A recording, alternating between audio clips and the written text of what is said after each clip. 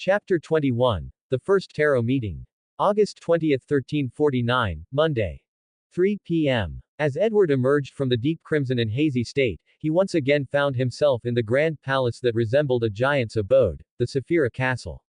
Seated at the ancient and weathered bronze long table, he noticed three misty figures around him, with the Fool, shrouded in thick fog, presiding at the head seat. The moment Audrey arrived at the tarot meeting, she immediately looked around for Edward's position. However, she was surprised to find that two new people had appeared across from her. One of them, judging by his physique and hair color, was undoubtedly Edward. Instinctively, she took a few more glances at him. As for the other person, switching to spectator mode, Audrey carefully observed the tall newcomer. He doesn't seem too old, his body language suggests that he is slightly nervous and uneasy, yet, despite that, he maintains a certain level of silence, giving off a sense of, a lone wolf, yes, a lone wolf vibe. Her subtle movements did not escape Klein's notice, and he was momentarily surprised. Miss Justice's reaction just now, it's as if she had already expected that new members would join today's tarot meeting. Moreover, when she observed Tower, she only paused for a few seconds, but I couldn't shake the feeling that she recognized him. Meanwhile, her actions towards Sun were much more like evaluating a complete stranger. Could it be that Justice and Tower are acquaintances in reality? Memorizing this observation, Klein calmly introduced. These two are the new members. Their titles are Tower and Sun. Here, we have Miss Justice and Mr. Hanged Man. Alger frowned slightly, feeling a bit displeased that the Fool had suddenly recruited two new members. However, he quickly dismissed his own dissatisfaction with a self-mocking thought. Why would someone as powerful as Mr. Fool ever care about our opinions? Adjusting his mood, Alger greeted everyone. Good afternoon, Miss Justice, Mr. Tower, Mr. Sun. Edward stood up, removed his hat, and returned the greeting. Good afternoon, everyone. Compared to him, Derek the Sun seemed much more nervous and reserved. At that moment, Audrey turned her gaze towards the head of the bronze long table, addressing the Fool. Mr. Fool, I have collected 3 more pages of Emperor Russell's diary. Originally, she could only recall 2 pages, but after studying the notebook's contents and with Edward's assistance, she managed to memorize all 3. Klein, maintaining his composed demeanor, asked, Miss Justice, what would you like in exchange? Audrey feigned restraint and responded, you already know that I am about to fully digest the spectator potion. I hope to obtain the formula for the telepathos potion in advance so that I can prepare the materials ahead of time. The sequence 8 formula for the apprentice pathway would also be acceptable, as my friend happens to need it. If these 3 pages aren't valuable enough, I can pay an additional amount. Midway through her sentence, she suddenly panicked and hastily corrected herself. Sorry, Mr. Fool. What I meant was, you may specify the compensation you desire. Yes, that's what I meant. I think the great Mr. Fool would probably prefer it if you just gave him some money outright. Edward silently ridiculed her in his mind. Honestly, he hadn't expected Audrey to remember to help him request a potion formula as well. This unexpected kindness warmed his heart. I owe her more and more favors now. He stole a glance at Audrey, just in time to meet her gaze. Her eyes sparkled slightly as if silently saying, this is just a senior looking out for you. Meanwhile, Klein, who had been observing all of this, couldn't help but internally exclaim, they definitely know each other. At that moment, Derek suddenly spoke up, telepathos, potion formula. You mean the telepathos that leads to psyche analyst? Audrey turned to him in surprise. You know about it? He just referred to psychiatrist, using the ancient term, psyche analyst. But why would someone from this era use an archaic name? That's strange, this guy. Completely unaware that he had revealed something unusual, Derek earnestly replied. I can help you obtain this formula. After saying that, he quickly added, this sequence originates from the dragon race. Since our city of Silver was once under the rule of the Giant King's court, and because giants and dragons are sworn enemies, the city of Silver has always had access to sequences 9, 8, and 7 of this pathway. I can find a way to get it. Edward couldn't help but sigh. As expected of one of the 3 fools of the Tarot Club, completely unguarded, spilling all the secrets.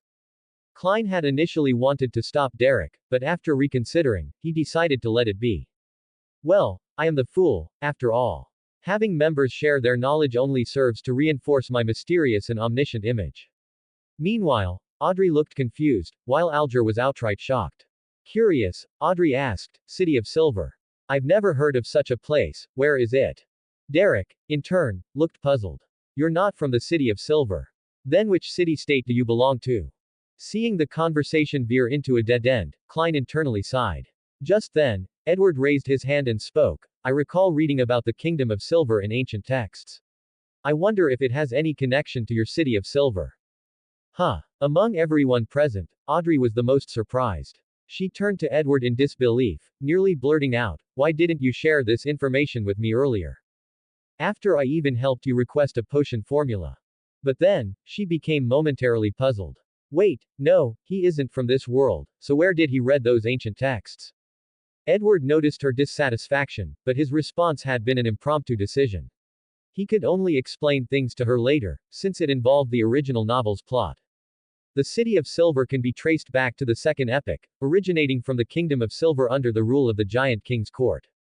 During the Third Epic, after the Giant King's court fell, the Silver Kingdom converted to worshipping the Lord that created everything, the omniscient and omnipotent God. Later, during the Cataclysm, the Kingdom of Silver vanished. Edward looked at everyone. That's all I know. Right after he finished speaking, he realized, wait, shouldn't this kind of secret knowledge be considered valuable information? Should I have charged for it? I really need to adjust my mindset to fit the rules of the mysteries world. Klein glanced at Edward, his face concealed by the fog, but his surprise was undeniable. The information he shared was brief, but it matches the general framework of what Little Sun described. What kind of family does he come from, that he possesses records of the Second and Third Epics? Audrey, on the other hand, was utterly stunned. Neither Mr. Fool nor Mr. Sun refuted his words, which means he was telling the truth. But how could he possibly know something so ancient? This guy is definitely hiding a lot from me.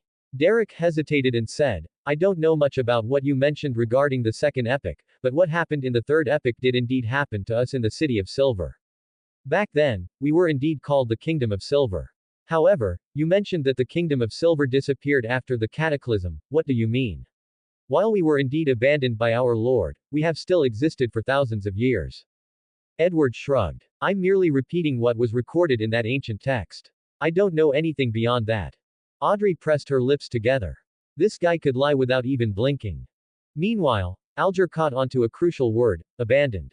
A storm raged within his mind. Abandoned by their lord, their deity. Isn't this referring to the legendary Forsaken Land of the Gods?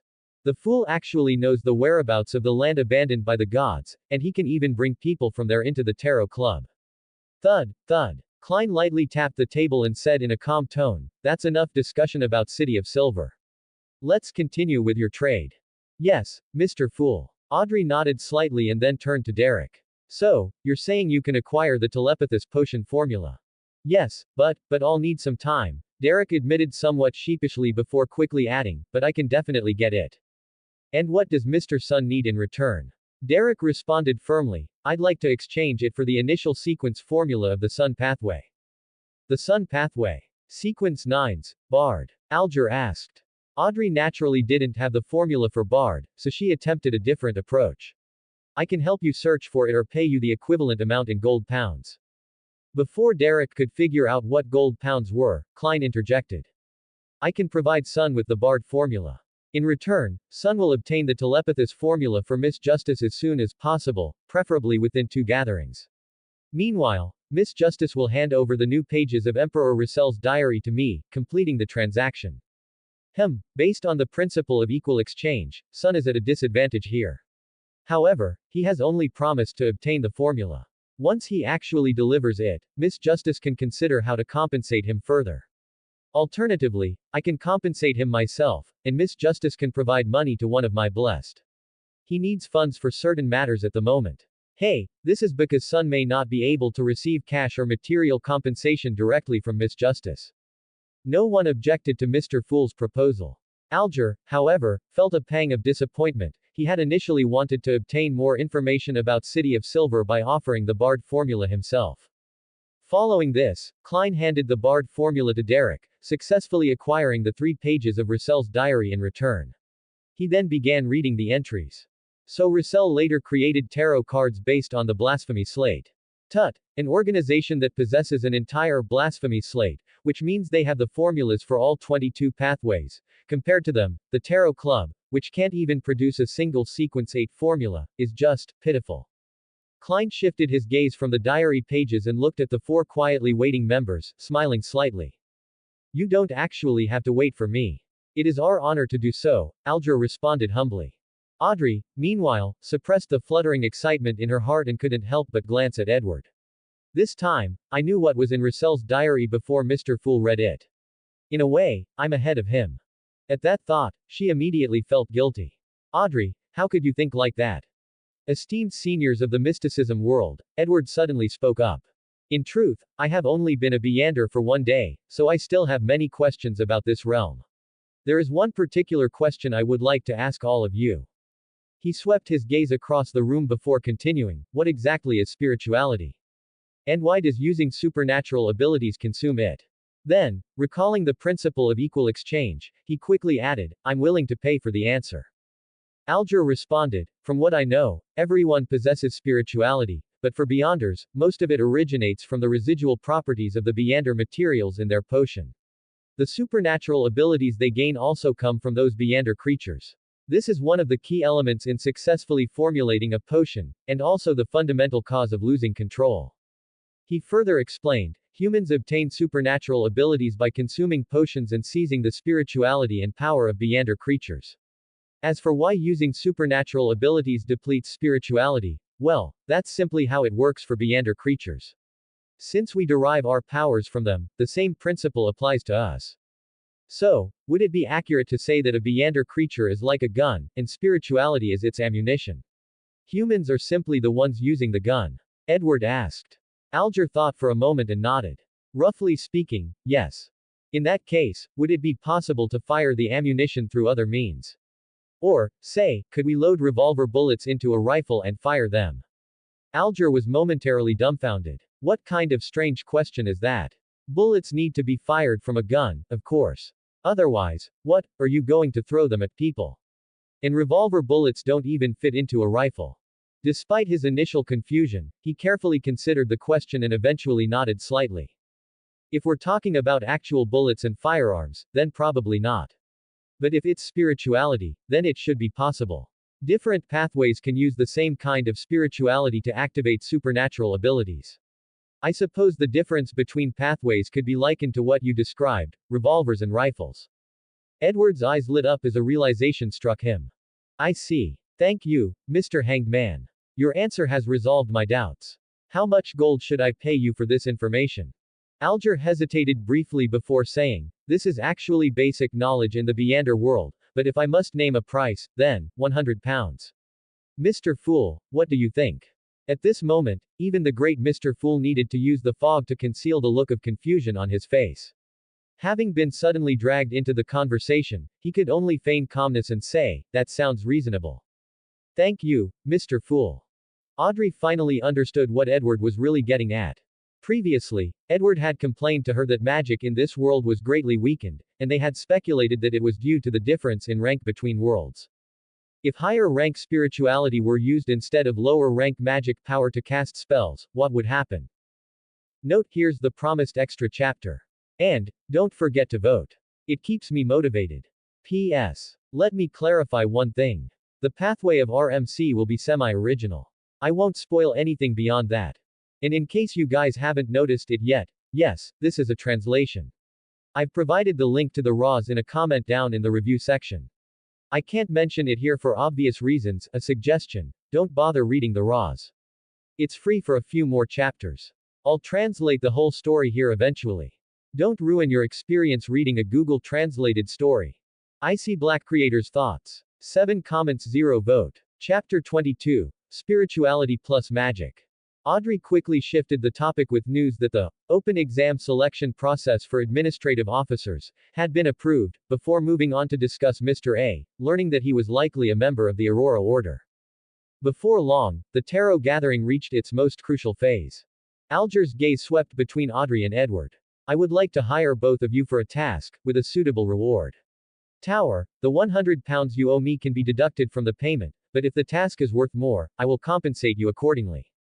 What kind of task? Audrey asked in confusion. Alger thought for a few seconds before answering. I received intelligence that the notorious pirate Vice Admiral, Hurricane, Keelangos, has secretly come ashore and infiltrated Backland. His intentions are unknown. I need your help in locating him. As for what happens afterwards, you won't need to take any further risks. Hurricane, Keelangos. One of the 7 pirate admirals. Yes. He is a Sequence 6 Beyander of the Sailor Pathway, a Windblast. He also possesses a mystical item, which could be considered a sealed artifact. Those who are aware of it refer to it as creeping hunger. Alger introduced him with a serious tone. Edward's eyes lit up. Creeping hunger had finally made its appearance. This was one of the most powerful sealed artifacts that the fool would use for a long time. His fondness for the secret suppliant pathway stemmed precisely from the shepherd's ability to graze and absorb multiple abilities. Alger went on to detail the extraordinary powers Keelangos had displayed after obtaining creeping hunger. This successfully piqued Derek's interest, prompting him to explain the terrifying nature of the shepherd, a sequence 5 of the secret suppliant pathway. However, Audrey remained resolute. I am willing to accept this commission, Mr. Hanged Man. Edward nodded as well. I have no objections. If you succeed, I may be able to directly provide you with the main ingredient for telepathos. Alger added with a rare generosity. Deal. Edward then raised his hand. Mr. Fool, I have an idea. Klein rested his chin on his hand and responded calmly, speak. As members of the Tarot Club, we engage in frequent trades, yet we are far apart and do not know each other in person. While knowledge such as formulas can be directly manifested, things like Beyander materials and artifacts are inconvenient to exchange privately. I was wondering if there might be a way to make our transactions more convenient. Edward proposed this primarily to accelerate the development of the Tarot Club. If the Fool's delivery service could be established early, it would resolve many logistical issues. Moreover, it would allow Klein to explore the capabilities of the Fool, Saphira Castle, sooner, which would also benefit Edward. Klein remained silent for a moment. The mist concealed his expression as he lightly tapped his fingers on the bronze table before speaking. I understand. This meeting is adjourned. The members bowed in unison. Understood, Mr. Fool. With that, Edward's first tarot gathering concluded smoothly. The crimson dissipated before his eyes, and Edward found himself back in the villa. He let out a deep breath and reviewed his words and actions during the meeting, falling into contemplation. Klein didn't question the fabricated background I made up. Did he refrain from divining it afterwards, or did he simply not care much? The reason he had constructed a non-existent noble family was to provide himself with a credible foundation for revealing more hidden knowledge in the future. This information would not only serve as valuable trading assets but also help him integrate further into the Tarot Club. Otherwise, what would be the point of joining? And then there's Audrey, how should I explain things to her? To be fair, Audrey had placed immense trust in him. Yet, he had withheld so much from her, making him feel like a deceitful scoundrel. After some time, he sighed and shook his head. I should test whether spirituality can be used to cast magic first. Edward retrieved his wand and first used magic power to cast an ironclad charm on himself. Then, he attempted to mobilize his spirituality and cast a levitation charm on the table in front of him. The table successfully floated. But the energy consumed was still magic power. Is it defaulting to using magic power? Edward cast over a dozen more spells in succession, but without exception, they all consumed magic power. Even though I successfully channeled spirituality every time, the spells still ended up using magic power. Was my hypothesis incorrect? He paced back and forth in the room. Thinking back, when I usually cast magic, I never consciously think about what is being consumed. I just recite the incantation, wave the wand, and release the spell. It's a seamless process. It's like driving a car. You press the gas pedal and the car moves. You don't need to worry about the inner workings of the engine. Then what about Beyander abilities? The only Beyander ability he had was door opening, and he hadn't used it yet. Open. With a shift of his foot, Edward's figure turned translucent, phasing effortlessly through the wall and into the adjacent room. Much more convenient than the unlocking charm. The default energy consumption is spirituality, and there's no need for a conscious effort to expend it. It feels just like casting a spell. But when I actively try to use spirituality for magic, forcefully channeling it doesn't work. What other methods could I try? Edward suddenly had a flash of inspiration. Hermes. In the world of Lord of the Mysteries, most Beyonder abilities required the use of special languages, with Hermes being the most commonly employed. What would happen if he used Hermes to cast spells? Stupefy. A beam of light shot from his wand with a whoosh, knocking over the chairs and tables in its path before leaving a small crater in the wall. Success. Feeling the spiritual energy drained from within him, Edward was overjoyed. The power is slightly greater than when using magic power. Reparo. Before his eyes, everything rewound as if time itself had reversed, restoring the room to its original state. Edward grinned. I just need to switch languages before casting magic, like tapping a tooth to activate spirit vision, and the magic will handle the rest. I love magic. He continued waving his wand, casting spell after spell using spirituality. The spiritual energy consumption isn't too significant. With my current spirituality, I could sustain a small-scale battle. But these are just inanimate objects, I still don't know how effective it will be against a Beyonder. I need to find one to test it on. A polite yet ominous smile spread across his face. Hey, Susie, I'm coming for you. Just then, a voice rang out from the living room. Damn it, I'm lost again. Emlyn White felt that his luck had been especially bad lately. As a noble sanguine, had he not simply taken a few vials of blood from the hospital? Yet the Church of Evernight's night watchers had laid an ambush specifically for him.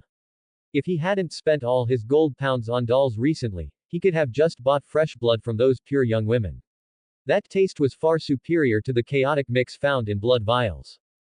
Good thing I picked up this key last time. Otherwise, I'd really be in trouble. Emlyn looked around warily. Where am I? Damn it, I got lost again. When Edward arrived in the living room, he saw a man in his late 20s grumbling to himself. The man had black hair and red eyes, a high nose bridge, and thin lips, handsome, though lacking in masculinity. Black hair and red eyes. If I remember correctly, that's a characteristic of vampires, a lost vampire. What a coincidence. Just when I needed a Beyonder to test my magic on. Who's there? Emlyn flared his nostrils and turned toward Edward's direction. I can smell you. Come out. Dude, you broke into my house, and yet you act so self-righteous. Edward lifted the disillusionment charm. Emlyn immediately realized that Edward was also a Beyonder. He quickly said, apologies, I just got lost. I'll leave now. Without hesitation, he turned and tried to activate the power of his key to phase through the wall and escape. Accio key. With a wave of Edward's hand, an antique brass key flew into his grasp. Losing the master key mid-escape, Emlyn nearly slammed headfirst into the wall. Annoyed, he turned to Edward. Give that back. Emlyn took a step forward, his fingernails extending into claws inscribed with mysterious symbols and patterns. Tarantalagra. Emlyn's body stiffened as his legs began moving uncontrollably in a frantic tap dance. He struggled to stop but found himself utterly powerless. Fear crept into his heart. What did you do to me? Stop this at once. Levicorpus. Emlyn flipped upside down and dangled in midair. Reacting swiftly, he manifested a pair of translucent bat wings behind him, using their brief flight capability to pull away from Edward. Without a second thought, he turned and bolted for the window. Impedimenta. Stupefy. Stupefy. Stupefy. Emlyn's body jerked to a stop in midair before crashing to the ground, as if he had been smacked by 3 heavy bricks in succession. Unconscious. After confirming that Emlyn had fainted, Edward immediately analyzed his findings. As expected, he's a vampire, a natural Beyonder of sequence 7. Even he got knocked out by 3 stunning spells. This, spiritual magic, is even more powerful than I expected. In actual combat, spirituality consumption is several times higher than regular magic, but if I use spells well and my accuracy is high, even mid-sequence Beyonders shouldn't be too difficult to handle, maybe even. He paused. No, I don't have enough data yet. I shouldn't jump to conclusions. With a flick of his wand, he cast a few more spells. The most important thing is that I can enhance magic by increasing the amount of spirituality used. The greater the expenditure, the stronger the effect. Doesn't this mean that as long as I have enough spirituality, anything is possible? Spirituality plus magic seemed to yield results far greater than just 1 + 1 = 2. Indeed, his greatest asset in the world of Lord of the Mysteries was still magic. Note: don't forget to vote. It keeps me motivated. Enjoying the story so far? Be sure to add it to your library to stay updated with the latest chapters. IseeBLACK creators' thoughts. 6 comments, 0 vote. Chapter 23. The Fool Prefers Men. 5 minutes later, Emlyn woke up on the sofa. You're awake, Mr. Vampire Emlyn. It's Noble Sanguine. Emlyn reflexively corrected him, but then the memories of what had just happened resurfaced. Uneasy, he looked at Edward, who was seated across from him. How do you know my name? So it really was Emlyn. Edward waved his hand with a smile. Oh, I've long heard of you, that's all. All right then, this, Mr. Noble Sanguine, I've already taught you a lesson for trespassing into my home. You're free to leave anytime. Really? Goodbye. Without a moment's hesitation, Emlyn stood up and made his way toward the door. Just as he reached it, Edward's voice sounded again. Aren't you forgetting something? Do you not want your key back? Without turning around, Emlyn replied, that's your key now. Quote. Edward thought for a moment and said, if you want your key back, you can trade it for the apothecary formula. Or, if you prefer, you can use the formula to hire me for a task. He needed the apothecary formula as a favor for Viscount Glaint. After all, it was the Viscount who had helped him secure the villa he was currently living in. This would be a way to repay that debt. Emlyn pushed the door open and left without looking back. A few seconds later, realization dawned on Edward. He smacked his forehead. Damn, I forgot to ask him where he found the master key. If I remember correctly, that location also has the formulas for Sequence 8 and Sequence 7 of the Apprentice Pathway. A troubling thought surfaced. Wait, without the master key, Emlyn won't accidentally stumble into Harvest Church anymore, right? If that happens, he might never meet Klein, and if that changes, then what about the events that follow? He sighed. Well, whatever. I've already flapped my little butterfly wings, and the ripple effects will only grow bigger. Regardless, Klein did save my life this time. I have to find a way to do something, to prevent him and the captain from dying, right? Setting his thoughts aside, Edward straightened up and smiled. First things first, I need to tell Audrey about the success of spirituality-based magic. Empress Burrow, the Hall family's luxurious estate. Audrey sat on a plush sofa, leisurely sipping her tea. A glimmer of delight sparkled in her eyes. Lying in the corner, Susie curiously observed her. Audrey, you seem really happy. Setting her teacup down, Audrey picked up her dragonbone wand and smiled. That's right, because I've discovered something very interesting. Crack. The air twisted and warped, and Edward suddenly appeared in the room. Audrey's eyes lit up with anticipation. How did it go? Success. Edward's lips curled upward. Magic cast using spirituality works on Beyonders as well. I just tested it on a poor fellow who wandered into my house. In a way, every spell is equivalent to a Beyonder ability. How did you do it? I just tried earlier, but it didn't work. Edward got straight to the point. Cast the spells using Hermes. Stupefy. Audrey spoke in Hermes and waved her dragonbone wand. She waited. Nothing happened. Her brows furrowed slightly. It's not working. I can't cast magic with Hermes at all. That's impossible. She tried a few other spells in Hermes, only to be met with the same result. Disappointment flickered in her emerald eyes. Still nothing. Edward scratched his head in confusion. This doesn't make sense. There are only two possibilities. Audrey quickly adjusted her mindset. Either I'm doing something wrong, or, you're special, and only you can cast magic using spirituality. I'm special. How? She narrowed her eyes and grinned. You can traverse between worlds, is that not special enough? Edward was momentarily speechless. Could it really be another perk of transmigrating? Alright, enough about that. I have good news for you too. Audrey handed her dragonbone wand to Edward, her eyes twinkling with amusement. After returning from there, I discovered that my wand absorbed a trace of the gray fog residue left on my spirit. And then, it became a Beyonder item. What? Edward took the dragonbone wand, his expression filled with astonishment. It developed 3 abilities. The first is a passive effect called Dragon Might. It enhances my spiritual power, amplifies my spectator pathway abilities, and even lets me exert spiritual pressure on others. The second is Dragon Scales, which covers my skin with a layer of tough dragon scales. It not only improves my defense but also boosts my physical capabilities. The third is Dragon Breath. I can breathe scorching flames to attack.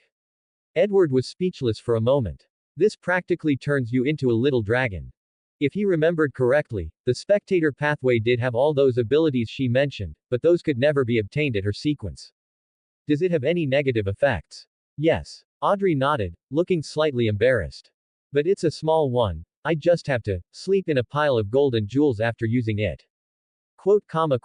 Edward was stunned. For most people, this kind of negative effect would be unbearable.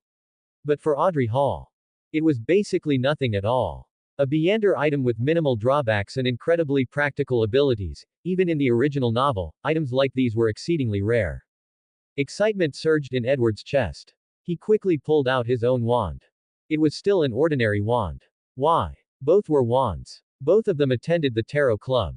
So why did only Audrey's wand undergo a transformation? Could it be because of the material? That had to be it. The next time he returned to the Harry Potter world, he needed to find some special materials to test this theory. So, in conclusion, you've mastered spirituality-based magic, and I've unlocked the extraordinary properties of my Dragonbone wand. We both gained something valuable. Audrey raised her teacup with a bright smile. So I'd say that's worth celebrating. Audrey picked up the 2 cups of black tea on the table and handed one to Edward. Cheers. The 2 glass cups clinked together with a crisp sound. Audrey downed her tea in one go, then let out a satisfied sigh, almost as if she had just finished a large glass of alcohol. Ignoring the amused smile on Edward's face, she continued. That said, I spend most of my time at home, where it's safe. So if you ever need it, you can always use my wand. Edward's smile faded slightly. Thank you. Hee, it's nothing. Not only have we traveled between different worlds together, but we've also joined a great and mysterious organization. Aside from my parents and my brother, you're now my most trusted friend. In the future, who knows? We might have to fight side by side against evil. Her face shone with anticipation for the future. At this stage, Miss Justice was still so pure and kind. Edward gently set his cup down and, in an intentionally casual tone, said, by the way, there's something I wanted to tell you, about why I seem to know so much about your world. She blinked, waiting for him to continue. When I arrived in your world, I gained a rather peculiar Beyonder ability. It allows me to occasionally see glimpses of the past, or the future. Since he planned to use his knowledge of the plot to his advantage often, rather than fabricating a new excuse every time or avoiding the subject, it was better to establish a believable and mutually acceptable reason in advance.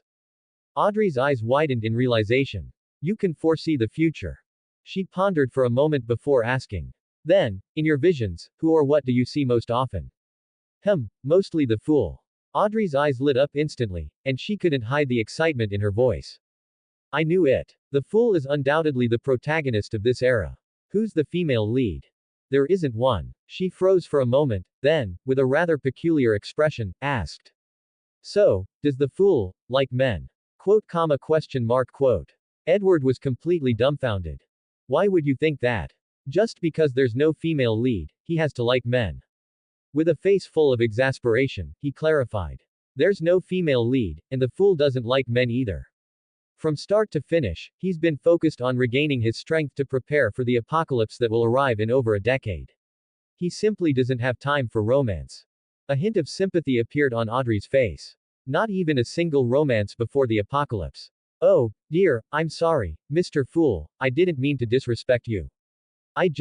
You're too great. Wait, she suddenly processed what he had just said. Did you say apocalypse? Her expression turned serious. Are you saying our world is heading toward destruction? Edward nodded solemnly. This is an apocalypse that even deities may not be able to stop. But your sequence is still too low, I can't explain too much, or you might get corrupted.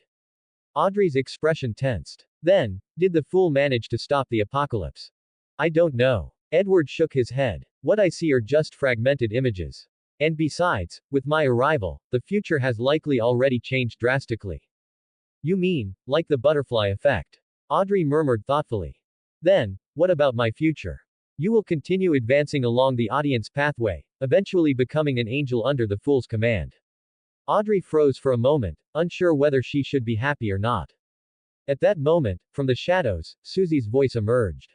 What about me? Both Edward and Audrey turned to look at her. They had completely forgotten Susie was here. She truly was a natural spectator. You will always be Audrey's best partner and most trusted assistant. Susie immediately wagged her tail happily. That's wonderful. Audrey let out a bittersweet smile. I never expected you to bring me such big news today. Honestly, I'd almost prefer you kept it from me a little longer. I just finished digesting my Sequence 9 potion, and now you're telling me about the apocalypse. Edward lifted his wand. Want me to try and obliviate? She puffed up her cheeks in mock annoyance. Ha ha ha. The two of them burst into laughter. Suddenly, a thought struck Audrey. Wait. If that's the case, do you know all the pathway formulas? Edward hesitated. Actually, I don't get visions that specific. No way I'm admitting it's just because I didn't memorize them properly. Audrey sighed in disappointment. That's such a shame. Do you have any plans next? I only have one goal, to advance as quickly as possible. As for how, Edward combed through his memories of the original plot. The spectator pathways formulas are held by a secretive organization. Given your status, it won't be long before you catch their attention and get recruited. What organization? I can't say. Edward shook his head helplessly. The psychological alchemist had a secret connection to the Twilight Hermit Order. If their rule of, whatever is spoken will be heard, applied, he couldn't take the risk of mentioning them outright. As for the apprentice pathway, their formulas are in the hands of a declining yet ancient noble family, the Abraham family. Edward took out the master key. I got this from that poor guy who accidentally wandered into my house just now. It's a Beander item called the master key, and it was created when a descendant of the Abraham family lost control after consuming an apprentice potion. If I can find where he lost control, I'll be able to obtain the formulas for Sequence 8 and Sequence 7. Which meant, he had to go find Emlyn again. Wait. Audrey suddenly exclaimed in realization. You just finished digesting your potion and needed the next formula, and then, out of nowhere, some unfortunate soul delivers a crucial clue right to your doorstep. She leaned forward, eyes filled with curiosity and suspicion. Isn't that way too much of a coincidence? Chapter 24. Mr. and Mrs. White. Quote? Edward felt a chill down his spine. In the world of the Lord of the Mysteries, coincidences like this often meant someone was pulling the strings. Could it be Amon's older brother? He quickly glanced around, fearing that a white-robed priest might suddenly materialize out of thin air. Wait, there's another possibility. A thought struck Edward. This could also be the so-called law of Beander characteristic convergence. Just like when I was staying at the inn, minding my own business, and then Zio suddenly showed up, which in turn led me to Miss Lazy-ass Furs. This time, Emlyn, who happened to have the master key, inexplicably wandered into my house. But, isn't this supposed to happen when higher sequences attract lower sequences? Klein had the gray fog, and I also belong to the three pathways of mysteries. Could it be that I also have a gray fog of my own? If Audrey weren't here, he would have seriously considered taking 4 steps backwards just to test if he could ascend above the gray fog. You thought of something. Audrey's voice pulled him back to reality. Edward pondered for a moment before saying, one possibility is that someone really is orchestrating things from behind the scenes. As far as I know, high-sequence spectators have such abilities. The other possibility has to do with the 3 laws of Beander characteristics. The 3 laws of Beander characteristics. Audrey's interest was immediately piqued. She took out her little notebook, ready to take notes. The first one, the law of Beander characteristics indestructibility. This means that Beander characteristics cannot be destroyed or diminished, they only transfer from one vessel to another. For example, when a Beander dies, their sequence characteristics separate from their body. These can then be used as ingredients for potion brewing or turned into mystical artifacts. If a Beander loses control and dies, their characteristics may even form sealed artifacts. Audrey nodded thoughtfully. So, if someone can't find the right ingredients for a potion, they could just hunt down another Beander of the same pathway and extract their characteristics. Edward was taken aback. Miss Audrey, that's a dangerous thought. I'm not some naive little bunny who knows nothing. The second one, the law of similar sequence Beander characteristics conservation. This means that within the same pathway, the total amount of Beander characteristics remains constant. When high sequence Beanders increase in number, low sequence Beanders decrease, and vice versa. As you just mentioned, Beanders of the same pathway tend to hunt each other, and this becomes more common the higher the sequence. The last one, the law of Beander characteristics convergence. High sequence items of the same pathway will intermittently and unconsciously attract mid and low sequence Beanders toward them, and there is a tendency for them to gather in one place. Audrey nodded in understanding. So, you think these coincidences might be due to the third law. But you also said it only applies to high sequence Beanders, and you're just sequence 9. That's what I'm curious about. He rubbed his chin, contemplating for a moment but coming up empty. Instead, he changed the topic. Remember when I told you a few days ago that I was attacked? The attackers were actually your friends, Zio and Furs. Furs is also a Sequence 9 apprentice, which seems to align with the law of convergence. Audrey's eyes widened in shock. Why would Miss Zio and Miss Furs attack you? Zio said she took on a bounty, but I have no idea who placed it. Could it be my father? No, that doesn't make sense. Even though we never explicitly talked about it, I already reached an understanding with him. I wasn't planning to let him know about me becoming a Beander this early. In the original story, Count Hall actually knew quite early on. As a noble of Loan, a major banker, and a true political mastermind, how could he possibly remain clueless about his beloved daughter becoming a Beander? I'll ask my father about it later, she decided. If it really was him placing a bounty behind my back, I won't talk to him anymore. The treasured daughter of the Hall family was gradually turning into a sly little imp. I'll be going to see that unlucky fellow who stumbled into my house tomorrow. Do you want to come with me? Oh, I forgot to mention, he's a naturally born extraordinary creature, a vampire of the apothecary pathway, at Sequence 7. Audrey was astonished. There are really vampires in this world. I thought they were just myths. And they're actually a pathway. There's also a pathway for demons, and it's incredibly dangerous. Their method of digesting potions is usually through brutal slaughter. But, tomorrow during the day, I have to attend a royal ball with my father. She sounded a little disappointed. What about at night? If everything goes well, I plan to investigate the location where an Abraham family descendant lost control. There's a good chance we'll encounter some supernatural events there. Then I definitely want to go. By the time Edward left Hall Manor, the sky was already dark. He wandered around Westborough, treating himself to various snacks along the way. He even tried out the subway system of this world. To be honest, he wasn't a fan. It was cramped, stuffy, and shaky, basically just a train moved underground. On his way back, he passed through King's Avenue and happened to walk by the Royal Museum of Backland. The museum was already closed, but through a few illuminated windows, he caught glimpses of its grandeur.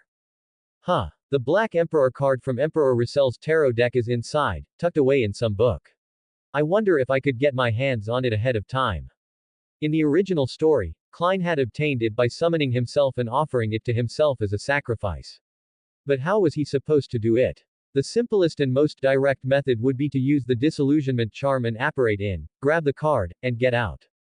No, the manuscript containing the Black Emperor card was only taken out for the Russell Memorial Exhibition. Who knows where it's being stored right now? Also, the Kingdom Museum was guarded by at least a demigod Beander. Since spirit world traversal could be interrupted, did that mean apparition could be disrupted as well? Sigh, I just don't have enough cheat codes yet. The crimson moonlight bathed the streets in a reddish mist. Edward buried his hands in his pockets, stepping into the shadows. With a faint crack, he vanished. The next day, Southbridge District, 48 Riverbay Avenue. Using the strand of hair he had pulled from Emlyn's head yesterday, Edward effortlessly tracked down his residence. He had also attempted to use the master key to locate the place where the Abraham descendant lost control, but unfortunately, it failed, pointing him back to Emlyn's home instead. This was also the clinic run by Emlyn's parents, the white couple, who were well known in several nearby districts for their expertise in various potions and bloodletting treatments. Good day, sir. Are you feeling unwell in any way? The one greeting Edward was a woman who appeared to be around 30 years old. She had black hair and red eyes, a facial structure similar to Emlyn's, and was dressed in an elegant robe. She looked remarkably youthful and beautiful. This was likely Emlyn's mother, Mrs. White. Edward couldn't help but envy vampires. They were naturally immortal. Removing his hat, he politely greeted her. Good afternoon, Mrs. White. I'm Edward, a friend of Emlyn's. I came to see him about something. A friend of Emlyn's. Mrs. White was visibly surprised. Emlyn had never mentioned having a human friend, or rather, aside from his dolls, he didn't seem to interact with anyone at all. Dear, please entertain our guest for a moment. I'll go fetch Emlyn. Glancing at her husband, Mrs. White swayed gracefully as she ascended the stairs. Mr. White, on the other hand, looked like a model gentleman. He wore silver-framed glasses and a well-fitted white coat, appearing no older than his early 30s. Strangely, he seemed even more handsome and manly than Emlyn. Please, have a seat. Try the coffee beans I've just roasted. Pouring 2 cups of coffee, he smiled and asked, Mr. Edward, how did you come to know Emlyn? Oh, we share similar interests. Quote. Mr. White's hand trembled slightly as he held his coffee cup. Oh, I see. He suddenly found himself at a loss for words. Was he supposed to discuss newly released dolls? Or perhaps the best clothing combinations for them? Fortunately, Emlyn soon came downstairs, looking rather displeased. They must have made a mistake. I don't have any human friends. I was in the middle of dressing my beloved Emily. I'd rather you dress a real lady, Mrs. White sighed helplessly. She had changed into a different style of dress, making her look even younger. Hello, Emlyn. Emlyn's pupils contracted. How did you find me? He vividly remembered Edward. While he was passionate about dolls, he sometimes took on bounty missions to earn money for new models. However, he had never suffered such a humiliating defeat before, being completely overpowered without a chance to resist. Emlyn's reaction immediately put the White couple on high alert, ready to act at any moment. Don't misunderstand, Edward sighed, taking out the master key. I just want to know where you got this from, or rather, where it originally came from. And why should I tell you? Emlyn glanced at his parents, gaining a sense of security. Do you really think you can take on all three of us? Edward smiled and pointed toward the second floor. I'm not sure if I can take you all on, but if a fight breaks out, your precious collection upstairs won't be spared. Quote exclamation mark quote. Are you sure you are willing to sacrifice your, dear Emily? Emlyn looked horrified. He took a few steps back, as if preparing to abandon his parents and rush upstairs to protect his dolls. After a long moment, he gritted his teeth and compromised. First, he exchanged a look with his parents, then he said. A few days ago, I sneaked into the hospital in the South Borough to steal blood for drinking. That's when I ran into a thief. He was originally trying to get into the hospital's financial office but got lost and ended up in my hands instead. He was using that master key. He told me he had found it while sneaking into a certain house during a burglary. At first, he thought it only opened a specific room or safe, so he tested it on various doors, only to discover that it could open anything. After that, he continued using it for multiple successful thefts, until I caught him and confiscated the key. I just didn't expect that using the key would make me lose my way, which is why I ended up at your place yesterday. Edward nodded and asked, did the thief mention where he stole it from? South Bridge District, 32 Verdi Street. I haven't had the chance to check it out myself yet. Thank you, Mr. Emlyn. This information is very important to me. That makes us friends now. Emlyn huffed in displeasure. I don't want to be friends with you. Edward didn't mind. He thought for a moment before adding, by the way, about the apothecary potion formula I mentioned yesterday, do you have it? I can trade gold pounds or something else for it. Why would I have that? But you're from the apothecary pathway. Oh, sorry, I mean, a sanguine, right? Emlyn spread his arms wide and said proudly, we are noble sanguine. We don't need to take potions like you humans to advance from sequence 9. Alright then. I was going to offer a more exquisite, more beautiful doll in exchange. A more exquisite, more beautiful. Emlyn's voice rose in pitch before he quickly corrected himself, impossible. No doll could be more perfect than Emily. Then I won't bother you any further. Edward set his coffee cup down and turned to Mr. White. Mr. White, thank you for the coffee. It's the best I've ever had. Mr. White's eyes lit up, and he smiled proudly. Of course. These coffee beans were harvested from a deep canyon in southern Verwood and personally roasted by me. If you like them, I still have more. Ahem. Mrs. White coughed loudly, interrupting her husband, who was clearly about to go on a long-winded coffee lecture. Edward felt a little amused. Did all vampires have peculiar hobbies? Emlyn loved dolls, Mr. White was obsessed with coffee, and Mrs. White, did she enjoy changing outfits? Then I'll be on my way. Tipping his hat slightly, Edward turned and headed for the door. Wait. Emlyn's hesitant voice called out. He tilted his chin slightly, trying to appear nonchalant as he asked. Do you really have a better doll?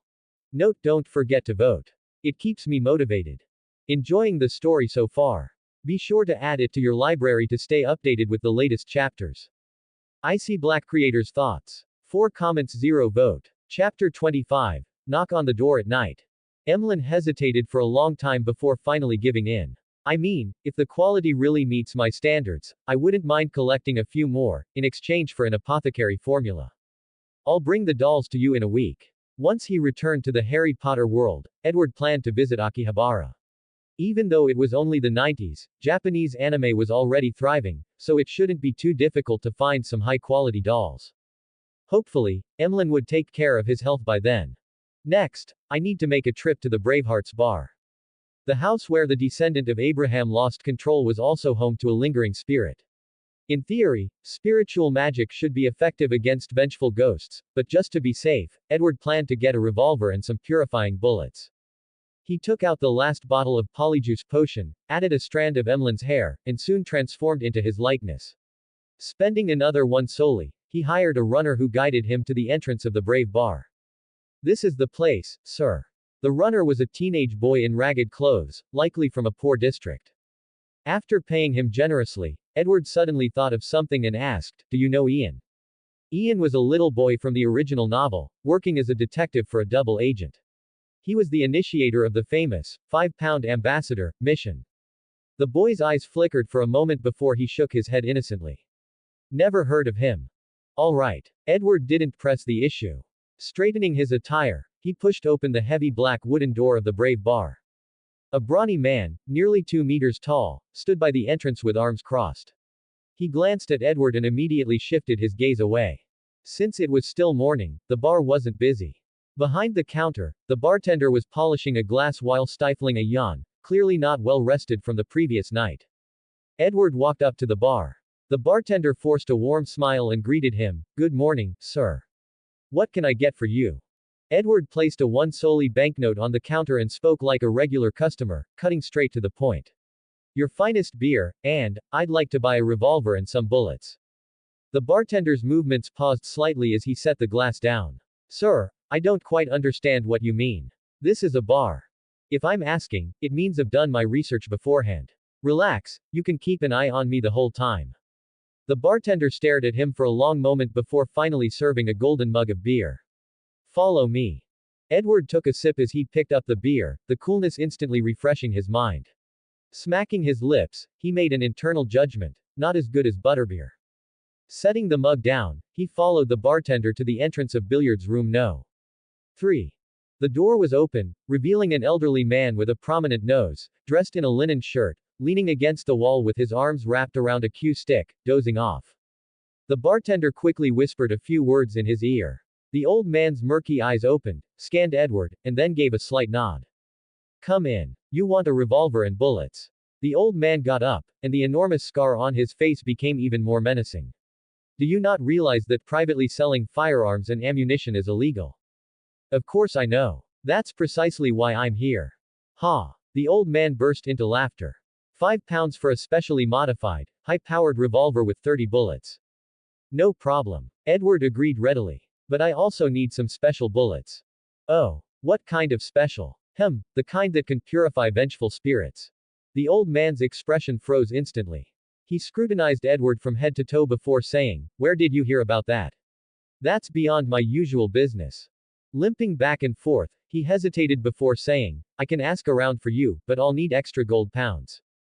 "Much appreciated." The old man hobbled out of the billiards room, likely seeking out Mr. Zombie and Miss Bodyguard. About 10 minutes later, he returned with a box. "Here are 12 purification bullets. Including my service fee, that'll be 150 gold pounds. Deal." Looks like the amount was too small to warrant a meeting with those two. It made sense. In the original novel, Miss Bodyguard, Sharon, had only taken Klein's protection job because she urgently needed money at the time. Otherwise, as a Sequence 5, she wouldn't normally bother with such low-paying work. Still, Edward added, "Please pass my thanks to your friends. By the way, if I have other commissions, can I contact them through you?" "That, I can't say. But I do hope a straightforward buyer like you comes back often." The old man seemed in good spirits. He grinned and winked. "I recently got some mummy powder, said to be excellent for, that sort of thing. Interested?" Thanks. Goodbye." Everything was ready. Now, all that was left was to act at night. Midnight, South Bridge District, 32 Verdi Street. Two figures suddenly appeared in the shadows of a house, Edward and Audrey, both dressed in wizard robes. "Why did we have to put on wizard robes?" Edward asked, puzzled. This was Audrey's first time actively participating in a supernatural event, aside from tarot club meetings. She was doing her best to suppress her excitement, but her heart was still racing with exhilaration. It's called a ritual. We're the only two Hogwarts wizards in this world. When we act together, of course, we need our own exclusive ritual. A ritual. Well, it was an old tradition of the Tarot Club, after all. The house ahead is our target for tonight. There's a vengeful spirit inside. It seems to have the ability to make people strangle themselves. Audrey twirled her dragonbone wand, full of confidence. I have my wand's supernatural protection. It won't be able to control me. That was precisely why Edward had dared to bring her along for some real-world experience. Open. Grabbing Audrey's wrist, the two of them passed through the wall and entered the house. Crimson moonlight spilt in through the window, illuminating the mess inside. The place was in complete disarray, showing clear signs of being searched multiple times, probably by more than one thief. Lumos. Both of them cast the spell simultaneously, and a bright white glow dispelled the darkness. Audrey curiously scanned the room but still clutched Edward's robes tightly, showing that she was still a little nervous. Tap, tap, tap. A strange set of footsteps echoed through the house. At the stairway ahead, a dark silhouette staggered forward. Its head wobbled unsteadily on its neck as if it had lost all support and could drop off at any moment. Its eyeballs bulged unnaturally, and its facial muscles were frozen in an expression of sheer terror. Even though Edward had mentally prepared himself, the sight of this thing still made his stomach churn. Petrificus totalis. Defindo. Before Edward could react, Audrey had already raised her wand and unleashed a deadly two-hit combo. Snap. The thing shattered into pieces, scattering across the floor. First blood. Edward gave her a thumbs up. That was it? Audrey asked, slightly surprised. That was just a burglar who got caught and killed by the wraith inside. He's been dead for a while. What we saw was just his body being controlled by the lingering spirit. The real main event hasn't even started yet. As he spoke, a sudden chill swept in from behind. It transformed into a frigid wind that rushed straight for Edward's neck, an attempt by the wraith to seize control of his body. Reacting instantly, he grabbed Audrey's wrist and flashed several meters away. At the same time, he swung his wand. Revelio. This spell was originally used to reveal the true form of a target, whether it was someone under a transformation spell, an animagus, or disguised with polyjuice potion. Now, infused with spirituality, it forced the hidden wraith into visibility. With its cover blown, the wraith shrieked and lunged straight at Audrey.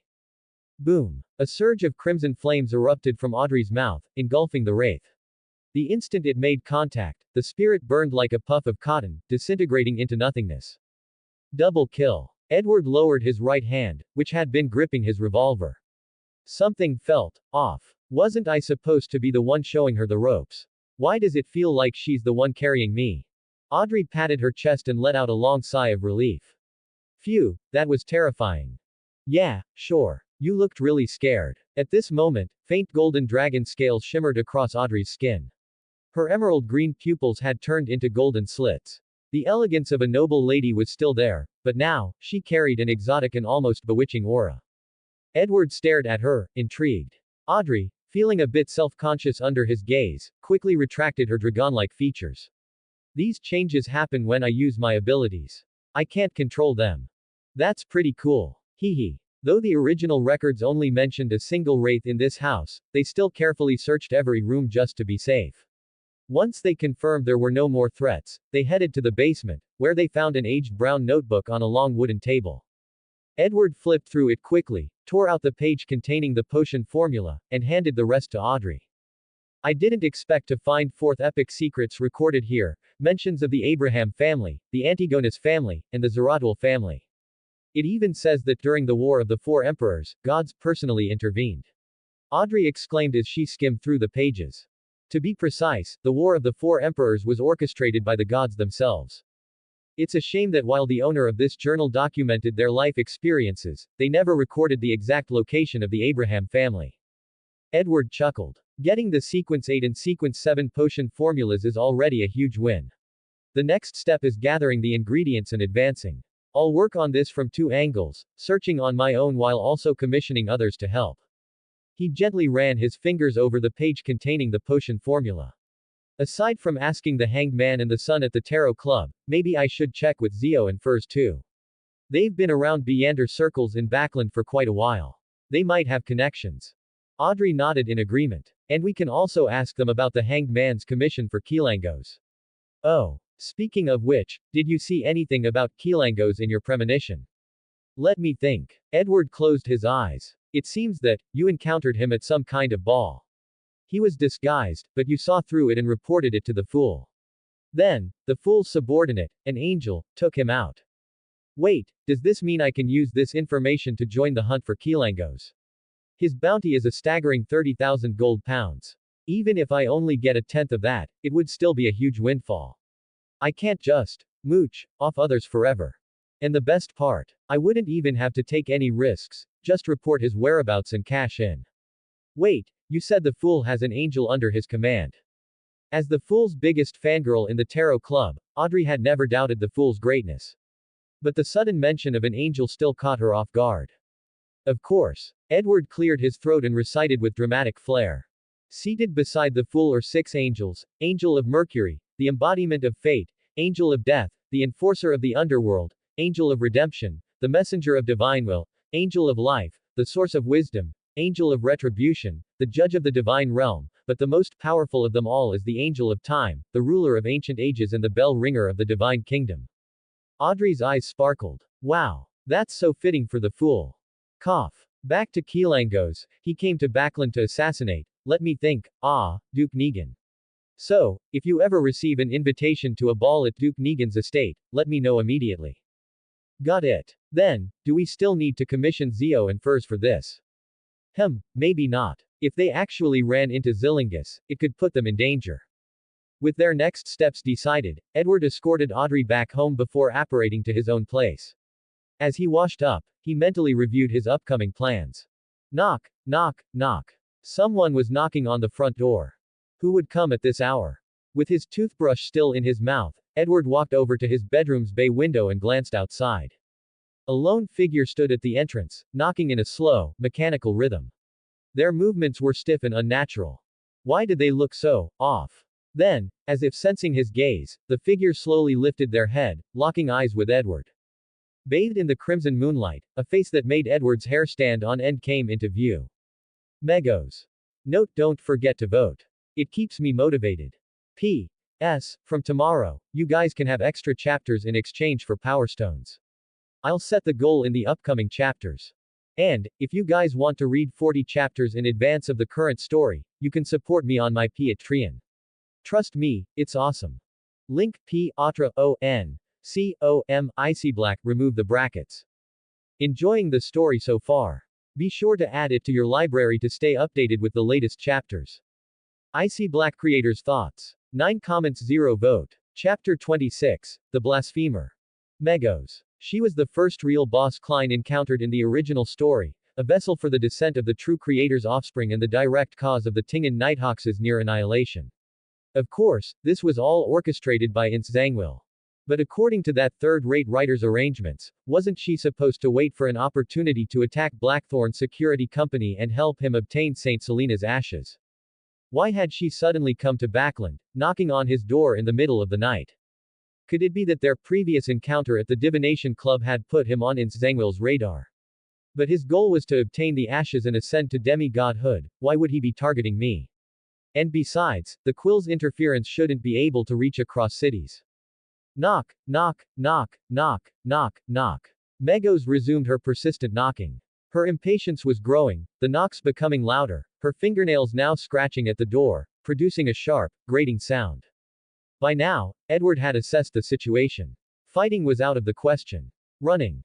If she had managed to track him all the way from Tinghan to Backland, she likely possessed some kind of extraordinary tracking ability.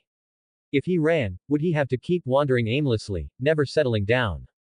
And if she was being so polite as to knock today, what was stopping her from launching a direct attack next time?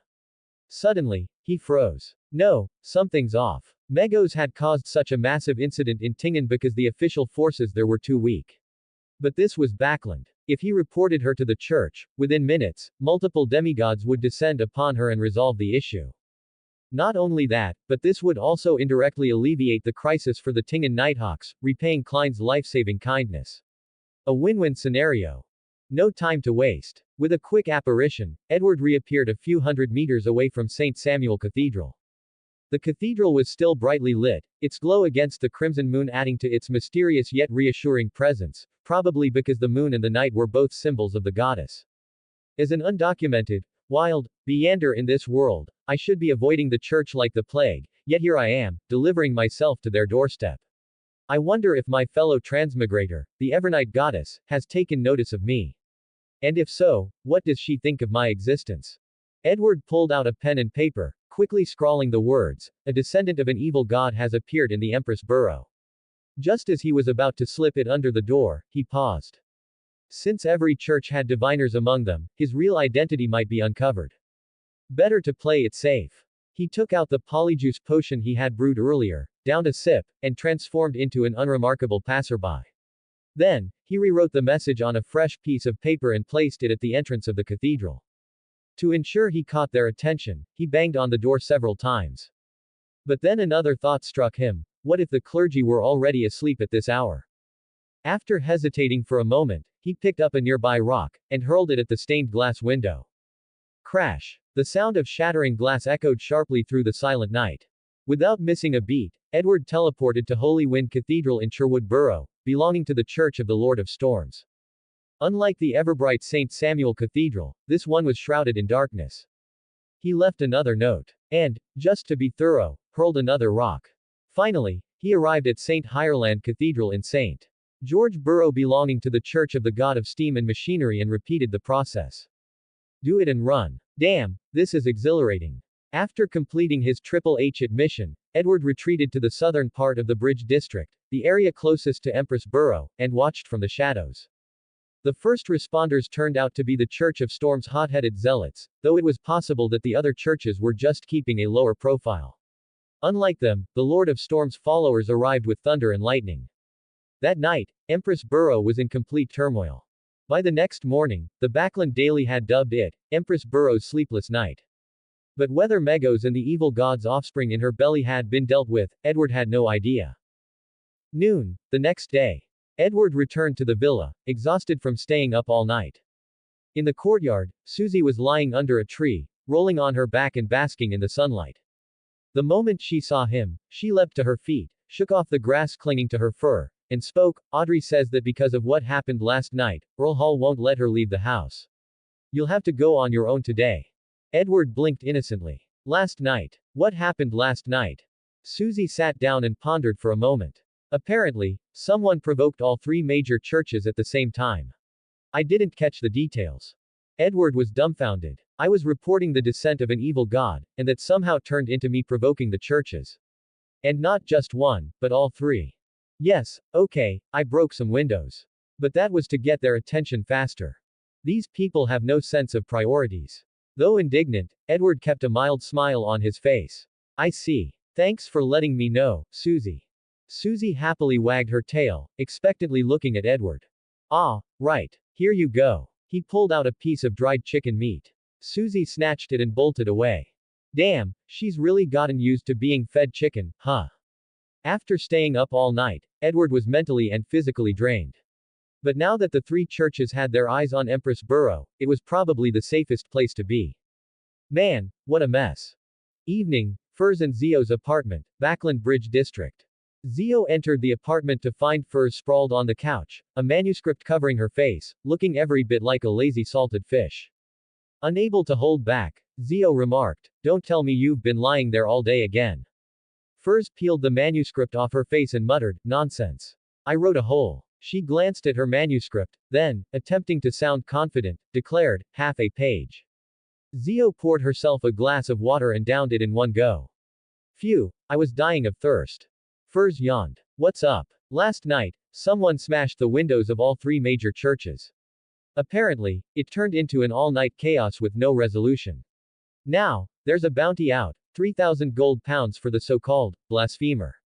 Furs braced herself and sat up. 3,000 pounds. I've never seen that much money in my life. A few seconds later, she flopped back down, resuming her lifeless fish pose. If even the church had to issue a bounty, this blasphemer must be really hard to catch. That's what I thought too. Zio chuckled. So while everyone else was busy searching for the blasphemer, I went ahead and completed several overlooked bounties in one go. Impressive. Furs gave her a thumbs up. Knock, knock, knock. A knock sounded from outside. Zio immediately became alert and walked to the door. Who is it?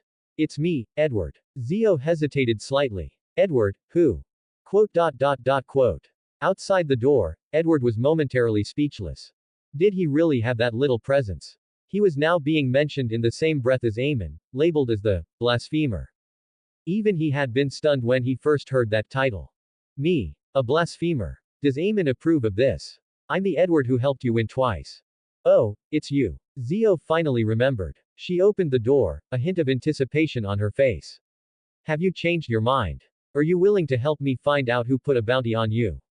Not exactly. Edward seriously suspected that if Zio found out he was the so-called blasphemer, she might report him to the church herself.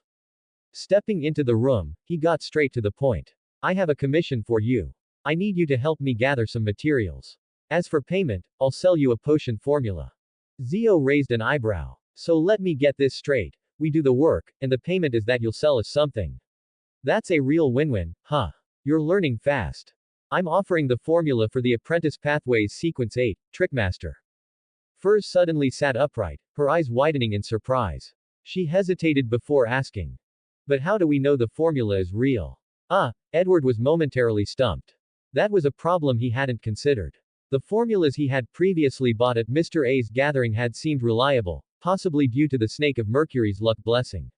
And this time, the formula was one confirmed in the original storyline. But Furs and Zio didn't know that. They weren't close enough to trust him yet. After thinking for a moment, Edward sighed, you can have it appraised. That shouldn't be too hard for people who frequent the Beander circles like you. Furs frowned. But appraisals cost money. At that moment, Zio made a firm decision. We'll take the commission. Edward handed her a prepared note. These are the materials I need. He flashed a mischievous smile. Of course, you could also consider it as the Trickmaster formula, but I can't guarantee you won't lose control after drinking it. Quote. Also, if you come across any notes from Emperor Russell, please buy them for me. I want to study them. Furs felt like she was in a dream. She had been searching for the Trickmaster formula for so long, and now it had just fallen into her lap. If she advanced to Sequence 8, wouldn't she finally be able to hear the murmurs of the Crimson Moon clearly? Wouldn't she be able to free herself from this suffering and return to normal? But Sequence 8 formulas cost at least £450. Given that Trickmaster might have an even higher price, plus the materials required, the total could be around £1,000. Yet all she had was less than £200. No. I can't keep going on like this. I need to make money, fast. Furs repeatedly hyped herself up, then marched to her desk with the determination of someone heading to the execution grounds. She spread out her manuscript papers, picked up a pen, and began furiously writing, completely forgetting that Edward was still in the room. Zio shrugged. This kind of sudden burst of motivation usually doesn't last more than half a day for her. Hopefully, this time will be different. Edward couldn't help but laugh. Furs's attitude was exactly like how he had felt every Monday morning when he had to get up for work in his past life. Well then, I'll head out to gather your materials. I'll contact you as soon as I have news. Unlike Furs, Zio was swift and decisive in her actions. However, just as she reached the door, she turned back and asked, right, where do you live? How should we contact you? Edward gave her his current address, while inwardly realizing something. So far, I've only dealt with Audrey. Whenever I needed to find her, I'd just apparate over. But now that I'm getting involved with more people, I can't just keep teleporting all the time. What if someone needs to find me? Do I need to get a messenger? But who could teach him the summoning ritual? With the handful of people he knew, none seemed capable of it. Miss Bodyguard Sharon should know, right? Should I try my luck with her again? It just so happened that he also needed to visit the Bravehearts bar to ask Caspers to take him to an underground Beander gathering. In Lord of the Mysteries, two major underground gatherings were explicitly mentioned in Backland. One was hosted by Mr. A, and the other was run by a detective known as the Eye of Wisdom. Since Mr. A hadn't announced any new meetings recently, his only option was to try his luck at the Bravehearts bar. Speaking of luck, should I get Will Osepton to bless me again? Forget it. Both Adam and the Evernight goddess had hinted before. Every gift from fate comes with a hidden price. Although that useless silver snake wasn't on the same level as those two, he was still a powerful entity. If he chose to invest in Edward, it was bound to come with a purpose. It might be called an investment, but in reality, it was a transaction. And the true price of the deal wouldn't be paid by the present him, but by his future self. It was essentially taking out a loan on his future fate. Edward sighed. No thanks. I'd rather not get into debt with a deity. Note: don't forget to vote. It keeps me motivated. Enjoying the story so far? Be sure to add it to your library to stay updated with the latest chapters. IseeBLACK creators' thoughts. 5 comments, 0 vote. Chapter 27, The Stalker. Edward effortlessly made his way to the Bravehearts bar, still using Emlyn's handsome face. Compared to the previous morning, the bar was now at its peak business hours, and the distant clamor reached his ears long before he arrived. As soon as he pushed the door open, a wave of stale sweat, mixed with the pungent smell of alcohol and smoke, assaulted his senses. Edward almost wanted to cast a bubblehead charm on himself. In the center of the bar, 2 raised platforms stood side by side. One hosted a pair of brawling boxers, surrounded by a crowd cheering loudly. The other, surprisingly, featured a dog versus mouse contest, drawing even more spectators than the boxing match. Unbelievable. Edward walked up to the bar and ordered a beer, exchanging a subtle glance with the bartender before heading straight to billiards room number 3. Just as he reached the door, it was violently pushed open from the inside. A group of men dressed in black coats and wearing half-top hats stomped out, cursing under their breath. Inside, the old man who had sold Edward his gun, Caspers, grinned and called out, "Good riddance." Once the men had left, Caspers took a large swig of his beer and spat, "Damn Highlanders." Noticing Edward standing at the entrance, his eyes lit up. "Oh, my friend. Didn't expect to see you back so soon. You looking to buy some mummy powder?" "Buy mummy powder, my ass. I already told you, I don't need it. Tisk, youth always neglects repairs, only to regret it when they're old." Edward ignored his nonsense and walked inside. "I heard you know a place where special people make special trades. Can you take me there?" Caspers tossed his beer onto the pool table, raised an eyebrow, and snorted. "You're well informed, huh? But do you know that those people have nasty tempers? One wrong step, and you might not live to see tomorrow's sunrise. I value my life more than anyone." After a pause, Edward added, "Of course, if you could introduce me to the friend who sold me those bullets, that would work too." Caspers grinned, revealing his yellowed teeth. "Oh, so you're after them. I can ask, but whether they'll see you is another matter." He held up 2 fingers, then spread out his whole hand. £2 for now. Plus 3 more for bringing you to the gathering in a few days. That's £5 total. Quote. Do I look like I have money blowing in from the wind? Edward took out a £10 note and dangled it in front of him with a faint smile. "I can give you £10, but..." Caspers immediately perked up. "But what? Legilimens?" A chaotic flood of memories surged into Edward's mind. Street fights, muggings, murders, gang wars. Caspar's life was practically a gangster's struggle for success condensed into a mental reel. But Edward only focused on what he needed. The location of the extraordinary gathering and how to use the Backland Morning Post to determine whether there would be a meeting the next night. Unlike Dumbledore, who could likely read minds with just a single glance, Edward needed prolonged eye contact to use legilimency effectively, ideally, some verbal guidance, too. He stuffed the £10 note back into his pocket and shrugged. "On second thought, I don't need you to take me to that gathering anymore. Here's £2. Off you go." Caspers snatched the money with a scowl, limping toward the door while grumbling under his breath. "Miserly bastard, people like you never come to a good end." "Oh, right," Edward suddenly called out. "If they refuse to see me, tell them a name, Rynette Tinacare." To be honest, this move carried a certain amount of risk. In Lord of the Mysteries, Miss Bodyguard leaned towards justice and kindness when dealing with Klein. But that was because Klein was the future Lord of Mysteries. And Edward. Who the hell am I? Still, if he wanted to climb the sequences quickly, going it alone was clearly unwise. Right now, as one of the old, weak, sick, pregnant members under the Fool, Angel Rynette Tinacare and her 2 disciples were still in crisis. They needed help. If Edward could offer assistance at this critical moment, there was a chance he'd gain their goodwill for the future. Of course, this could also backfire, making them suspicious or even hostile. But hey, he was currently using Polyjuice Potion to look like Emlyn. Once he stepped out of this door, they wouldn't even know who he really was. If things went south, he could always change his face and try a different approach.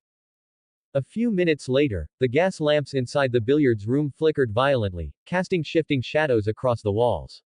Then, a pale, delicate face with light gold hair appeared on the glass of the gas lamp. A soft yet slightly raspy voice spoke, as if unaccustomed to frequent conversation. Where did you hear the name Reinette Tinacare? Edward tipped his hat and replied, I have my own sources. He paused briefly before continuing, just as I know your Temperance faction was recently ambushed by the Indulgence faction, Reinette fell in battle, and you and your neighbor are still being hunted. What do you want? Edward smiled at the classical, noble beauty before him. I come with goodwill, bearing a piece of good news. After a dramatic pause, he added, your teacher is not actually dead. Even someone as composed as Sharon couldn't help but react. Though she quickly restored her calm, a flicker of emotion had passed through her expression. Where is she? She suffered heavy injuries and could only revive in the spirit world in a unique state, as a spirit creature. With this knowledge, I assume you know how to contact her. All right, I will verify it. Sharon gave a slight nod before asking softly, what do you want from me in return? Edward took out a prepared note and held it up for Sharon to see. I want to obtain these materials as soon as possible, a method to summon my own messenger, and one instance of your direct assistance. The note listed not only the materials required for Sequence 8, Trickmaster, but also those for Sequence 7, Astrologer. You know as well as I do that the value of my information far exceeds this request. Consider the extra as a gesture of goodwill, an offer of friendship. Please wait a moment. Sharon's face vanished from the glass. Not long after, there was a knock on the billiards room door. A man dressed in a white shirt and black vest stepped inside. His complexion was pale, his expression slightly puzzled, and he carried a small package in his hand. Edward couldn't help but feel a little regretful. He had missed the classic scene of Marich playing cards with his zombies. This is from Sharon. She's gone to verify the truth of what you said. Marich placed the package on the pool table and unfolded it, revealing several small tin foil boxes used to isolate the spirituality of extraordinary materials. We only have part of what you need at the moment. We'll keep an eye out for the rest. Edward stared at the pile of materials, momentarily dumbfounded. He couldn't tell what was what. Fortunately, Marich took the time to introduce each item one by one. The good news was that one of the main materials for Astrologer, meteorite crystal, was among them, along with most of the auxiliary ingredients. The only thing missing was the other primary ingredient, Lavos squid's crystallized blood, and a few supplementary materials. The bad news was that there were no primary materials for Trickmaster, though most of the auxiliary ones were present. This is the method you need to summon a messenger. Marich handed Edward a sheet of paper filled with dense writing. Summoning a messenger requires ritual magic. The unique aspect of this ritual is that it involves praying to oneself, drawing power from one's own spirituality rather than relying on a deity. First, select herbs and essential oils corresponding to the desired domain. However, for the candles, you only need one that symbolizes yourself. Next, recite the incantation. It consists of 3 parts. The first part is, I, spoken in ancient Hermes, Jotun, Draconic, or Elvish. The second part is, I summon in my name, which can be spoken in Hermes. The third part describes the entity you are summoning. For example, the one you'll be using soon. A spirit that wanders about the unfounded, a friendly being that can be subordinated, the messenger belonging solely to Sharon. For the first summoning, you can also include specific requirements for the messenger. Finally, establish a contract with the summoned messenger. Here is the format for the contract. Edward thought for a moment before asking, does this ritual have any sequential level requirements? No, but you must remember, do not randomly alter the description of the summoned entity. That is the easiest way to attract something terrifying. If that happens, you'll die a miserable death. Thanks for the warning. Sharon asked me to tell you that when you need her assistance, come here to find us. But remember, the opponent cannot be stronger than a demigod. Do I look like someone who can afford to provoke a demigod? Edward casually stuffed the small package into his coat pocket and gave Marich a little taste of magical world surprises. Alright, I'm off for now. I'll be in touch. Leaving Braveheart's bar, he swiftly changed routes multiple times, blending into the crowd. As he moved, he swiped a copy of the Backland Morning Post, flipping straight to page 5. There was no advertisement from Ernst firm about purchasing goods. Hope Zio gets something useful. By the time he returned to the villa, night had completely fallen. Even after spending over a week in this world, he still wasn't used to the eerie scarlet moonlight. The vast emptiness of the house made it feel even more desolate. At least Klein still has his siblings with him, unlike me. Knock, knock, knock, knock, knock, knock, knock, knock, knock. Just then, the door was knocked on again. Shit. Judging by that rhythmic knock, there was no doubt about it, it had to be Megos again. Edward stepped over to the bay window and took a peek. Yep, it's her. Seriously, weren't the three major churches completely useless? After all the commotion, after slapping him with the title of blasphemer, not only had they failed to deal with Megos, but they also let her casually wander around right under their noses.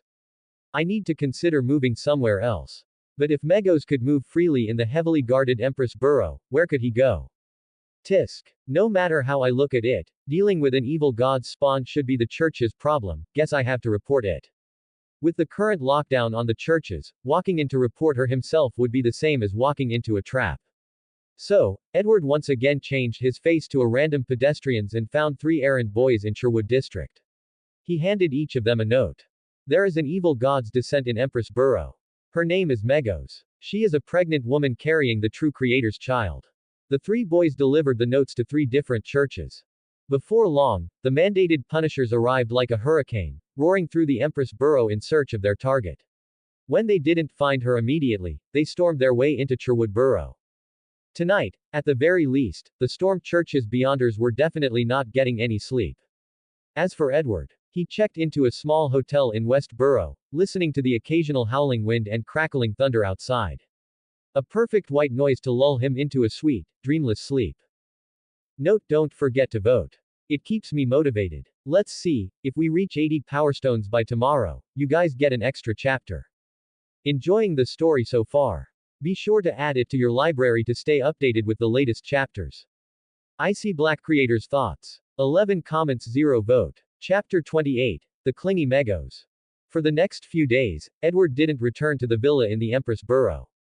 Instead, he switched hotels in different areas daily, and Megos didn't come knocking again. In the meantime, he paid Audrey a visit and briefly told her about the situation with Megos.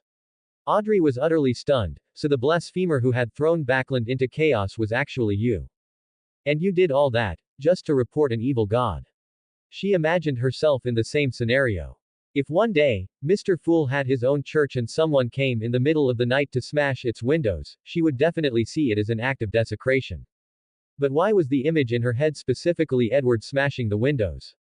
Edward had no idea that Audrey's thoughts had slipped onto a banana peel and were sliding further away. He carried all the necessary materials to an abandoned warehouse in the East Borough, preparing to summon his own messenger. After arranging the herbs and essential oils, he lit the candle symbolizing himself. The surrounding air instantly became hazy with a mystical aura. What requirements should my messenger meet? First and foremost, speed is crucial. A messenger must be efficient. Then, it needs to be capable of communication. Otherwise, if it doesn't understand me and I don't understand it, that would be a complete joke. Lastly, it should have a certain level of self-defense. Sometimes, it might need to deliver valuable items. If it attracts the attention of other spirit world entities, it should at least have the ability to resist. With his thoughts settled, Edward took a step back and chanted in ancient Hermes. I summon in my name. A spirit wandering the illusory realms, a friendly creature that can be commanded, a powerful speedster adept at communication. A sharp, whistling wind arose.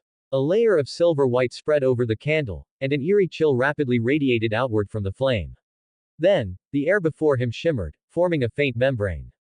A small, otter-like silver creature emerged from it. It's here. Edward was just about to speak when a shadow of indiscernible form appeared behind the otter. It immediately reacted as if it had seen a ghost, its body blurred abruptly, and it vanished in an instant. Everything returned to normal. What just happened? Did it get scared away? What was that shadow? He waited in place for several minutes, but the otter never returned. With no other choice, he dismissed the summoning. The ritual itself should be fine, but something seems off with the summoning process. Let's try again. Edward adjusted his incantation, simplifying his requirements. I summon in my name. A spirit wandering the illusory realms, a friendly creature that can be commanded, an adept speedster capable of communication. A low hum echoed as the candle flame flared dramatically, radiating a surge of warmth. Suddenly, a tiny black claw appeared out of thin air. But then, the shadow returned. The unknown spirit world creature, which had just revealed its claw, instantly retracted it with a whoosh and vanished. Oh, come on. What is happening? Edward's wand, hidden in his sleeve, slid into his palm. He pointed it at the shadow and said, "Esteemed friend of the spirit world, I merely wish to summon a messenger. Please, be merciful." The retreating shadow grew more distinct, and soon, the air shimmered as the thin membrane was torn apart. A bird, black as a raven, emerged, trailing long, ethereal afterimages as it circled Edward before landing on a nearby shelf. Edward suddenly noticed that the bird was holding something very familiar in its beak. Wait, no. That was his wand. When did it take that? The blackbird tilted its head back and tossed the wand into the air. Then, it opened its beak and swallowed the wand whole. Whoa, wait. Crunch, crunch. That was the sound of it chewing. Burp. That was the sound of it belching. Snap. That was the sound of Edward's heart breaking. The wand that had accompanied Edward for over 3 years was gone, devoured, just like that. Though he had never fully believed Ollivander's grand claims about wands, over time, this wand had become second nature to him. Its weight, balance, and the way it fit in his hand were all deeply ingrained in his muscle memory. No wonder people said a wizard's wand was like their lover, or their wife. For a moment, Edward wanted to cry but had no tears. Yet, he didn't dare to get angry at the mysterious bird. After all, he had technically summoned a friendly creature. But if it was able to scare off the previous 2 messengers, it didn't seem all that friendly. And without his wand, his combat ability was basically reduced to that of a goose. After hesitating for a while, he asked cautiously, "So, are you here to apply for the position of my messenger?" The blackbird nodded and chirped excitedly. Then, a genderless voice echoed directly in Edward's mind. Yes. Edward pondered for a moment. Your speed is definitely impressive, communication isn't an issue, self-defense seems decent too. Looking at it objectively, this black bird seemed like a perfect choice. But could he really trust something that showed up so proactively? Edward cleared his throat. If I were to summon another messenger, would you just scare it away again? Without hesitation, the bird nodded. All right. You're honest. You win. Edward sighed. Fine. Would you be willing to sign a contract to officially become my messenger? Yes. But every time you summon me, you must offer me a stick like the one before. At first, Edward had thought it ate his wand in retaliation for being pointed at. But now, it seemed like, it just wanted to eat wands. He recalled the painful moment of watching his wand disappear down the bird's throat. His heart ached. But what's so delicious about a wand? And at the rate of 1 wand per summon, even Rhinette, an angel, would be a cheaper messenger. Plus, he couldn't even make the recipient pay for it, because no one else had wands. Edward shook his head. Sorry, but I don't have that many wands. So I can't. Before he could finish, the blackbird interjected. Every 2 summons, 1 wand. Wait, it can negotiate. Edward immediately threw out his counteroffer. 20 summons, 1 wand. The bird flared its wings, puffing up in a show of intimidation, and shrieked, "No." 15. It kept its wings spread and continued its loud protests.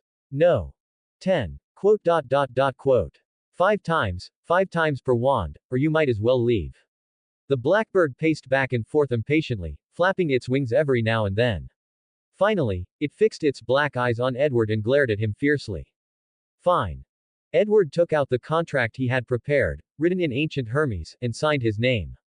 Then he handed the pen to the bird. Can you write? The bird hopped forward, pressed its claw onto the signature line, and left behind a bright red footprint. Immediately, eerie green flames ignited, rapidly engulfing the parchment. Within seconds, the contract burned to ashes. The next time you summon me, I want my payment in advance. But you just ate my wand. The blackbird ignored him. Its form blurred instantly and retreated into the candlelight. Edward let out a long breath. He stared at his empty hands, a sudden bitterness washing over him. Memories of his lost wand surfaced. Was this what it felt like to be widowed? Damn it, I just wanted to summon a messenger. How did I end up losing my wand? And there's not even a chance of repairing it. Wizards in Harry Potter could cast spells without wands or incantations, but even Dumbledore's magic was weaker without a wand. As for Edward, the only spells he could reliably cast wandlessly were Accio and Depulso. No point dwelling on it. I'll just use one of the wands I confiscated from those dark wizards. Edward dismissed the spiritual wall and began packing up the remaining ritual materials. Just then. Creak. The warehouse door swung open. A chill ran down his spine. Before performing the ritual, he had cast repelling charm on the warehouse. Anyone who could bypass it had to be a Viander. He hurriedly reached into his pouch for a wand, but his body suddenly froze, he couldn't move a single finger. Footsteps echoed as the intruder stepped into the warehouse. The sunlight behind them stretched their shadow long, creeping toward Edward until it swallowed him whole. It was Megos. Her again. But it was daytime now, hadn't she always appeared at night? Wait, why did he even assume she only acted at night? Found you. Megos' stomach had grown even larger. She gently caressed her belly, her face filled with a loving smile as she walked toward him, step by step. Why do you keep running from me?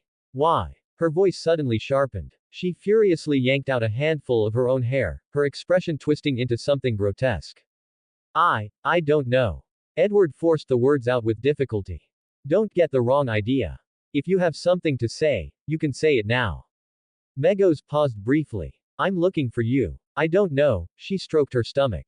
It's the baby that wants to find you. The baby. As she spoke, a slit appeared across her swollen belly. No blood spilt out. Instead, a thin black arm stretched from the wound, its palm revealing a single, eerie eye. The true creator. Edward's hair stood on end. He bit his tongue hard, breaking the paralysis, and immediately flung a large crate at Megos. At the same time, he yanked a wand from his pouch and, without hesitation, attempted apparition. But it failed. I knew apparition wasn't foolproof. Edward quickly cast Protega on himself before unleashing a barrage of spells, Stupefy, Impedimenta, Incendio, Petrificus Totalis, all while dodging past Megos toward the exit. Megos clearly had no combat experience. At first, she dodged instinctively thanks to the entity inside her, but soon she gave up entirely, charging forward with reckless abandon. One of her arms morphed into a pale bone blade, slashing through Edward's magic as she advanced. However, she wasn't completely impervious to damage. Wounds continued to open across her body, though they healed just as quickly. Wah! A baby's cry echoed through the air. Edward felt like he'd been struck over the head. Dizziness, suffocation, nausea, all hit him at once. His legs wobbled, and he nearly collapsed. Don't run. Megos shrieked hysterically and leapt toward him, bone blade raised high. Sectum Sempra. Slash. Pouring nearly all his spirituality into the spell, Edward's Sectum Sempra cleaved Megos cleanly in half at the waist. Her two halves fell to the ground. But she wasn't dead. From the severed torso, countless wriggling, slimy tendrils sprouted, rapidly pulling the halves back together. The grotesque process was over in mere seconds. Wah! A second wail rang out. The black infant had crawled further out of Megos' abdomen. Its eerie, single eye stared at Edward. Edward coughed up a mouthful of blood. His vision blurred with red. His throat felt like it was being squeezed shut, he couldn't breathe. His consciousness was slipping. Renervate. He cast a reviving charm on himself, barely clinging to wakefulness. Then, using the last dregs of his spirituality, he roared. Bombarda Maxima. Fiendfire. Avada Kedavra. Boom. As Edward sprinted out of the warehouse, explosions and cursed flames engulfed the entire structure. The docks trembled from the blast. Protega. With barely a second to spare before the shockwave hit, Edward shielded himself. Even so, the force sent him flying over 10 meters into the air. As he plummeted, his body twisted. And vanished. Empress Burrow, Edward's villa. Thud. Edward crashed onto the floor, demolishing a table and several chairs in the process. Ha, ha, ha. He panted heavily. Everything in his vision was doubled, blurry. His lungs and throat burned as if set ablaze from prolonged suffocation. It took a long while before he regained some clarity. He groped around and found a brass kettle, gulping down the remaining half of its contents. So close, just a little more. He tossed the kettle aside, intending to rest. But then, a heavy weight pressed down on both his shoulders. Like something had latched onto him. Edward turned his head. And locked eyes with a black, one-eyed infant. Note: don't forget to vote. It keeps me motivated. Enjoying the story so far? Be sure to add it to your library to stay updated with the latest chapters. IseeBLACK creators' thoughts. 4 comments 0 vote. Chapter 29, The Rapper. Edward's pupils shrank instantly. A moment later, he forced a smile that looked worse than crying and said, "Hello there." The last remnants of his spirituality were screaming in alarm, but he had only one thought in his mind: I'm exhausted. Just kill me already. Make it quick. The one-eyed infant moved slowly, crawling from Edward's shoulder to his chest, leaving his entire body covered in a sticky, wet substance, amniotic fluid. Its boneless arms wrapped around Edward's neck like limp vines. His spirituality kept warning him. Edward, however, had completely given up. There was no point resisting. In his current state, even if he tried apparating again, it was clear he wouldn't be able to escape. Should he just head to a church and go out with a bang? The infant's blood-red pupil shifted erratically within its socket, sometimes violent, sometimes frenzied, and occasionally calm. It pulled back one arm, which reverted to a more human-like hand, though calling it normal would be a stretch. After all, how could one describe a pitch-black, prematurely born infant as normal? The one-eyed baby lifted its hand and placed a finger on Edward's temple. Hello, you. A hoarse and sluggish voice echoed in his mind, its accent distinctly Russian, carrying the tone of someone ready for battle. Edward, however, understood it perfectly. Wait, wasn't it said that the modern true rapper was only capable of rapping? It has been a long, long time since I last regained normal consciousness. The voice continued, you are special. Being near you allows me to temporarily regain awareness. Oh, what an honor. So, is that why Megos kept chasing me? No. She only wants to kill you. She does not want to regain sanity. She wants to kill me. She doesn't want to regain sanity. What does that even mean? Wait. A terrifying thought suddenly surfaced in Edward's mind. The ancient sun god, Sosrier. Back when the ancient sun god was ambushed by the three archangels, Leodoro, Occases, and Heraburgen, a black infant was said to have emerged from his fallen body. Some believed that Sosrier, in a desperate move, had reclaimed the hanged man pathway and fused it with the ancient sun god's lingering negative emotions, ultimately transforming into the true creator. This being represented the ancient sun god's humanity, yet was trapped in perpetual madness. And now, this thing was claiming that being near him helped it regain consciousness. What the hell is going on? You are special, it repeated, but your specialness is still too weak for me. You must quickly grow stronger, quickly, stronger, stronger, stronger. The creature's voice glitched, looping the same words like a stuck record. Edward, helpless, responded, I understand. I'll do my best to get stronger as soon as possible. It will do everything to kill you. I will try my best to block its commands, but you must grow stronger, fast. So I'm going to be hunted by the Twilight Hermit Order, or even another snake of Mercury like Ouroboros. Edward quickly said, but with its ability to constantly lock onto me, how am I supposed to grow stronger? As long as it does not descend personally. It cannot track you at all times. Edward let out a sigh of relief. After thinking for a moment, he hesitantly asked, but I'm only at sequence 9. Could you provide me with some help? Like a potion formula or something? Silence. The next second, a flood of information surged into Edward's mind. His heart leapt in joy, and he immediately focused on deciphering the knowledge. Sequence 9. Secret supplicant. Main ingredients: tentacle of a dark octopus, blood of a manhar fish. Auxiliary materials. Sequence 8. Listener. Main ingredients. Sequence 7. Shadow ascetic. Main ingredients. Sequence 6. Rose bishop. Main ingredients. Sequence 5. Shepherd. Main ingredients. Sequence 4. Black Knight. Main ingredients. Edward's excitement vanished instantly. You're not helping me get stronger. You're forcing me onto the rapper pathway. I want the apprentice, no, the door pathway formulas. The voice gave no further response. The black infant vanished along with it. Edward wanted to cry. He had just acquired nearly an entire pathway's worth of formulas, yet he couldn't use them, nor could he recklessly sell them. Was he being greedy? No, he should be grateful that he had survived an encounter with the offspring of an evil god, or rather, the true creator himself. Now, he needed to confront something he had been avoiding for a long time. If the true creator and will had noticed his uniqueness, what about the other gods? If they had noticed, then why hadn't they taken any action? Edward paced back and forth for a while before finally taking out the paper crane Will Osepton had given him. With a few swift strokes, he wrote, I need to talk to you. Then, he returned to his room and went to sleep. As drowsiness took hold, he once again found himself in front of the towering black spire, coiled by a massive serpent. But just as he took a few steps forward, everything around him shattered. A genderless voice whispered in his ear. Sorry. Your question, even I, cannot answer. The next second, Edward snapped awake. Grinding his teeth, he cursed, some sequence 1 snake of Mercury you are. No wonder you keep losing to Ouroboros. Useless snake. Meanwhile, at the ruins of the warehouse district, a man dressed in black robes with crimson patterns, his deep gaze unreadable, his face clean-shaven, was listening to a report from a Nighthawks squad. He was Anthony Stevenson, Archbishop of the Night Church's Backland Diocese.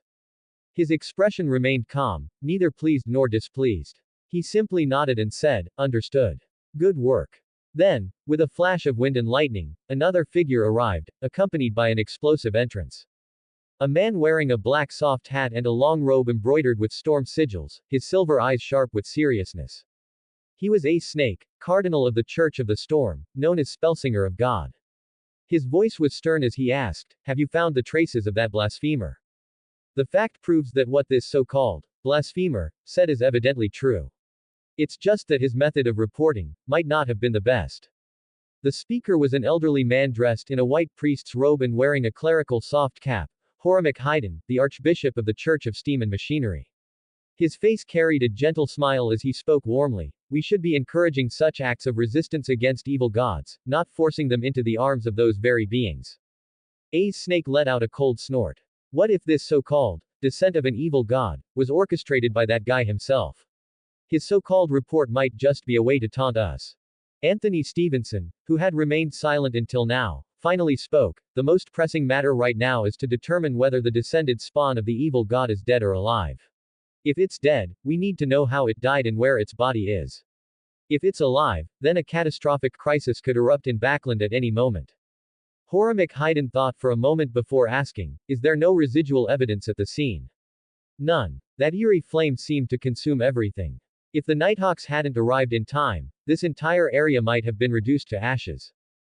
A few hundred meters away from the dockyard ruins. Despite the presence of personnel from the 3 major churches, they couldn't stop the crowd's enthusiasm for gossip. People murmured and debated amongst themselves. I heard it was another gas explosion. Yeah, there have been quite a few of those lately. Why is it that every time something happens, it's always a gas explosion? Amidst the crowd, a stunningly beautiful man wearing a silk soft cap that covered half his face stared madly in the direction of the dockyard ruins. He could barely contain his excitement. This is the aura of my lord. He has successfully descended. I must find him as soon as possible, at all costs.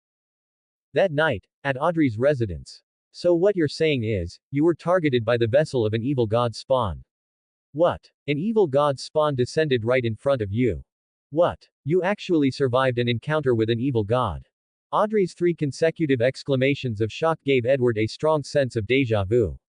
Slumping tiredly onto the sofa, he muttered, yeah, that's pretty much how it went. The real problem now is that a bunch of crazed cultists will probably be after me, so I might need to leave Backland. Audrey simply couldn't wrap her head around it. She had lived peacefully in Backland for 17 years, yet ever since Edward arrived, he had encountered one outrageous event after another. Was this his good luck, or bad? Where will you go if you leave Backland? Edward rested his hands behind his head, thinking. Maybe going out to sea would be a good option. From what I know, the Aurora Order's influence is relatively weaker at sea. But isn't the ocean even more dangerous? Even just the various pirate groups are enough to give the government a headache, Audrey pointed out. Based on my recent fight with Megos, my actual combat strength should be at the mid-sequence level. If I land a direct hit, I might even be able to instantly kill some mid-sequence beyonders. So, as long as I'm careful, I should be able to survive at sea. Though, if he missed, that would be another story. With his current spirituality, he could probably only cast 5 or 6 spells like the Killing Curse or Fiendfire. Tomorrow is the Tarot Gathering. You could ask the Hanged Man, or perhaps even Mr. Fool. Good idea. In 2 days, he would return to the Harry Potter world. That meant he had about 17 more days to figure things out. Speaking of Mr. Fool, the crisis with Megos could finally be considered resolved. That meant his debt of gratitude for being saved was repaid, and with interest, including saving the captain's life.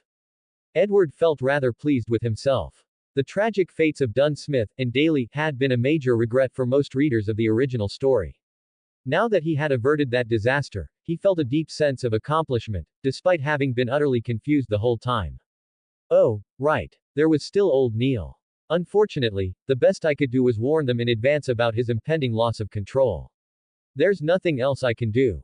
Edward handed Audrey a piece of paper.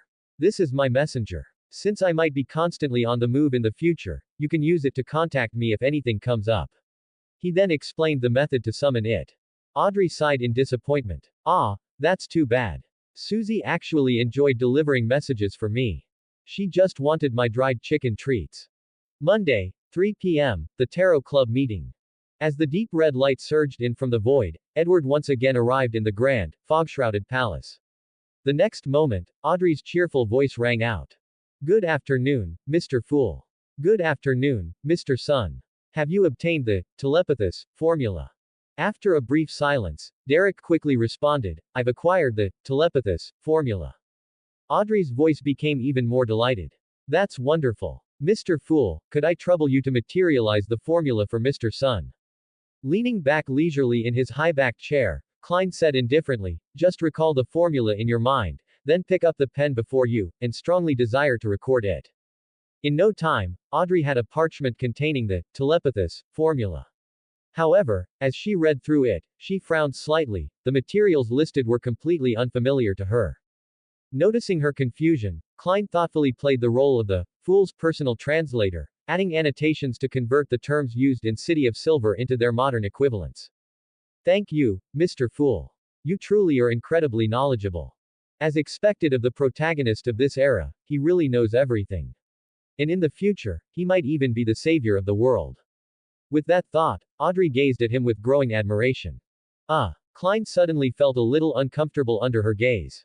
All he did was help translate a formula. Was that really something worthy of admiration? Wait a minute, why did her admiration seem to be laced with a hint of pity? Such a shame. Despite being the protagonist, Mr. Fool remained single till the very end. Note: don't forget to vote. It keeps me motivated. Enjoying the story so far? Be sure to add it to your library to stay updated with the latest chapters. IseeBLACK Creators Thoughts. 7 comments 0 vote. Chapter 30. Explain it to me. Audrey apologized. Sorry, Mr. Fool. I didn't manage to collect any new diary pages this week. It's fine. Since what I've provided is far from matching the value of the telepathos potion formula, how about I compensate your blessed with another £300? Klein was ecstatic on the inside but maintained a calm facade. A reasonable trade. Here is my blessed's information. Edward sighed inwardly. Tisk, Audrey, I already told you what was in those diary pages. The knowledge in them is clearly worth more than the telepathos formula. But on second thought, if it weren't for Audrey being so generous with her money, Klein probably wouldn't have advanced so quickly, right? Klein turned to Derek and calmly asked, Mr. Sun, what kind of compensation would you like? Derek thought seriously for a moment and said, I don't have anything I urgently need at the moment. I should be able to digest the Bard potion soon. Just hold on to the compensation for now, maybe for the sequence 8 formula or necessary ingredients. Klein nodded, swept his gaze over the group, then smiled slightly. You are free to communicate now. Edward immediately raised his hand and dropped a bombshell. Mr. Fool, a few days ago, I was targeted by the true creator, an actual evil god.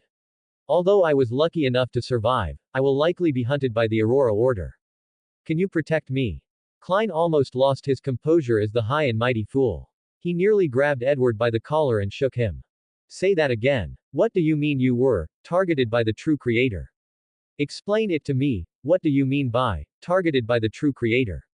And what do you mean by can you protect me? You're asking a sequence 9 to protect you from an evil god. Does that even make sense? The others also reacted differently. Audrey had already heard the details.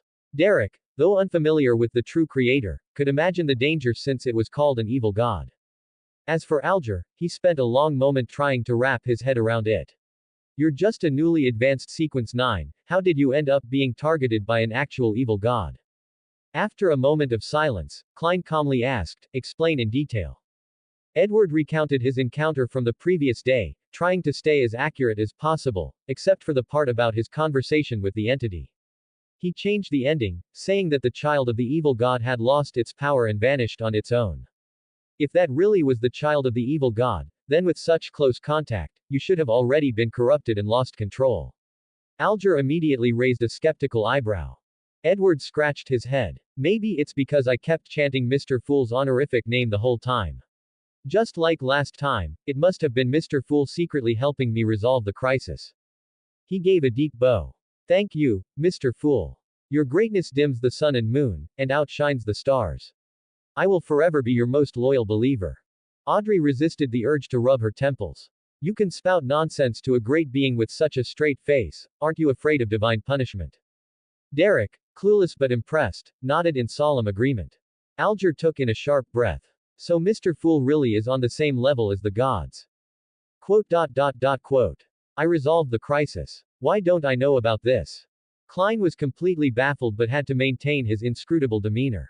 So, you believe that even though the child of the evil god has vanished, its believers, the Aurora Order, will likely hunt you down. Exactly. Edward nodded repeatedly before turning to Alger. Mr. Hanged Man, I'm debating whether I should flee to the sea.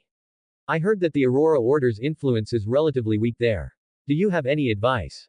I would suggest seeking help from the church instead.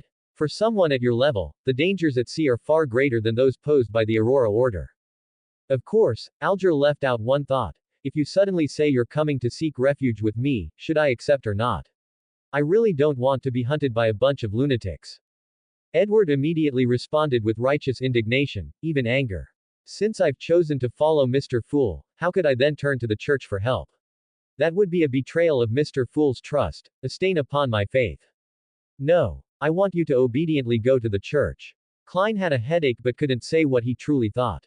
He could only pinch his nose and say, I will contact my blessed. If he is nearby, he may be able to help you.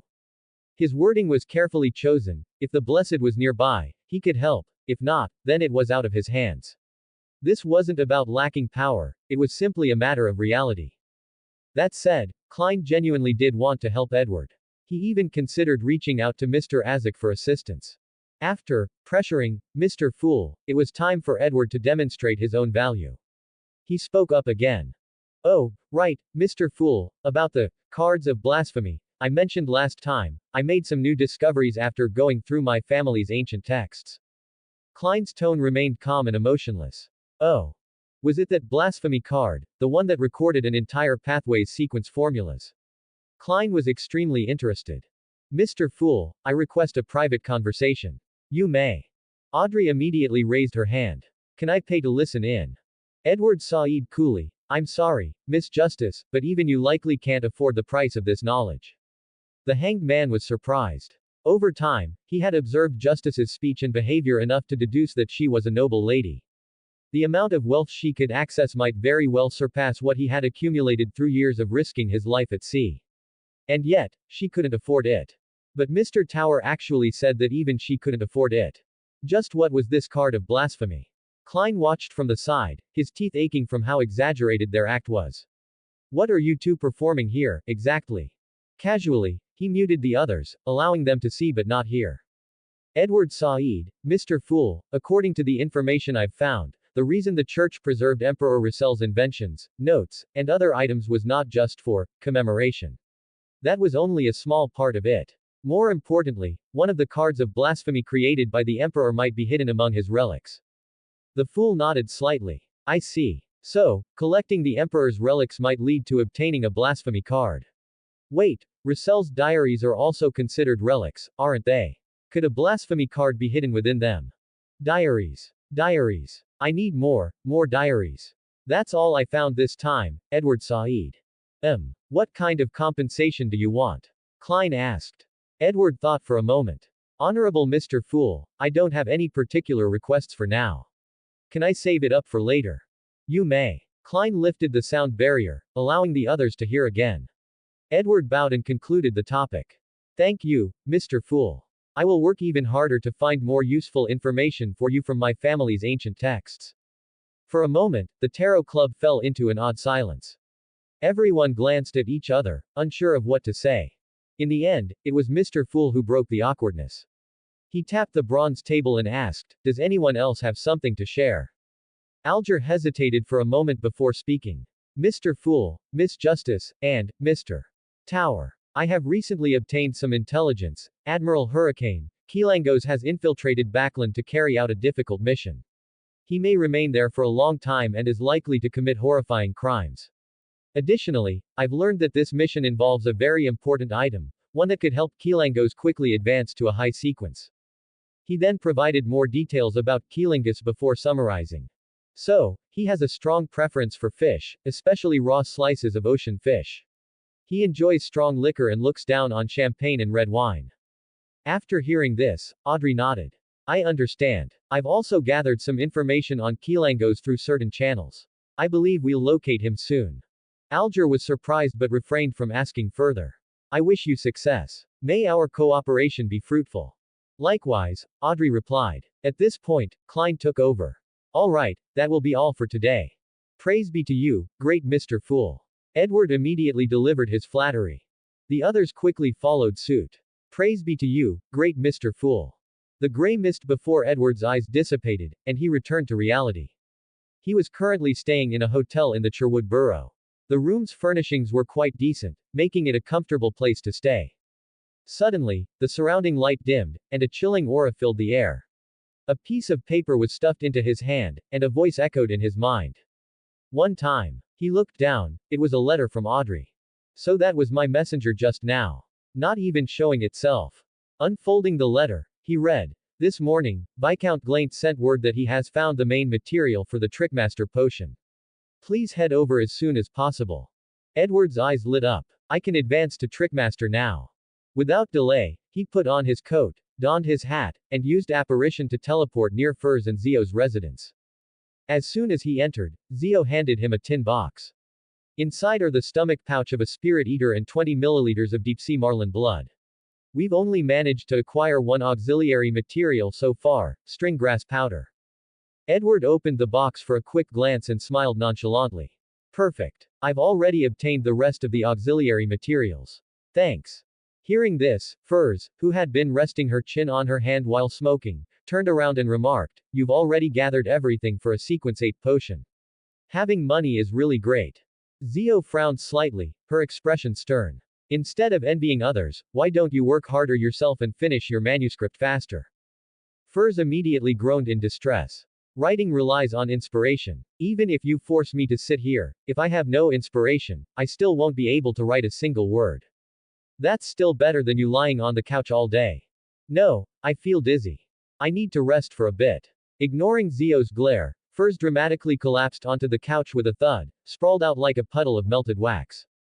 Ah, this is bliss. Quote. Edward and Zio exchanged glances, momentarily speechless. Zio ruffled her already messy hair before saying, I found out who placed a bounty on you last time. Edward's expression sharpened. Who? What's their identity? Why did they put a bounty on me? This had been a thorn in his side for a while now, but given the deep waters of the mysterious world, he had no choice but to set it aside temporarily. Zio's expression turned a bit odd. She hesitated before finally revealing. You know him, it's Viscount Glaint. Quote. Note, here's the promised extra chapter. Enjoy, and don't forget to vote. It keeps me motivated. Enjoying the story so far? Be sure to add it to your library to stay updated with the latest chapters. IseeBLACK Creators Thoughts. 7 comments 0 vote. Chapter 31. Explosion. Edward suspected he had misheard. For a moment, he was at a loss. Who? Viscount Glaint. Zio confirmed firmly. I was surprised too. Aren't you two friends? Sort of. To be precise, Viscount Glaint was Audrey's friend. Edward was just riding on Audrey's coattails. He never expected this guy to be so two-faced, acting friendly on the surface while scheming behind his back. What deep calculations, and to think I was even considering returning the favor by getting him an apothecary formula. Wait, no. Strictly speaking, he and Viscount Glaint didn't actually know each other. When they met last time, Edward had been under the effects of Polyjuice potion, disguised as someone else. Why would he put a bounty on me? Zio shook her head. I only happened to see one of Viscount Glaint's servants inquiring about the status of the bounty. Edward removed his hat and gave a slight bow. Thank you, Miss Zio. I have other matters to attend to, so I'll be leaving now. He handed her a slip of paper. This is the incantation for summoning my messenger. If you have an urgent matter, you can set up a ritual to send me a message. After explaining the summoning method, he emphasized multiple times. Remember, only use the messenger for urgent matters. Got it, got it. You've repeated it like 3 times already, Zio replied, a little exasperated. Because it's expensive. Furs, still sprawled lazily on the couch, waved him off with a yawn. Bye.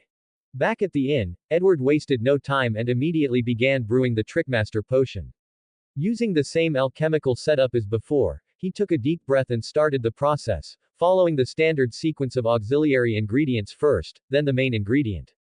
Sizzle. As steam and heat waves surged, the viscous liquid in the cauldron turned scalding hot, only to rapidly cool down in the next moment, condensing into a droplet of pale purple liquid. Once everything settled, Edward carefully poured every last drop into a prepared transparent glass bottle. After confirming that the temperature was stable, he tilted his head back and drank the potion in one gulp. Unlike last time, this felt no different from drinking water. No strange taste, no unusual sensations, no out-of-body experience, no incomprehensible whispers, only the brief flicker of that mysterious door before his eyes. It was almost too calm. Moments later, Edward sensed his total spirituality had roughly doubled. He had successfully advanced to Sequence 8, Trickmaster. Trickmaster granted Edward multiple Beyonder abilities at once.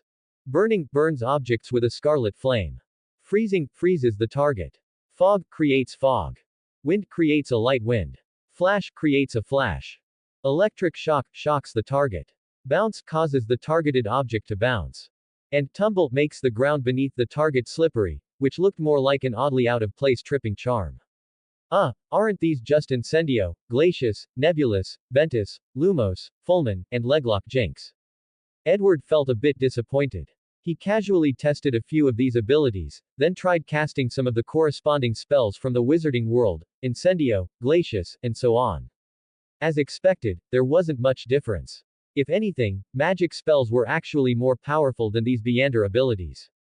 No improvement at all. Wait a second. The spells he just cast seemed slightly stronger than before. He immediately cast Incendio again, carefully observing the effect. This is the power of the Beyonder abilities stacking onto the corresponding spell. Edward quickly tested several other spells. As expected, all magic that aligned with the Trickmaster's abilities had increased in power to some extent. He rubbed his chin, deep in thought, a flicker of joy in his eyes. As I advance further, these abilities will continue to grow stronger, and when combined with magic, the future looks promising. Besides these abilities, Edward also noticed that his body had become more agile, useful for both casting spells faster and performing sleight of hand to deceive audiences. Pressing his fingers against his temples, he continued digesting the information brought by the potion. The last ability, unfettered by consuming spirituality, he could break free from control effects. The closer the sequence levels between him and the opponent, the higher the success rate. As expected, advancing to Sequence 8 had granted him a completely new ability. Though not as absurd as dullness, it was still a god-tier skill in actual combat.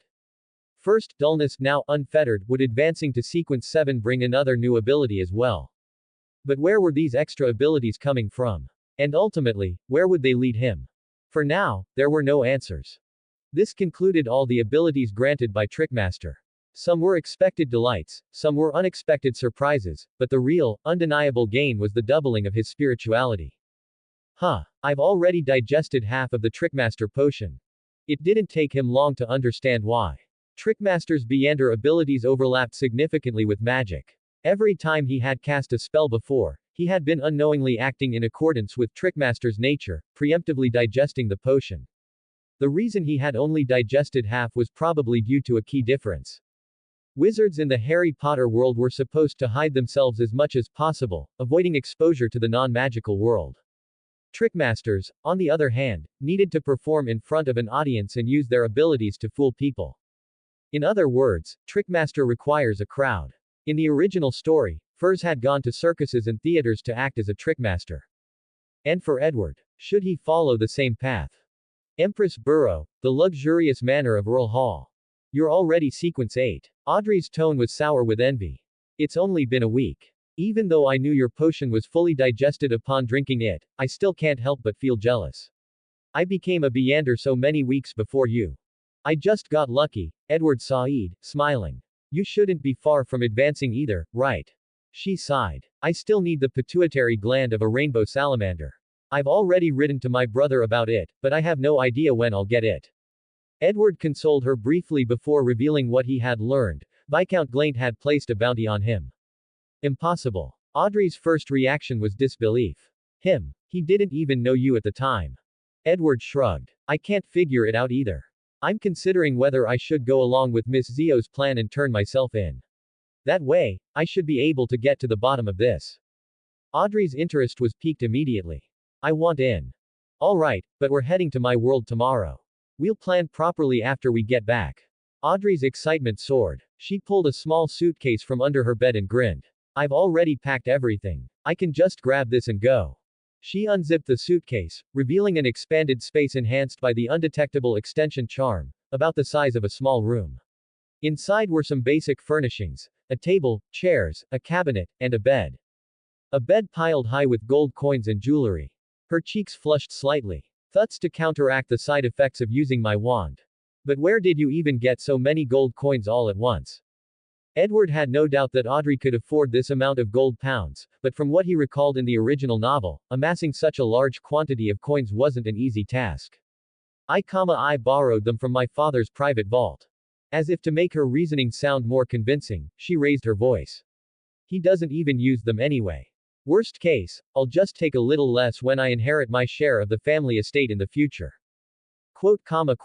Miss Hall, you are truly a filial daughter. Your father is still in his prime, and you're already thinking about your inheritance. What a wonderful child he has. Audrey noticed his expression and immediately puffed out her cheeks. What are you thinking? I get a generous income every year, okay. I'll pay him back when I get my next allowance.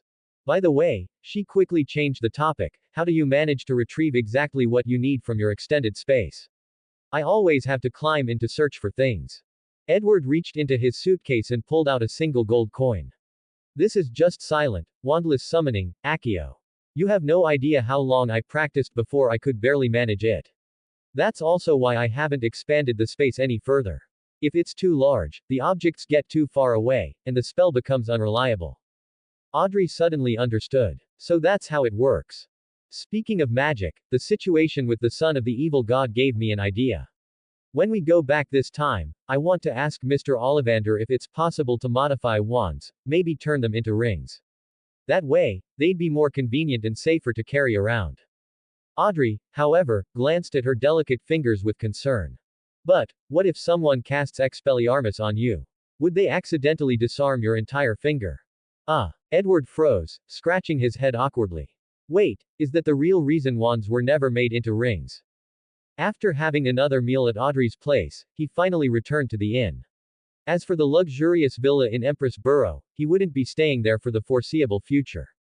Who knew when the members of the Aurora Order might come knocking? Unfortunately, the prepaid one-year rent was non-refundable. Money, he needed to find a way to make money. As his sequence advanced, the cost of extraordinary materials would skyrocket. If he wanted to acquire any mystical artifacts, that would be even more expensive. Audrey wouldn't be able to support him forever. Lying in bed, he tossed and turned, brainstorming ways to make money. Should he act as a smuggler between the two worlds? Sell enchanted undetectable extension charm suitcases? Or maybe start selling various potions? The crimson moonlight streamed through the bay window, making his restlessness worse. He even started considering pulling off a heist for a pile of goblin gold in the Harry Potter world. It was only around 2 or 3 in the morning that he finally drifted off to sleep. Next day, noon. Tingen City, Divination Club. After lunch, Klein arrived at the Divination Club as usual. He planned to take the assessment for Sequence 8, Clown, in the near future, meaning he wouldn't be coming here much longer. Just as he greeted Angelica at the front desk, Christina hurried over from the lounge. She looked much worse than she had the last time he'd seen her. Mr. Moretti, Megos has been missing for a week now. I brought a lock of her hair today, could you try divining again? Klein was surprised. That's impossible. According to my last divination, she should have made it home long ago. The last time Christina had informed him of Megos' disappearance, Klein had performed a dream divination. In the vision, he had clearly seen Megos getting lost on the outskirts of Tingen before being picked up and brought home by a kind passerby. But, she never came back, Christina said, her eyes filled with confusion. However, she did not doubt Klein's abilities, despite his previous divination seemingly being incorrect. Could someone have interfered with the divination? Klein's expression turned serious. He had initially assumed this was just an ordinary missing person case, so he hadn't conducted the divination above the gray fog. But now, it seemed the situation wasn't as simple as he had thought. Madam Christina, please wait a moment. I need to wash my face in the restroom. Klein skillfully made his way to his secret passage, locked the door, and took 4 steps counterclockwise, ascending above the gray fog. First, he used the pendulum method to determine whether his last divination had been affected by extraordinary interference. The yellow crystal spun rapidly in a clockwise direction, indicating that it had indeed been influenced. Next, he leaned back against the chair, took Megos's hair, and began dream divination. His vision blurred. Klein found himself in a distorted, hazy dreamscape. In the vision, Megos stood in front of a villa, repeatedly knocking on the door. The scene shattered and shifted. Megos was back in front of the same villa, still knocking on the door. The vision shifted again. Megos now stood before an abandoned warehouse, pushing open the heavy wooden doors. Inside, a shadowy figure with indistinct features turned to look at her. At that moment, the vision shattered. A massive, blood-red eye dangled upside down behind a curtain of darkness. A chaotic, formless whisper gushed forth from the void, crashing over Klein like a tidal wave. Klein exploded. Note: don't forget to vote. It keeps me motivated. Enjoying the story so far? Be sure to add it to your library to stay updated with the latest chapters. IseeBLACK creators' thoughts. 4 comments 0 vote. Chapter 32. Audrey's Feat of Strength. Klein abruptly snapped out of the dream, collapsing onto his seat in pain. His body was covered in countless writhing worms, teetering on the brink of collapse. Above the gray fog, it was as if a violent earthquake had struck. The palace crumbled with a deafening roar, the ground split open to reveal an unfathomably deep abyss, and sharp, maddening whispers echoed endlessly from within. It took a long while before the gray fog finally returned to its usual silence. The writhing worms on Klein's body vanished, yet his thoughts remained chaotic, his brain feeling like it was about to explode. Slumped weakly in his chair, Klein was both terrified and bewildered. The fear stemmed from his reckless actions. He had once again performed divination on an entity far beyond his comprehension. The confusion, however, arose from a simple question: why? He had only divined Megan's whereabouts, so how had things escalated to this? And worst of all, unlike his previous reckless endeavors, which at least granted him some useful mystical knowledge, this time, the only thing he had retained was a bizarre and incomprehensible rap verse. What use was that? Was he supposed to debut as a rapper now? I can't afford to mess with this, I really can't. Klein hastily withdrew from the gray fog, intending to report this matter to the captain immediately. However, just as he returned to the divination room, Angelica handed him a letter. Mr. Moretti, a child just delivered this. He insisted that it be given to you personally.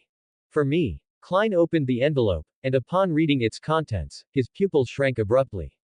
The message, pieced together from cutout words in a newspaper, read: Old Neil is about to lose control. While Klein was courting death for the second time, Edward and Audrey had already finished their preparations, awaiting their return to the Harry Potter world. At precisely 3 p.m., the familiar sensation washed over them. Accompanied by the intense feeling of falling, Edward's vision blurred momentarily before sharpening once more. He was back inside the room of requirement at Hogwarts. Surveying the familiar yet slightly unfamiliar surroundings, Edward let out a soft breath. Phew, we're back. At that moment, that strange and inexplicable information surfaced in his mind once more. The next time he traversed between worlds, the duration of his stay in both would increase to 18 days. Is it because of become a Beyander and advanced to sequence 8? But why 18 days? This number has no apparent correlation with 15. The extra 3 days don't seem to follow any discernible pattern, unless each travel adds 3 days. I still prefer it here. Audrey climbed out of the beaded pouch, taking a deep breath before smiling. At least it doesn't have that lingering coal smoke smell like Backlund does. Edward sighed helplessly. All I can smell is half a month's worth of accumulated dust. Scourgify. With a flick of his wand, the room of requirement was instantly spotless. Audrey suddenly giggled as if recalling something amusing. For the past few weeks, I've been using magic to clean my room every morning. The maids always looked so puzzled when they came in, yet they still had to go through the motions of tidying up again. My dresses were the same. I'd wear them all day, even to a ball, but when I took them off at night, they looked as pristine as if they were fresh from the wardrobe. Unfortunately, no matter how clean they were, I could still only wear them once, even though I really liked some of them. If only I could master switching spells properly, then I could change into my favorite outfits whenever I wanted. Casually chatting, the two of them left the room of requirement and made their way toward Professor McGonagall's office. Just as they reached the door, it suddenly swung open.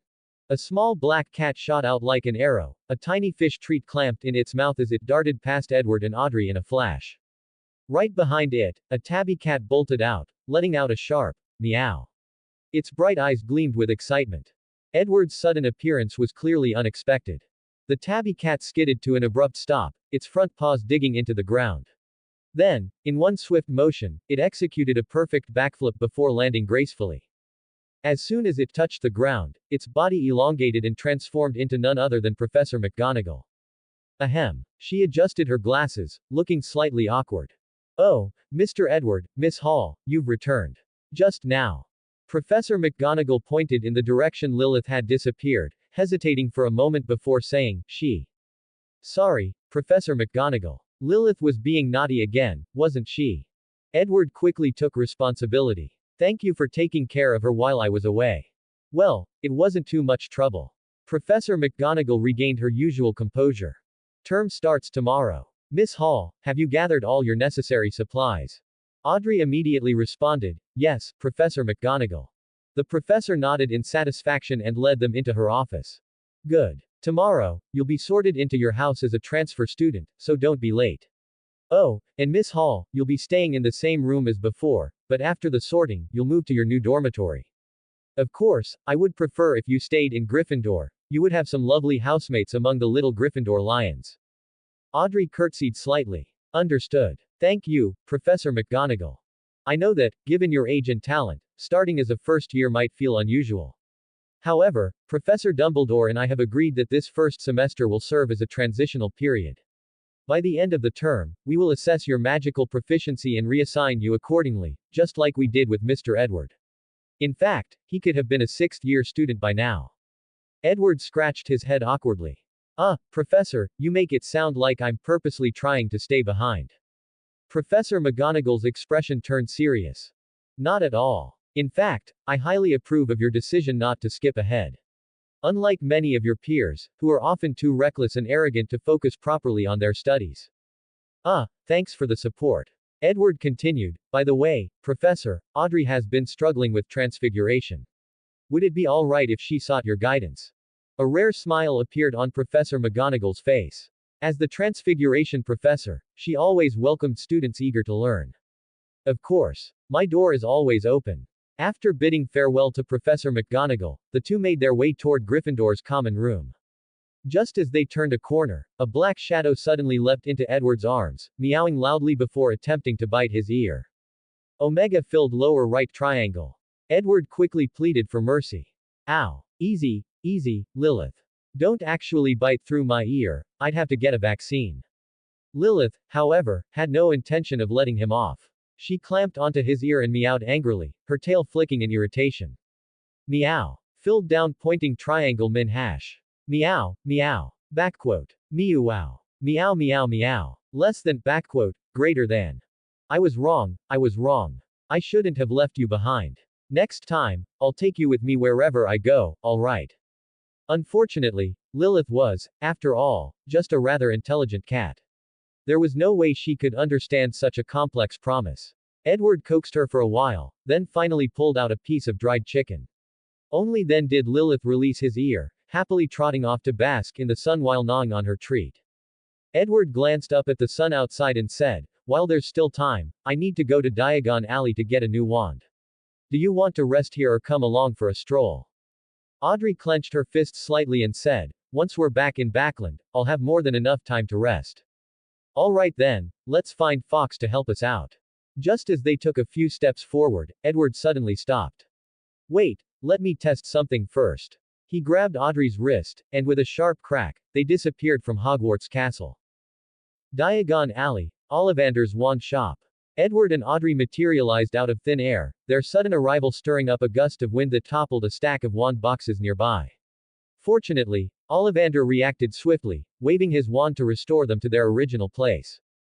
It worked. Using spirituality to cast apparition had bypassed Hogwarts' anti-apparition wards entirely. "Oh ho, Edward, my boy," Ollivander said, rubbing his messy white hair. "Next time you apparate, please try to land outside the shop." "Right, sorry about that," Edward apologized hastily, though his face was filled with excitement. Hogwarts anti-apparition magic has no effect on spiritually powered apparition. That means other magic cast through spirituality might also yield unexpected results. Could this mean I can solo Voldemort? His wild fantasy was interrupted by Ollivander's voice. "So, Edward, what brings you here today?" "My wand was destroyed," Edward replied. "I need a new one." Ollivander looked startled. "Destroyed? What happened? Surely the ministry didn't snap it for violating magical law." No, nothing like that. I encountered a magical creature during my travels, it swallowed my wand whole." "Oh dear, that's unfortunate," Ollivander sighed. "A wizard's wand should ideally accompany them for a lifetime. The first wand is always the best fit, no second wand will ever feel quite the same." Edward froze. The loss of his wand suddenly weighed heavily on him. From learning his first spell to mastering various charms and transfigurations, that wand had been with him every step of the way. That damned black bird. "Well, do you have any wands similar to Audrey's? Something uniquely crafted?" he asked hopefully. Audrey, catching on, lifted her dragonbone wand and twirled it slightly. Ollivander shrugged. "I've experimented with many custom designs in the past, but only hers was a true success. The others, well, they couldn't even cast a simple Lumos." "Ah," Edward sighed in resignation. "All right then, I'll just get the same wand as before, Blackthorn, Phoenix Feather Core, 14 3/4 inches. "Very well." With a snap of Ollivander's fingers, a measuring tape flew over and began taking Edward's measurements. "Wait, sir," Edward sighed, confused. "I'm getting the exact same wand as before. Do we still need to measure everything again?" "Of course," Ollivander replied. "Your body proportions have changed since 3 years ago. But didn't you just say that a wizard's first wand is always the most suitable?" Ollivander paused, then blinked at him. "Ah, well, that's magic for you. Question mark quote. Audrey couldn't hold back her laughter and let out a giggle. Normally, she was the one doing the persuading, but now, it was Edward's turn to be thoroughly baffled by someone else's reasoning. Left with no choice, Edward allowed Ollivander to continue his work. Meanwhile, he asked, "Mr. Ollivander, have you ever tried making a wand in a different form? Like a ring or a bracelet? That way, it'd be easier to carry and more convenient for spellcasting." "I have indeed attempted it," Ollivander said.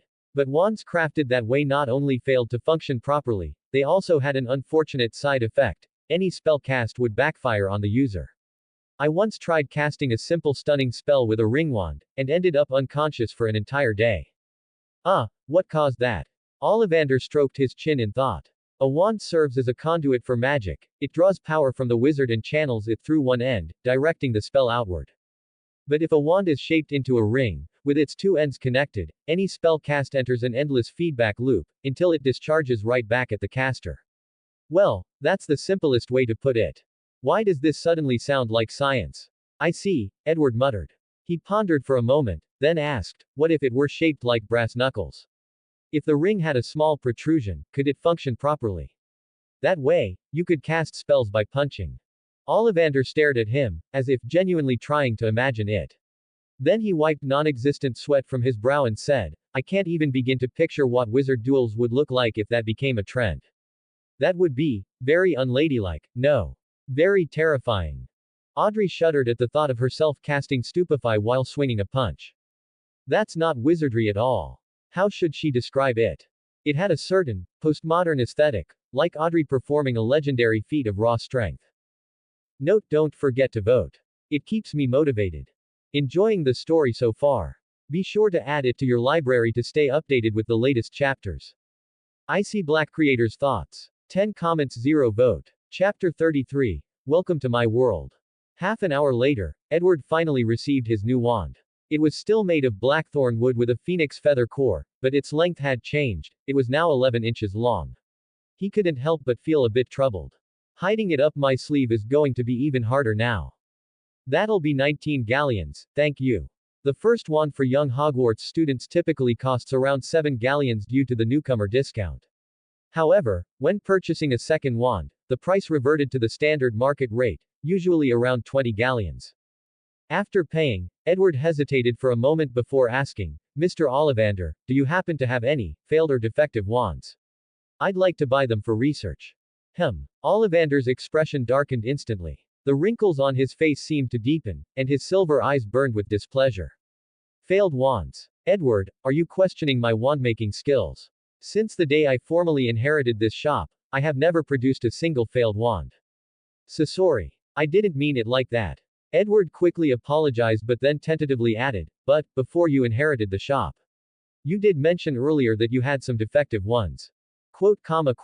A fleeting look of discomfort crossed Ollivander's face. He waved his arms dramatically as if trying to bolster his argument. That was simply because I was conducting experiments. Yes. Trying new materials. New wand cores. Even, ring-shaped wands. Edward put on an expression of utmost respect. I completely understand. A great craftsman must explore all possibilities. So, would you be willing to sell me some of those experimental pieces? Wait here. Ollivander huffed before climbing a small wooden ladder to the upper shelves. Moments later, he returned with 5 boxes, practically shoving them into Edward's arms. If you truly wish to study wand craftsmanship, start with these standard material wands. That'll be 5 galleons. Edward paid without hesitation, successfully obtaining 5 defective wands, perfect for rewarding his couriers. To be safe, he also bought 3 fully functional wands, including an identical replica of his own in case his picky messenger refused to accept substitutes. Afterwards, he gathered ingredients for brewing polyjuice potion, purchased a ready-made batch, and finally, he and Audrey made their way to the Leaky Cauldron. As the entry point for most Muggle-born witches and wizards, the Leaky Cauldron was both cramped and filthy. Audrey couldn't understand why the owner didn't just take a few seconds to cast a simple scouring charm. Around them, a few drunk men sat at tables, drinking and chatting amongst themselves. Some glanced up at Audrey, momentarily distracted by her beauty, but most quickly returned to their own business. A few raised their tankards in a brief, polite greeting. Edward strode toward the entrance, then turned back with a playful smile. Audrey, are you ready to see the real face of this world? What? Without answering, he pushed open the bar's wooden door. As the golden hues of the setting sun spilled in, Audrey's vision was suddenly filled with towering skyscrapers, bustling streets, and endless streams of automobiles.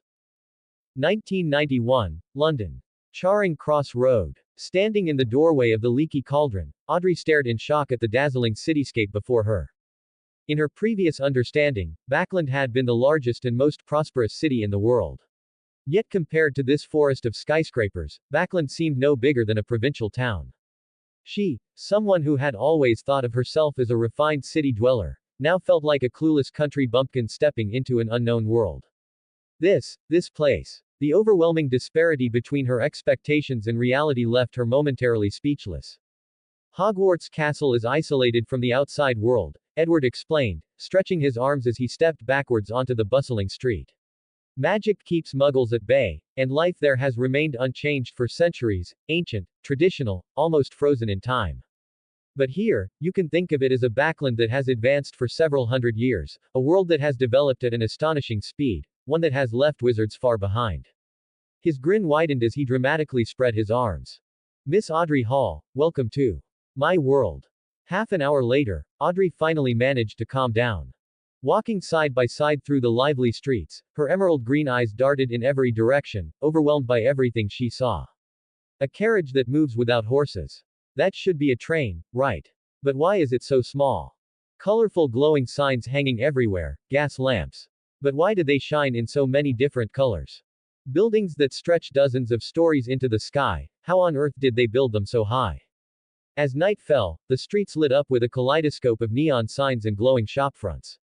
Immersed in the dazzling scene, Audrey finally grasped what it meant to be in another world, a place completely different from Lowen, beyond anything she had ever imagined. That feeling of being a country bumpkin in the big city only grew stronger. For the rest of the day, Edward took Audrey on a grand tour of London. She was like an endlessly curious child, bombarding him with questions about everything, from history and architecture to technology and local customs. Eventually, Edward gave up and simply bought her a few books so she could read on her own. By the time the city lights began to dim, Audrey reluctantly followed Edward back to Hogwarts, her heart filled with newfound admiration and longing for this world. That night, she drifted into sleep with dreams of the future. The next morning, at the crack of dawn, Edward and Lilith were rudely dragged out of bed. The half-awake boy and his groggy cat stumbled into the common room, still bleary-eyed. Edward rubbed his eyes and yawned. "Miss Audrey Hall," he grumbled, "this behavior of yours is hardly ladylike, it doesn't suit your noble status at all." Audrey flicked her golden hair and grinned. "But this isn't Backland, and I'm not some aristocratic young lady here. Right now, I'm just a Hogwarts first year." "Alright, then, what does our dear first-year student want so early in the morning?"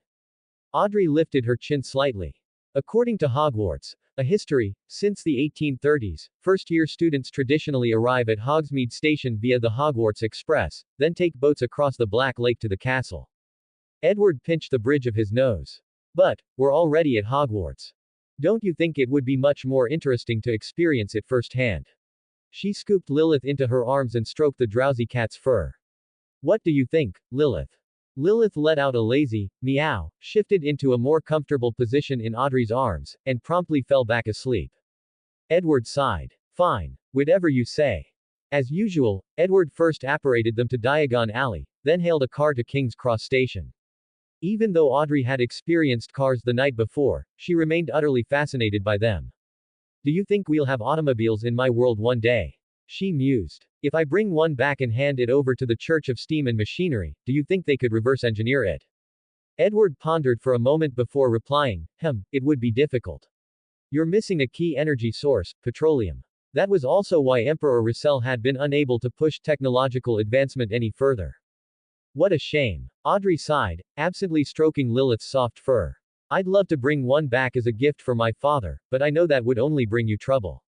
Or worse, Edward thought to himself, God of Steam and Machinery would immediately make you one of his blessed, declare the Church of Steam and Machinery obsolete, and rebrand it as the Church of Technology. He might even rename himself the God of Technology. 10 a.m., King's Cross Station. Since neither of them carried any luggage, they moved quickly through the station. Audrey navigated the process effortlessly, having clearly done her homework in advance.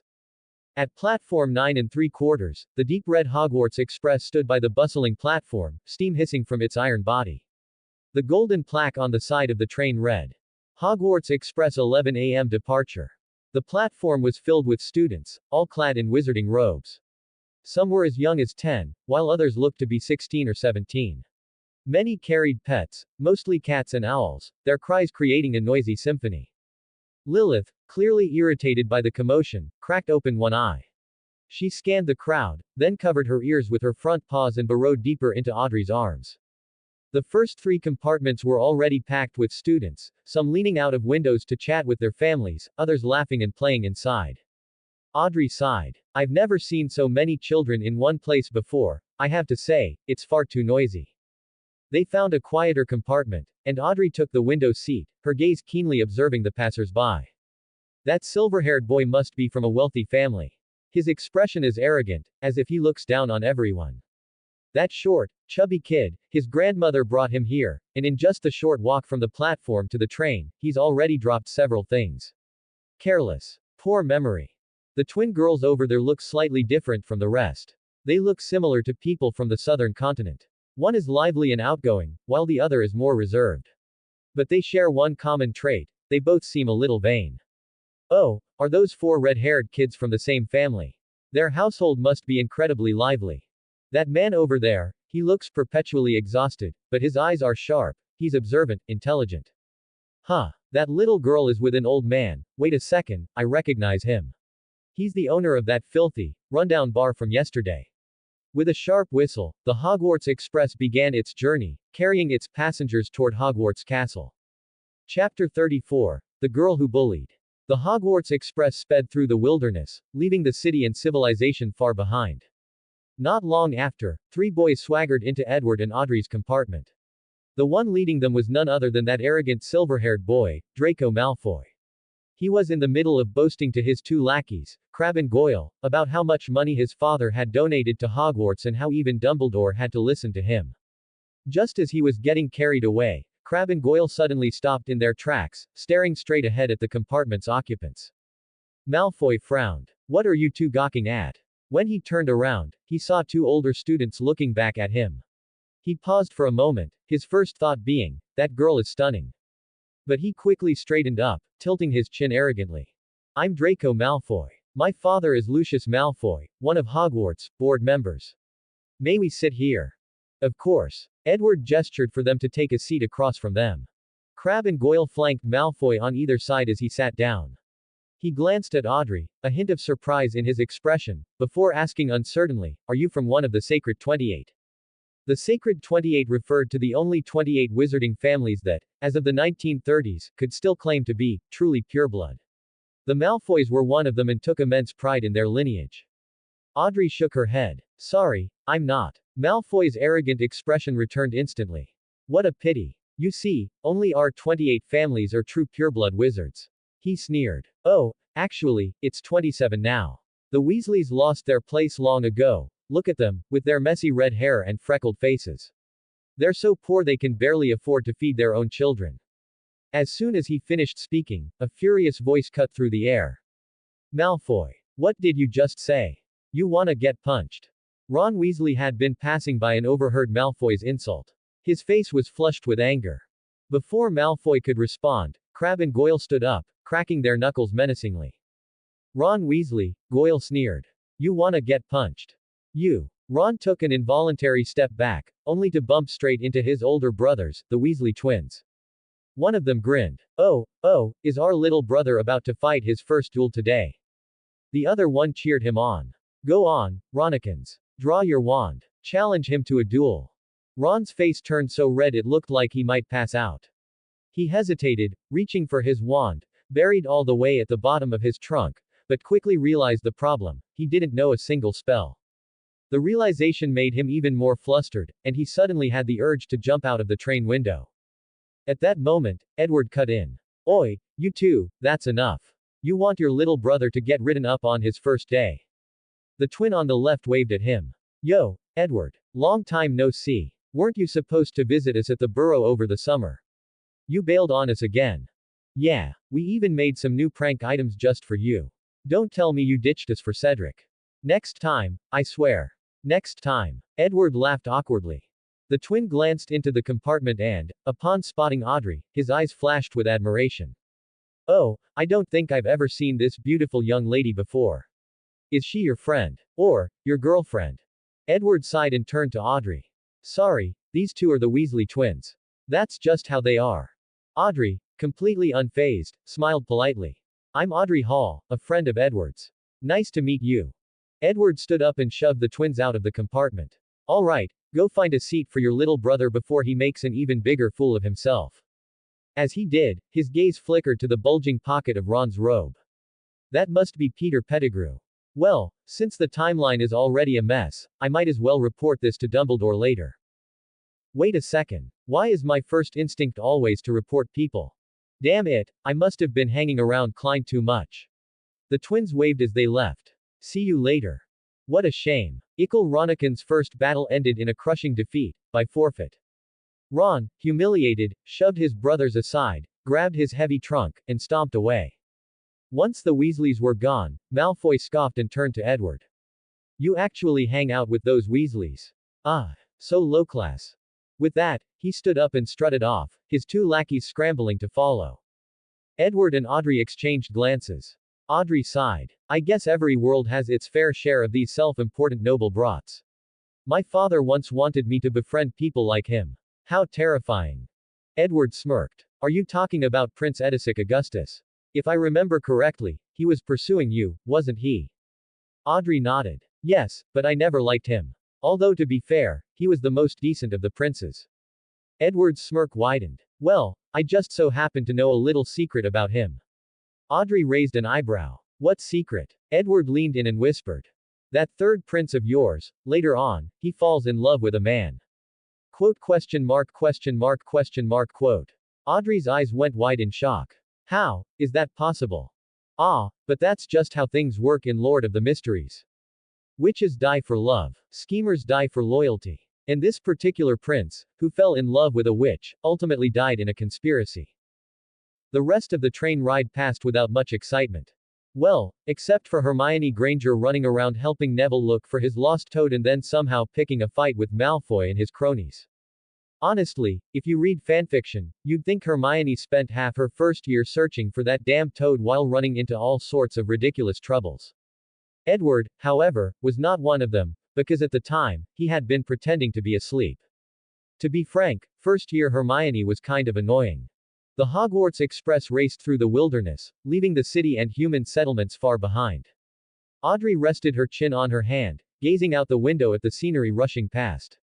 The glass reflected her delicate profile, harmonizing with the picturesque view outside. Edward couldn't help but steal a few glances at her. However, when their eyes met in the reflection, he quickly averted his gaze and closed his eyes to take a nap. The sky outside gradually darkened. As night descended upon the land, the train slowed before finally coming to a stop. Passengers pushed and jostled their way toward the doors, disembarking onto a small, dimly lit platform. Though autumn had just begun, the air here was unnaturally chilly. The first-year students huddled together like shivering quails, tucking their heads into their shoulders to escape the cold. Meanwhile, Edward and Audrey had already donned their warm coats in preparation. Just then, a towering figure carrying a lantern approached. First years over here. Harry, this way, y'alright. Hagrid's bearded face broke into a smile. Come on, follow me. Any more first years? Watch your step. Alright. First years, this way. Miss Hall, you too, please come with me. Edward took out his wand and cast a waterproofing charm on her coat. The rest of the way, you'll have to walk on your own. Be careful, it might be slippery. Got it. See you later. Audrey waved at him before following the group of first years as they made their way down a steep, narrow path. At the end of the path, the view suddenly opened up to reveal a vast black lake. Across the water, perched atop a towering hillside, stood the grand silhouette of Hogwarts Castle. Its many spires pierced the night sky, and its windows shimmered like a sea of stars. So this is what Hogwarts Castle looks like from a distance. By the time Edward arrived at the Great Hall, the place was already packed. Students eagerly exchanged stories of their summer vacations, some whispering in hushed tones, others loudly proclaiming their adventures, filling the hall with lively chatter. Just as he approached the Hufflepuff table, Cedric Diggory waved him over. Hey, Edward. Over here. It was common knowledge that Hufflepuff students were usually overlooked at Hogwarts, until the Triwizard Tournament when Cedric brought some recognition to the house. And as for Edward, he was practically invisible even among Hufflepuffs. For one, his mental age was far beyond that of his classmates, making it difficult for him to relate to a bunch of kids. Additionally, he was already a few years older than them physically. Since he never actively sought out friendships, others naturally didn't approach him either. The only reason he got along well with Cedric was that they were roommates. Cedric greeted him with a friendly punch on the shoulder. Didn't you stay at school over the summer? Why'd you take the train? Edward returned the hug and grinned. I was accompanying a friend, she's a first year this year. A first year? Your sister? No, actually, she's a year older than me. Cedric blinked in confusion. Wait, so she's a first year, but she's older than you. That doesn't make any sense. Edward chuckled. She's in a situation similar to mine, never had the chance to attend school before. It's all thanks to Headmaster Dumbledore for his generosity, he made a special exception for her. In the stairs leading to the Great Hall, Professor McGonagall strode in with a serious expression, leading a group of nervous first years. It was their first time stepping into Hogwarts, and their curiosity was evident as they glanced around in wonder, their odd murmurs filling the hall. Audrey walked at the very back of the line, beside a girl with thick, bushy brown hair, bright brown eyes, and slightly prominent front teeth. No doubt, this was the future Minister for Magic, Hermione Granger. The two of them chatted animatedly, having seemingly found a shared topic of interest. In contrast, Harry Potter and Ron Weasley, who walked ahead of them, listened with puzzled expressions. Professor McGonagall gave a few instructions before leaving to make final preparations for the sorting ceremony, leaving the anxious first years to wait in silence. Harry let out a breath. How exactly did they decide which house we're in? Ron shrugged uncertainly. Probably some kind of test. Fred said it's really painful, but I think he was joking. I asked Mum and Dad, but they always act all mysterious about it, it's so annoying. Keeping the sorting process a secret was a long-standing wizarding tradition. After all, every previous generation had gone through the same experience, why deny the next generation their turn? Watching the chattering kids, Audrey suddenly felt an impish urge surface, a side of her personality that had long been repressed. With a completely serious expression, she declared. Edward told me, all new students must take a killing curse head-on. If they survive, they're allowed to enroll. What? Ron was still reeling from the shock when, ahead of him, a young girl with 2 blonde braids suddenly went weak in the knees and collapsed to the floor. Thankfully, another girl beside her quickly helped her up. Hannah, are you okay? The little girl's eyes brimmed with tears as she whimpered. She said every new student has to be hit with the killing curse. And only those who survive can enter the school. Quote question mark question mark question mark quote. Ah. I don't wanna die. Wah. Mommy. Help. I wanna go home. Note want an extra chapter. If we reach 290 Power Stones by tomorrow, y'all get one. Enjoying the story so far? Be sure to add it to your library to stay updated with the latest chapters. IseeBLACK creators' thoughts. 5 comments 0 vote. Chapter 35. The Fine Traditions of the Tarot Club. By the time Professor McGonagall returned, most of the first years had already burst into tears, calling out for their parents in a chorus of wails. Professor McGonagall was utterly bewildered. Her first thought was that Peeves had been up to his usual mischief again. She was about to lose her temper when Audrey stepped forward hesitantly.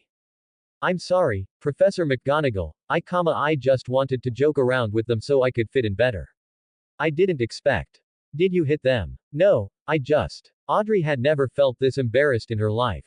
If she were still in Backland, and word of this got out, Count Hall's daughter, the brightest jewel of Backland, had bullied a group of children until they cried their eyes out, she wouldn't be able to show her face in high society again.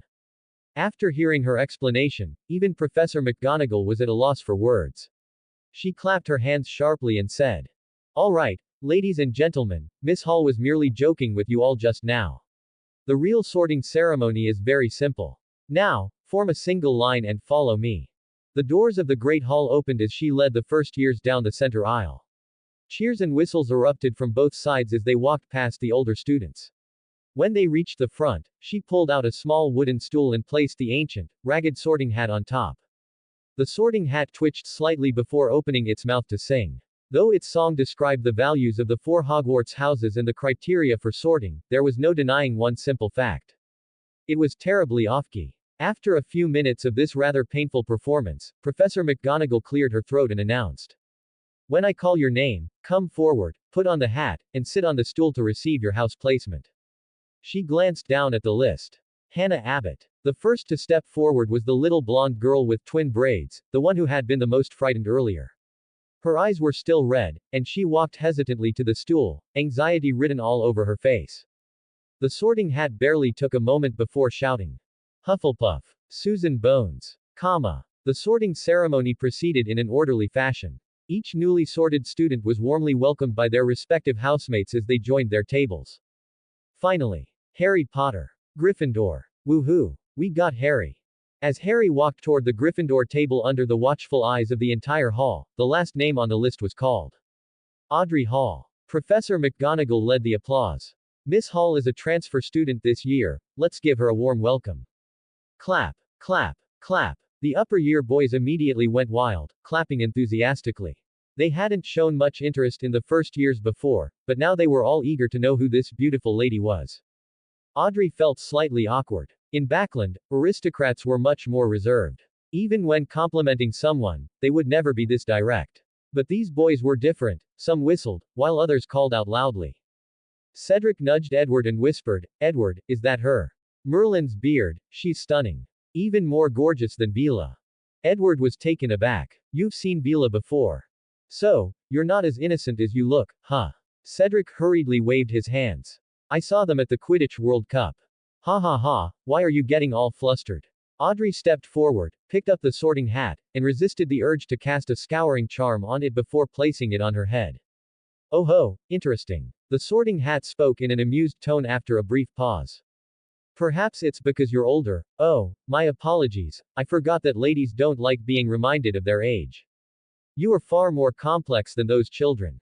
You possess the kindness and righteousness of Hufflepuff, the intelligence and wisdom of Ravenclaw, the bravery and curiosity of Gryffindor, and the lineage, and just a touch of ambition, prized by Slytherin. Let me think. Or perhaps, do you have a preference? Audrey intertwined her fingers, hesitating before whispering. To be honest, although I've read about the history of the four houses, I'm not sure where I belong. Hat, Heir, Mr. Hat, I'll leave it to your judgment. Oh ho, I like that title, Mr. Hat. The Sorting Hat wriggled, letting out a few odd chuckles. Truth be told, this is quite difficult, really quite difficult. How about this? I'll give you two choices. If you choose Gryffindor, I'll grant you a gift on behalf of Godric. If you choose Slytherin, I'll reveal a secret to you on behalf of Salazar. As for Hufflepuff and Ravenclaw, they left me nothing at all. Of course, from my perspective, Gryffindor would be the best fit for you. The choice is yours. Do you wish to become braver, or do you wish to nurture that little spark of ambition within you? Audrey nodded, considering for a moment before replying, I understand. I do like Gryffindor's atmosphere. I want to become braver, and I've made a few friends there. But, before she could finish her sentence, the Sorting Hat suddenly bellowed. Slytherin. For a brief moment, the Great Hall fell into stunned silence. Then, the Slytherin table erupted with cheers. We have the most beautiful junior now. Woohoo! Savior of the wizarding world. Who cares? At the Gryffindor table, Hermione and her friends looked visibly disappointed. Audrey opened her mouth but ultimately swallowed the words she had been about to say. But I want to grow stronger as quickly as possible, to prepare for the impending apocalypse. At that moment, the Sorting Hat spoke to her in a voice that only she could hear, whispering an obscure and cryptic message before adding. In due time, you'll understand what to do. Edward was genuinely surprised by Audrey's sorting. He had considered the possibility of her going to Gryffindor, Ravenclaw, or even Hufflepuff, but Slytherin. That had never crossed his mind.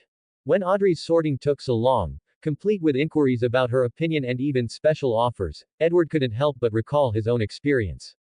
Even though both of them were transmigrators, his sorting had lasted less than 3 seconds from the moment he put on the hat to when he took it off. Oh, how rare, you've managed to stay kind. Hufflepuff. It was official. He was not the protagonist. At that moment, Dumbledore stood up, spreading his arms wide with a beaming smile. Welcome. Welcome to Hogwarts for another school year. Before we begin the feast, I have a few words to say. And they are, nitwit, blubber, oddment, tweak. Thank you all. As soon as he sat down, the once empty plates filled up with a variety of delicious dishes. Having gone hungry for most of the day, the students eagerly dug in, enjoying the feast amidst laughter and chatter. Cedric grabbed a drumstick, taking a bite as he asked, Edward, how was your summer?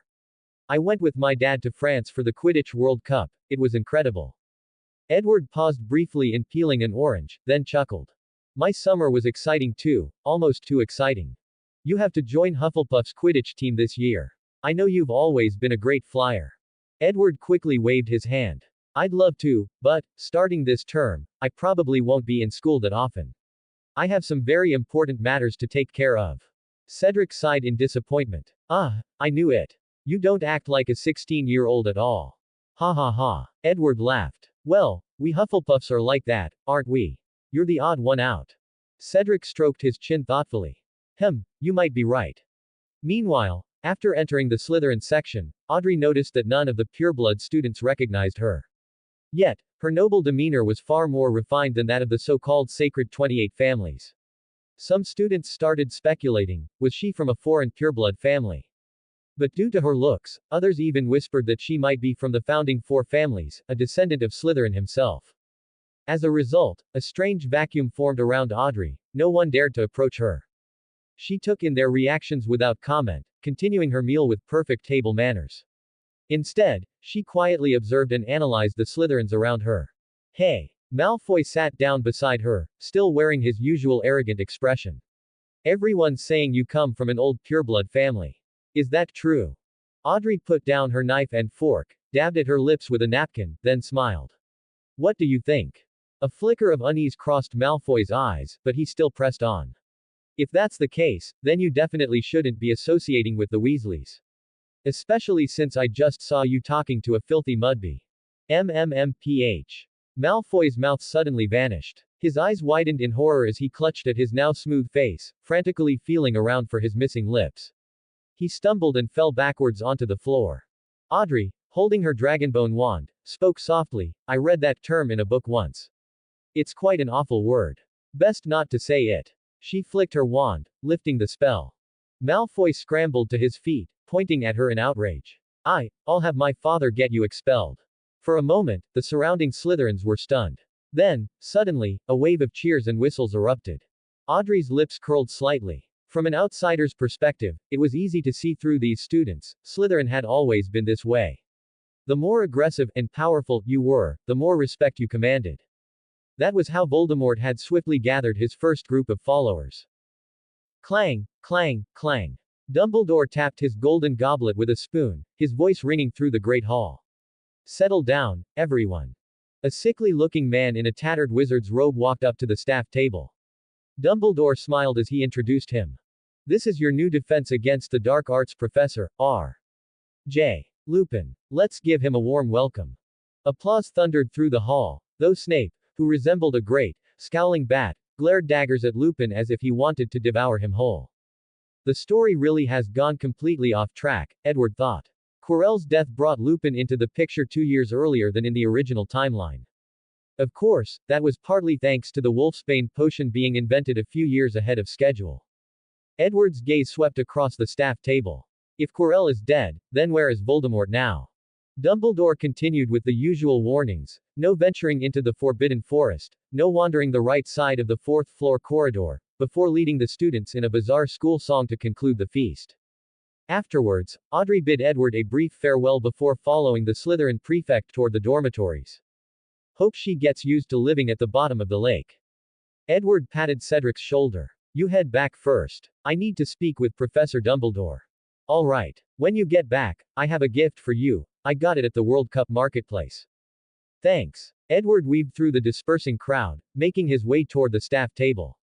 Snape was standing before Dumbledore, his expression thunderous as he argued about something, while Lupin looked uncomfortable, trapped between staying and fleeing.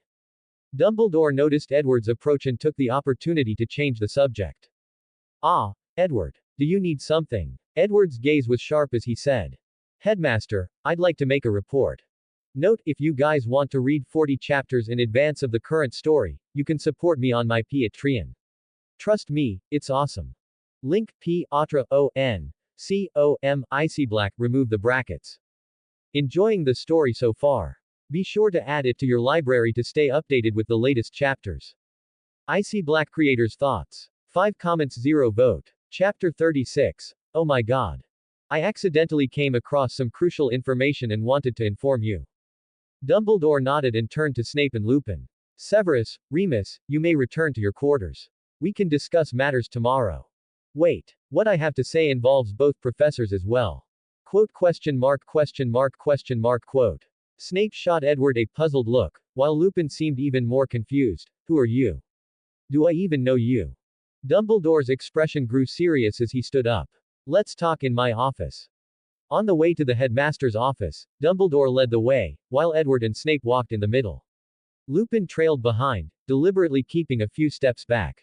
Snape's expression was colder than ever. He looked less like a bat now and more like a full-fledged vampire, the terrifying kind from horror movies, of course. By the way, Professor Snape, I brewed some potions recently. Edward handed him a few vials. Snape accepted them with a flicker of surprise, uncorked one to take a sniff, and a fleeting look of approval crossed his eyes. However, his tone remained as unpleasant as ever. Passable at best. There is still much room for improvement. After a brief pause, he glanced back at Lupin and continued, if I recall correctly, I taught you how to brew the Wolfsbane potion, didn't I? Yes, Professor. Snape sneered. I've had some improvements in mind. Adding senna leaves and soapwort to the original formula should yield very interesting results. Oh, wow. One of those herbs was a powerful laxative and the other induced vomiting. And Snape had deliberately said it loud enough to make Lupin nauseous. Was he just trying to disgust him? No, considering Snape's sheer hatred for Lupin, he was fully capable of actually doing it. Lupin's face turned increasingly bitter. He shook his head but said nothing. Soon, the group arrived at the headmaster's office. Dumbledore flicked his wand, conjuring 3 chairs. Go ahead, Edward. Even though Edward had already decided to report Peter Pettigrew, he still felt a little nervous now that the moment had arrived. After all, there was an unavoidable problem. How did he know? But keeping silent would be even more reckless. Leaving a walking time bomb unchecked. Not a good idea. He couldn't exactly follow the Lord of the Mysteries approach, smashing a window and leaving an anonymous report, achieving his goal while hiding in the shadows. Wait, why smash a window in the first place? Edward quickly reined in his wandering thoughts and spoke. You 3 should be familiar with a man named Peter Pettigrew, also known as Wormtail.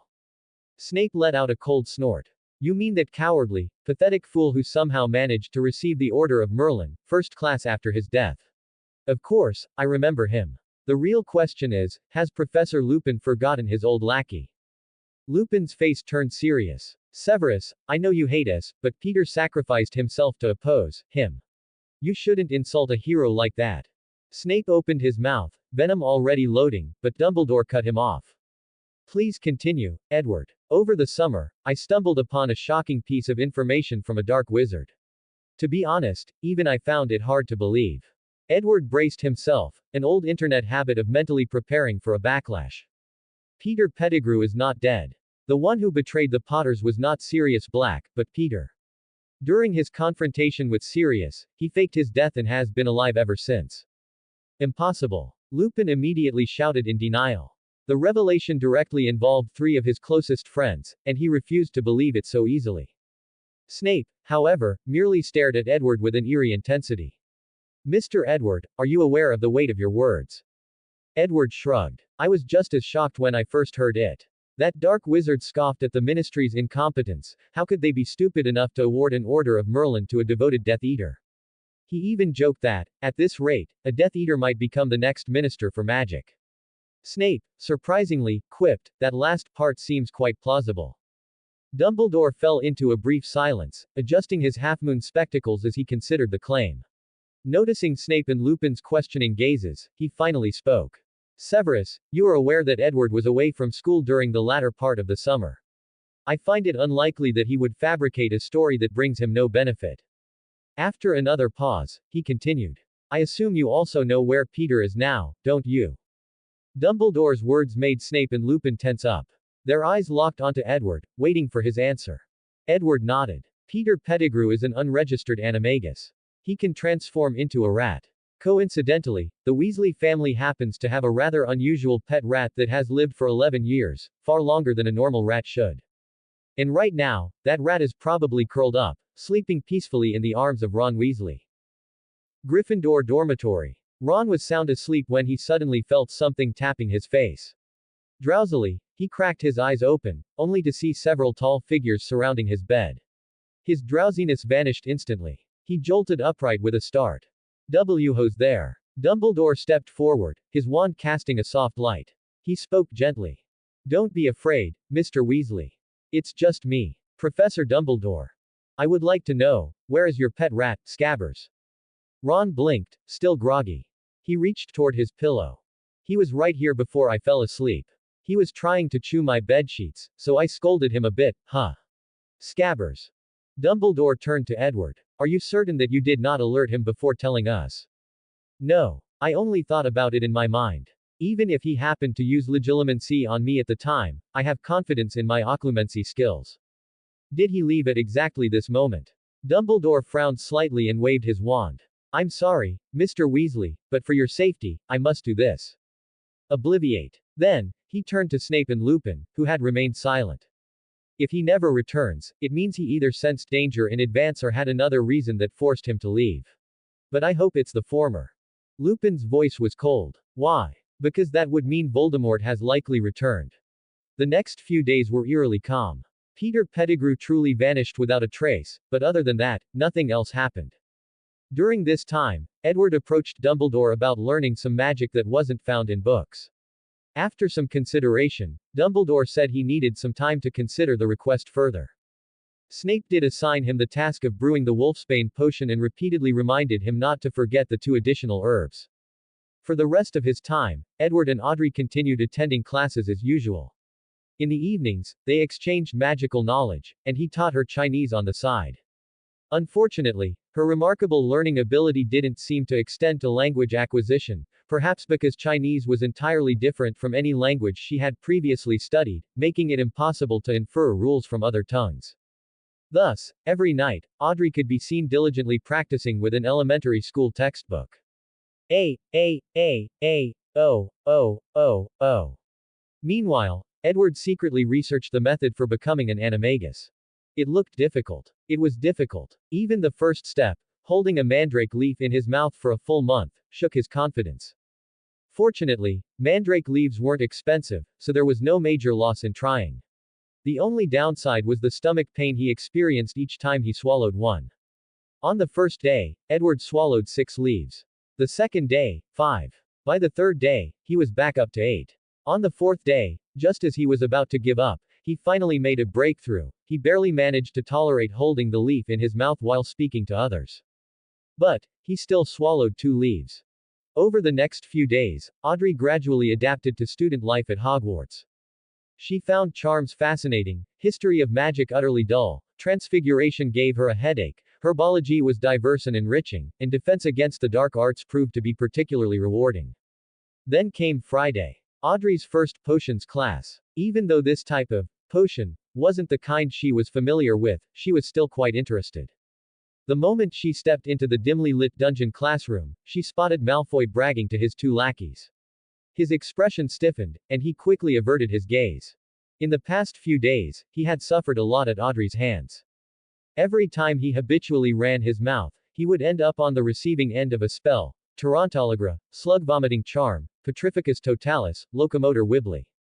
At first, he kept threatening to have his father expel her, but when that didn't work, he resorted to the ultimate student ability, tattling to a teacher.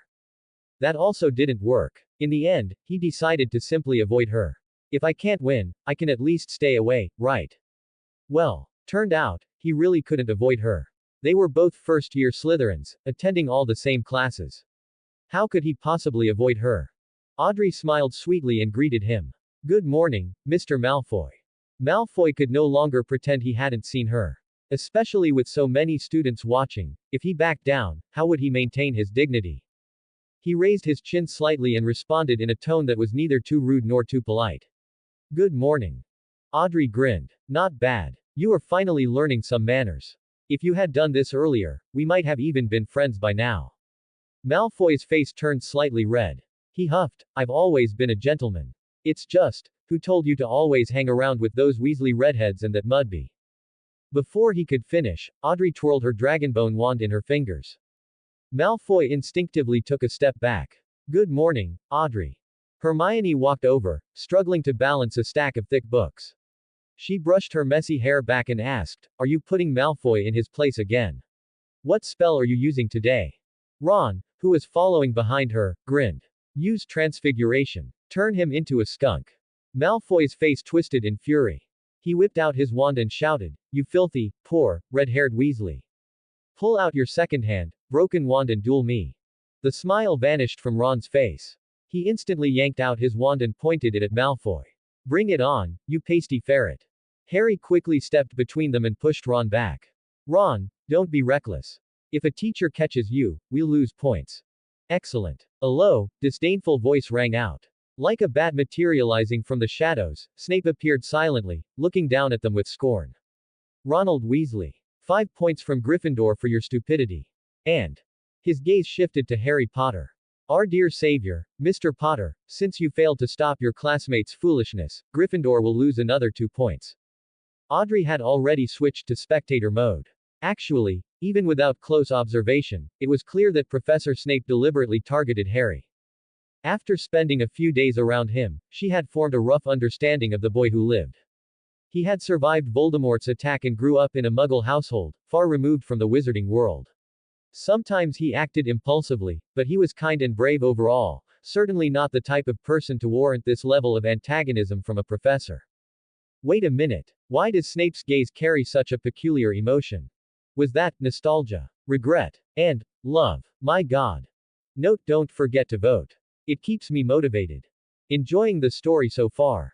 Be sure to add it to your library to stay updated with the latest chapters.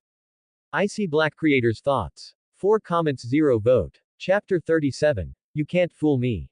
Harry hurriedly tried to argue, but, Professor, it was obvious. Are you all still standing around? Get inside the classroom. Or do I need to personally invite each of you in?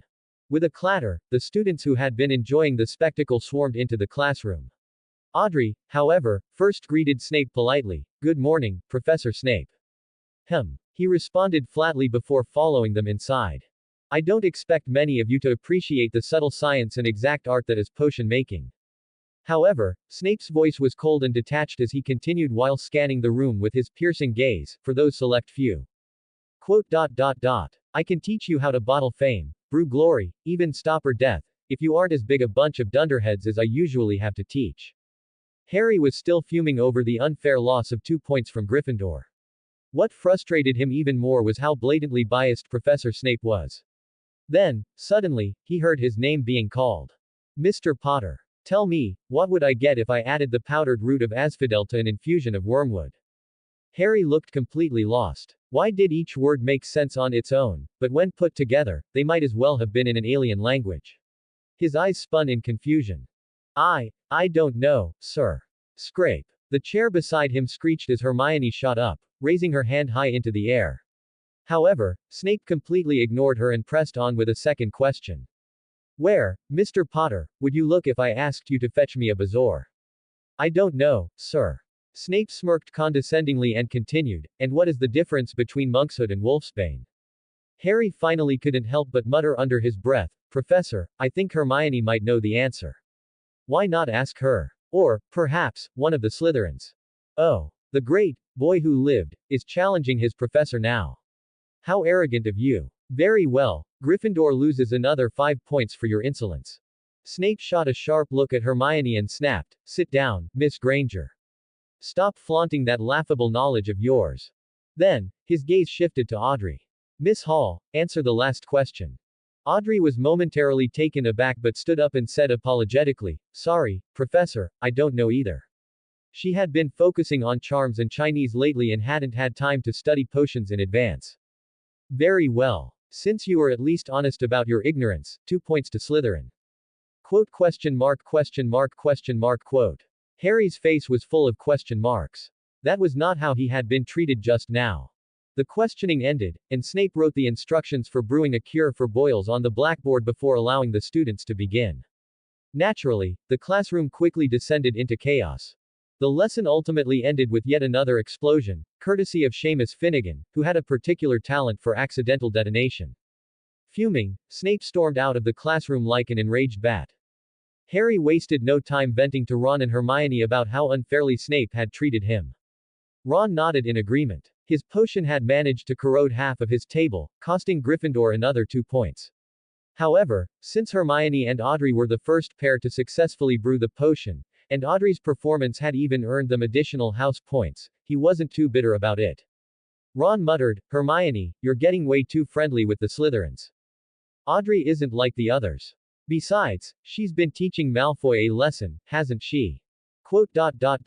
That's true. What were you two whispering about after class? Some legends about Hogwarts. Not that you two would be interested.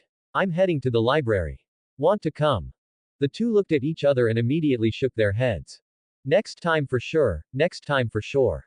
On the way to the Slytherin common room, Malfoy and his 2 henchmen lurked in a corner, sneaking glances down the corridor.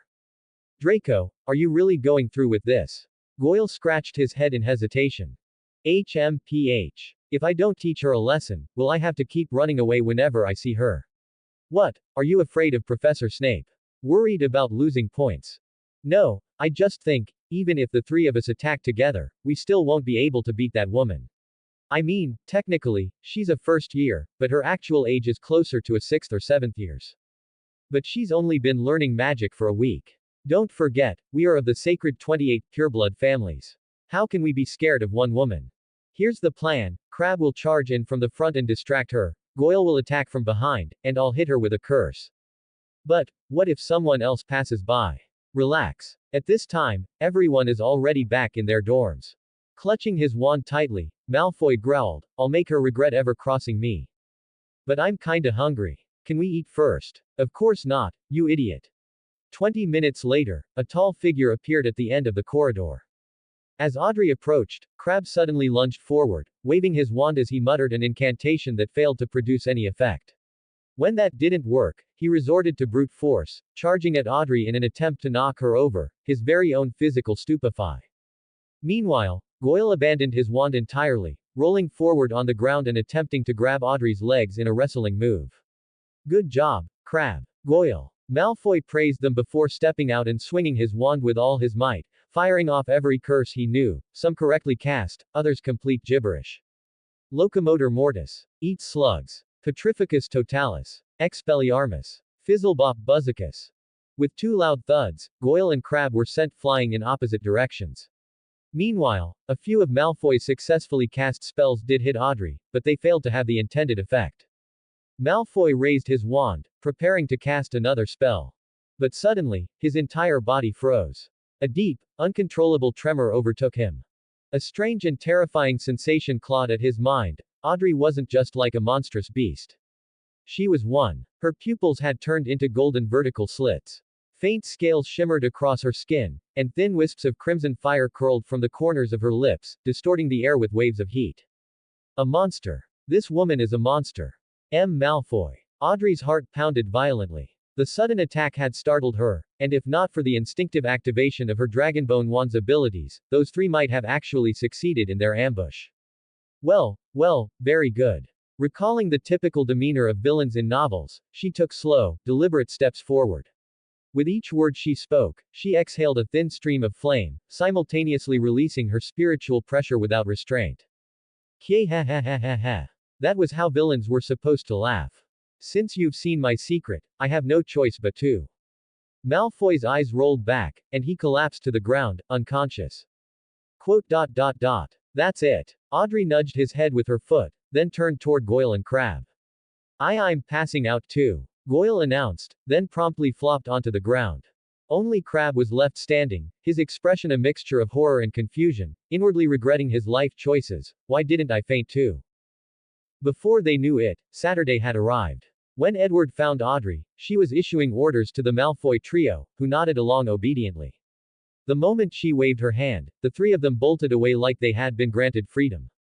Edward stepped forward and asked, "So, they're your underlings now?" "Not really. I just persuaded them with my personal charm.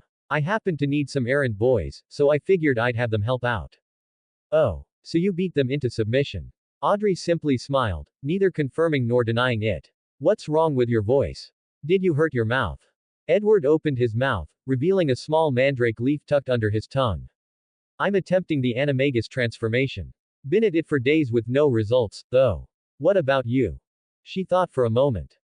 Mostly just attending classes. It's funny, Slytherin and Gryffindor don't get along, yet we keep having joint classes together. Just the other day in potions, Malfoy nearly got into a fight with Harry Potter over that Neville kid. What happened? Neville keeps forgetting steps, leaving out ingredients, or just messing up in general.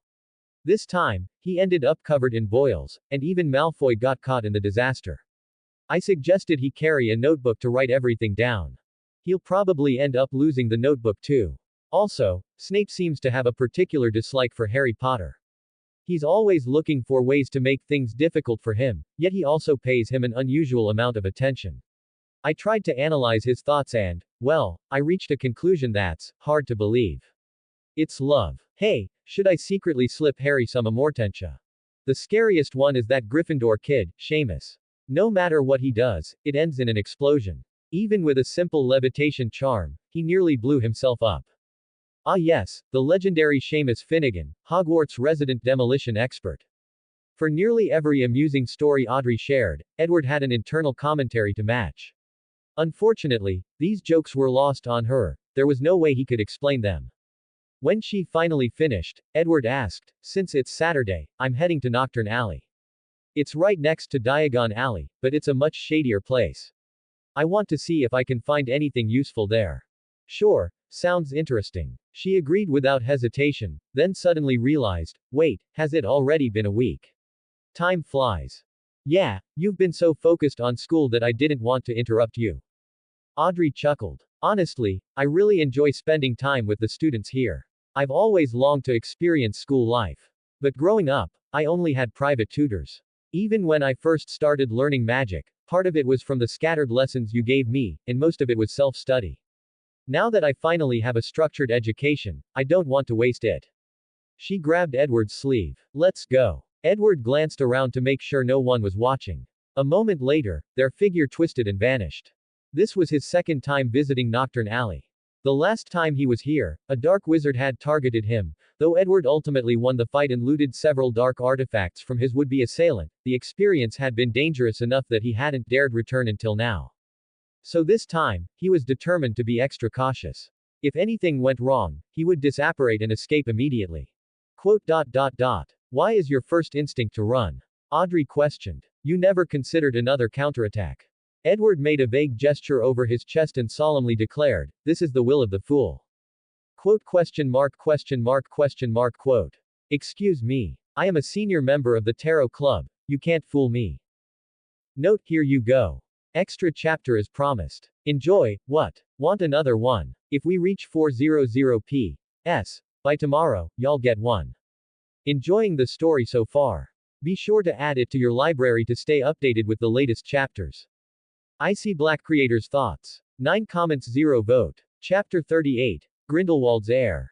Nocturne Alley was infamous for its dark magic shops, the most renowned being Borgin and Burke's, the very store Harry Potter had stumbled into by accident when he misused flow powder for the first time. The shopkeeper, Mr. Borgin, was a hunched man with greasy, slicked back hair. He was notoriously snobbish, fawning over pureblood aristocrats like Lucius Malfoy while treating ordinary wizards with arrogance and disdain. When Borgin saw the two students enter, he forced a stiff smile and spoke in an oily tone. Oh, Hogwarts students. What brings you to my humble shop? Surely you didn't take a wrong turn. Diagon Alley is next door. Audrey immediately formed a first impression of the man, cunning, greedy, and utterly unscrupulous. He didn't even bother hiding the malice in his gaze. Edward stepped up to the counter, knocking on the wooden surface as he said, I'm looking to buy some dark magic artifacts. Borgin's expression flickered for a moment before he bared his yellowed teeth in a grin. Ah, I'm afraid you must be mistaken, young sir. This is a respectable establishment. We don't deal in such items. Edward tossed a small pouch onto the counter, the sound of clinking galleons filling the air. All right, drop the act. No need to put on a show for a student. Borgin's bony fingers pried open the pouch, and after a quick glance inside, his grin widened. Ah, now that you mention it, I may have a few little trinkets.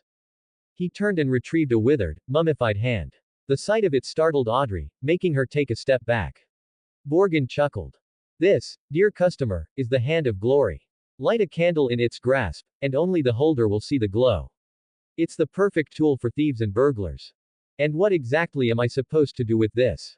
Wait, would little son, Derek find this useful? Still, Edward feigned disinterest, pushing the shriveled hand away with a look of disgust. What would I need this for? I have no interest in becoming a thief. 50 galleons is a bargain for such a fine piece. Edward held up 3 fingers. 30 galleons and I'll take it.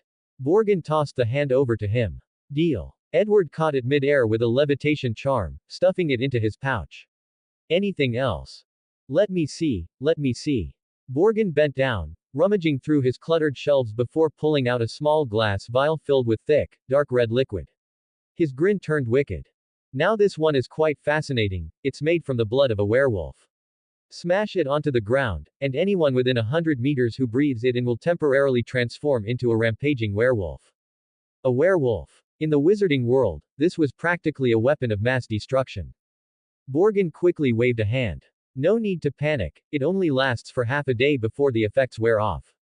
But here's the fun part, if someone gets bitten by one of these temporary werewolves, they'll become the real one.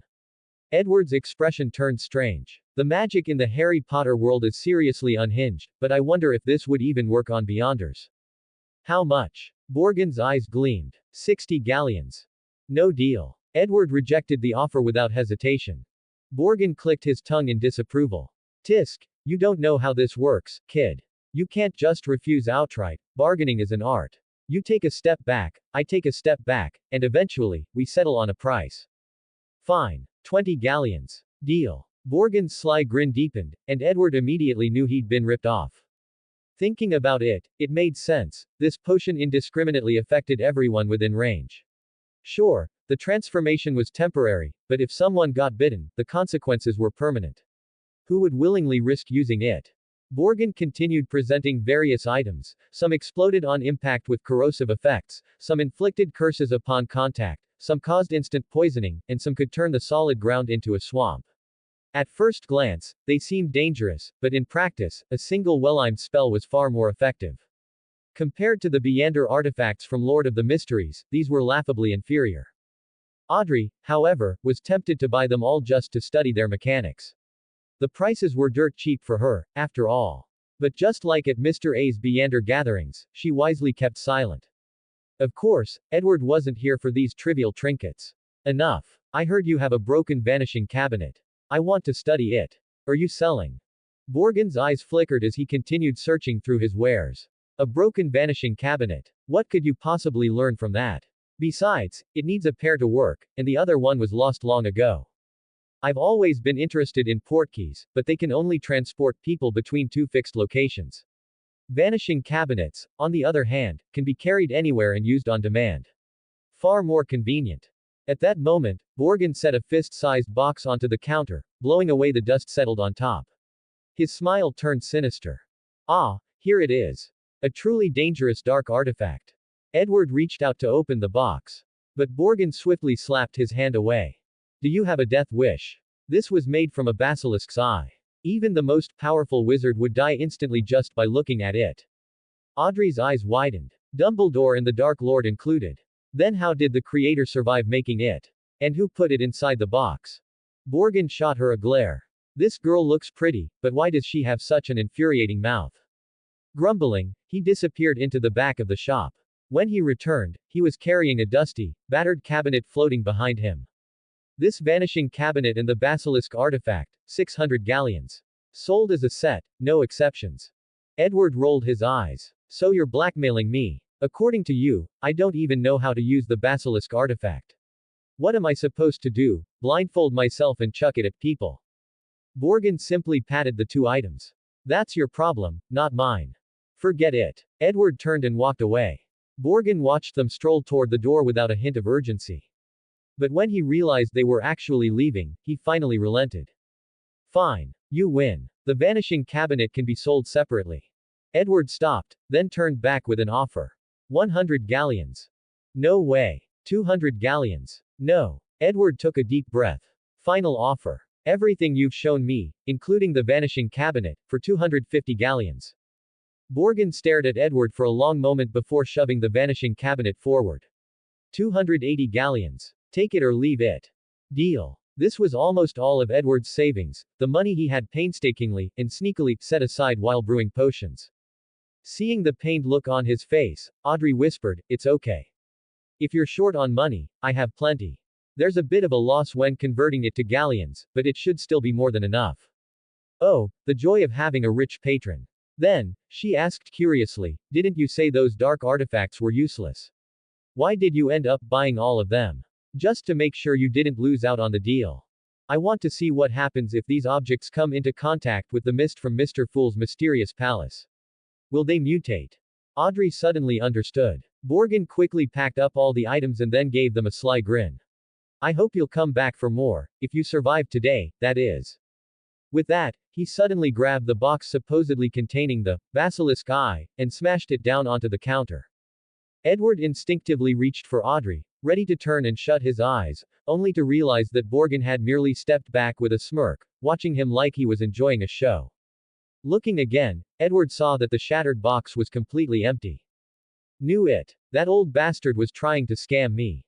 At that moment, several ragged-looking old wizards appeared from both the entrance and inside the shop.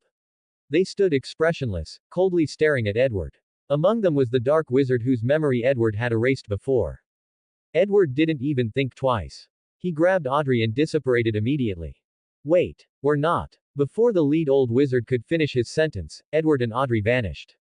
The remaining wizards looked at each other in shock. The leader furiously turned to one of his men. "Kraft, you did set up the anti-apparition wards, right?" The man in a military-style coat scoffed, of course. Even Dumbledore wouldn't have been able to apparate out of here. Well, clearly, your certainty is deeply flawed. The only woman in the group, wearing a pointed witch's hat and a brown coat, spoke coldly. Caro, it's your fault. I told you to watch over him from the shadows, but you scared him off instead. The old wizard named Caro muttered bitterly, how was I supposed to know he was that cautious? I was this close to stupefy. A flash of red light struck Caro, sending him flying backward. He crashed onto the ground and lost consciousness. Edward reappeared for a brief moment, snatched up his bag of dark artifacts, and vanished again. The remaining 5 wizards immediately raised their wands, looking around warily. Edward reappeared, then disappeared. Reappeared, then disappeared again. Each time, he popped up in a different spot, firing off stunning and disarming charms. Bang, bang, bang. The cracks of apparition and the blasts of spells echoed throughout the shop. A few minutes later, Borgin and the other wizards were sprawled across the floor, completely unconscious. 5 minutes later, a now invisible Edward cautiously stepped back into the shop. After making sure they were all truly out cold, he collected their scattered wands and conjured iron chains to tie them up tightly. You didn't expect that, huh? Your anti-apparition wards didn't work on me, but it turned you into my practice dummies instead. He could feel his spirituality running low, so many short-distance apparitions had drained him. He estimated that he only had enough left to make it back to Hogwarts. Edward kicked one of the unconscious wizards awake. It was the dark wizard whose memory he had erased before, Caro. Who are you? Why were you watching me? Caro tensed at first, but after realizing who was questioning him, his cloudy eyes lit up with fanaticism. As expected of Mr. Grindelwald's heir.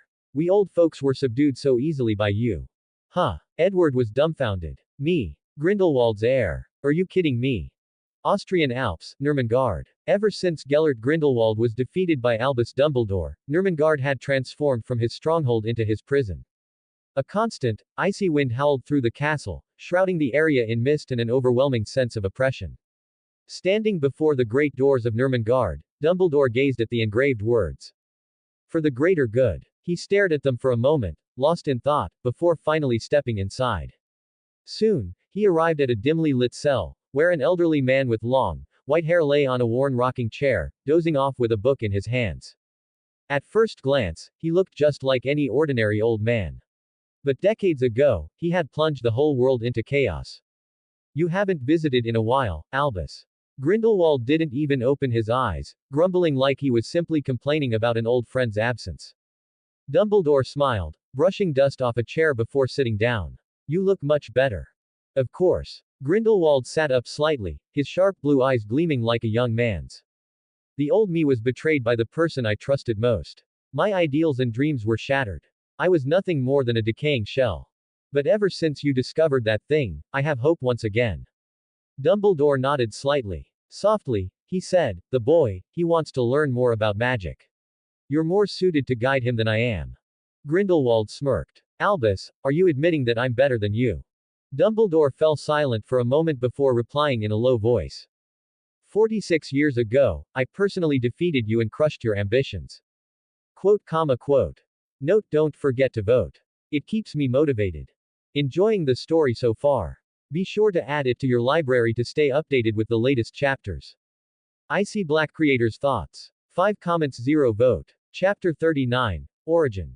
Half an hour later. After listening to these 6 elderly witches and wizards ramble on and on, Edward finally pieced together the situation. The gist of it was this: after being defeated by Dumbledore, Grindelwald had lost all hope and was imprisoned in Nurmengard by the ICW. However, his loyal followers never gave up on their ideals and would frequently try to sneak in, to convince him to rise again. Then, 3 years ago, Grindelwald, seemingly, Edward guessed, out of sheer annoyance, told them that his heir had been taken in by Dumbledore at Hogwarts.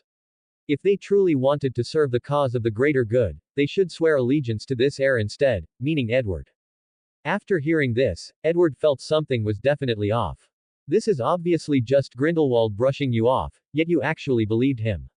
Everything they said was either about the greater good or changing the world, but seriously, why were these grandpas and grandmas in their 80s and 90s still acting like edgy teenagers? He rubbed his chin thoughtfully.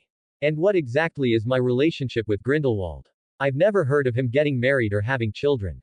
Edward had once asked the orphanage director about his origins, but all she knew was that one morning, she had opened the door to find a baby abandoned on the doorstep. No name, no identifying items, nothing. The old witch, Rosier, spoke up. Perhaps you're a distant relative of the Grindelwald family. If their bloodline declined over the years, you might have ended up in an orphanage.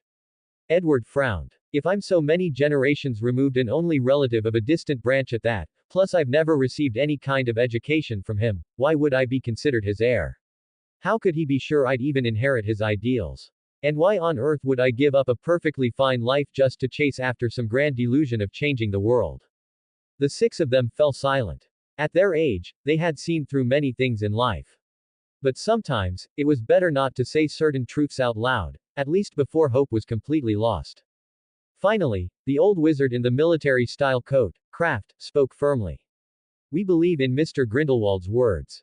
That's right. Edward sighed. Fine, whatever. He actually believed most of what they said, except for the heir part, but he still remained cautious, wondering how to deal with them. Then, an idea struck him. By the way, I'm in desperate need of money right now. You lot were once infamous dark wizards, right? You must have some gold. The six exchanged awkward glances, then lowered their heads in embarrassment. We've been in hiding all these years. The most valuable thing we own is our wands. I have 2 galleons and 13 sickles. I have 28 pounds in cash. Quote. Damn brokies. Edward instantly lost interest. First, he reclaimed the pouch of galleons he had given to Borgin earlier. Then, as he walked to the door, he tossed a single wand onto the ground. Only then did he release their bindings, disapparated, and left behind 6 disappointed old folks. Back at Hogwarts. As soon as Edward returned, Audrey rushed over, her face full of worry. Are you okay? Not only am I fine, but I even got a few extra wands. Audrey sighed in relief, then puffed up her cheeks. Didn't you say you'd run if things seemed wrong? Why did you go back? That was so dangerous. Come on, I spent almost all my money on those items. How could I just leave them behind? Pausing for a moment, he gestured at his chest a few times. It was also, Mr. Fool's will. Oh, so Mr. Fool is just your personal convenient excuse, huh? Just dragging him out whenever you need to justify something. Edward quickly recounted what had happened. Audrey, stunned, asked, what are you going to do now? I guess I'll check with Professor Dumbledore.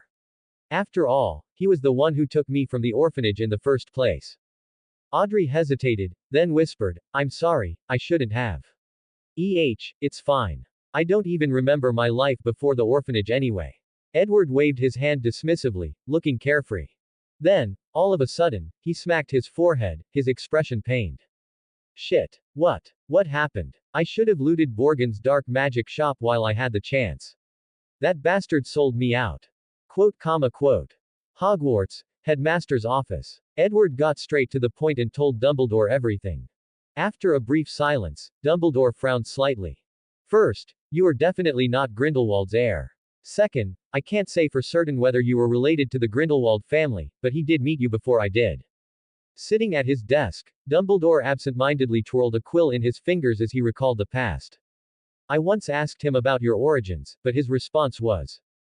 Dumbledore's expression turned unreadable as he softly repeated the words. Perhaps, you should bear the surname Dumbledore. Wait, hold on. Edward quickly raised his hand, signaling a pause. The amount of information in those few sentences is way too much. First, I'm supposed to be Grindelwald's heir. Now, I'm supposedly from your family. He narrowed his eyes suspiciously. Professor, please don't tell me I'm actually yours and Grindelwald's child. Audrey, who had been quietly listening on the side, suddenly perked up, her eyes shining with excitement. She had long been fascinated by the tragic love story between Dumbledore and Grindelwald. And now, out of nowhere, there was a suspected love child. This was just too thrilling. Quote. Dumbledore stared at Edward, dumbfounded, for a full 30 seconds before finally taking off his glasses and rubbing his temples in exasperation. Edward, do you realize? I haven't felt this speechless in nearly 70 years. PFF'd. Audrey couldn't hold back her laughter. Edward chuckled awkwardly. It was just a reasonable guess. Alright, let's end this topic here. As for your origins, you can ask Grindelwald yourself if you get the chance. But let me repeat, you are absolutely not his heir. Grindelwald would never choose a 16-year-old child to be his successor. Understand. Dumbledore's tone turned serious.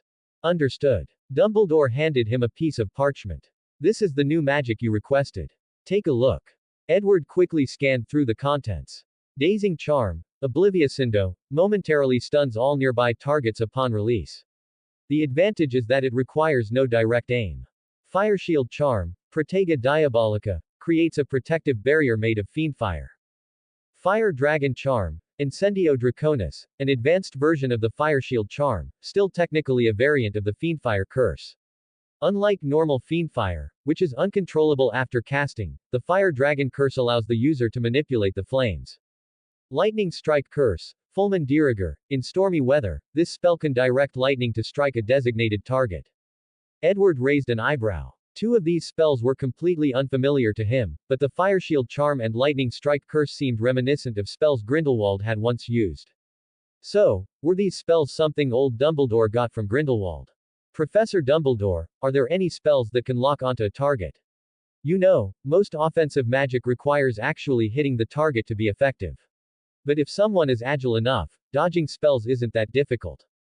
Dumbledore sighed. That very problem troubled me for many years as well, but unfortunately, there's no perfect solution.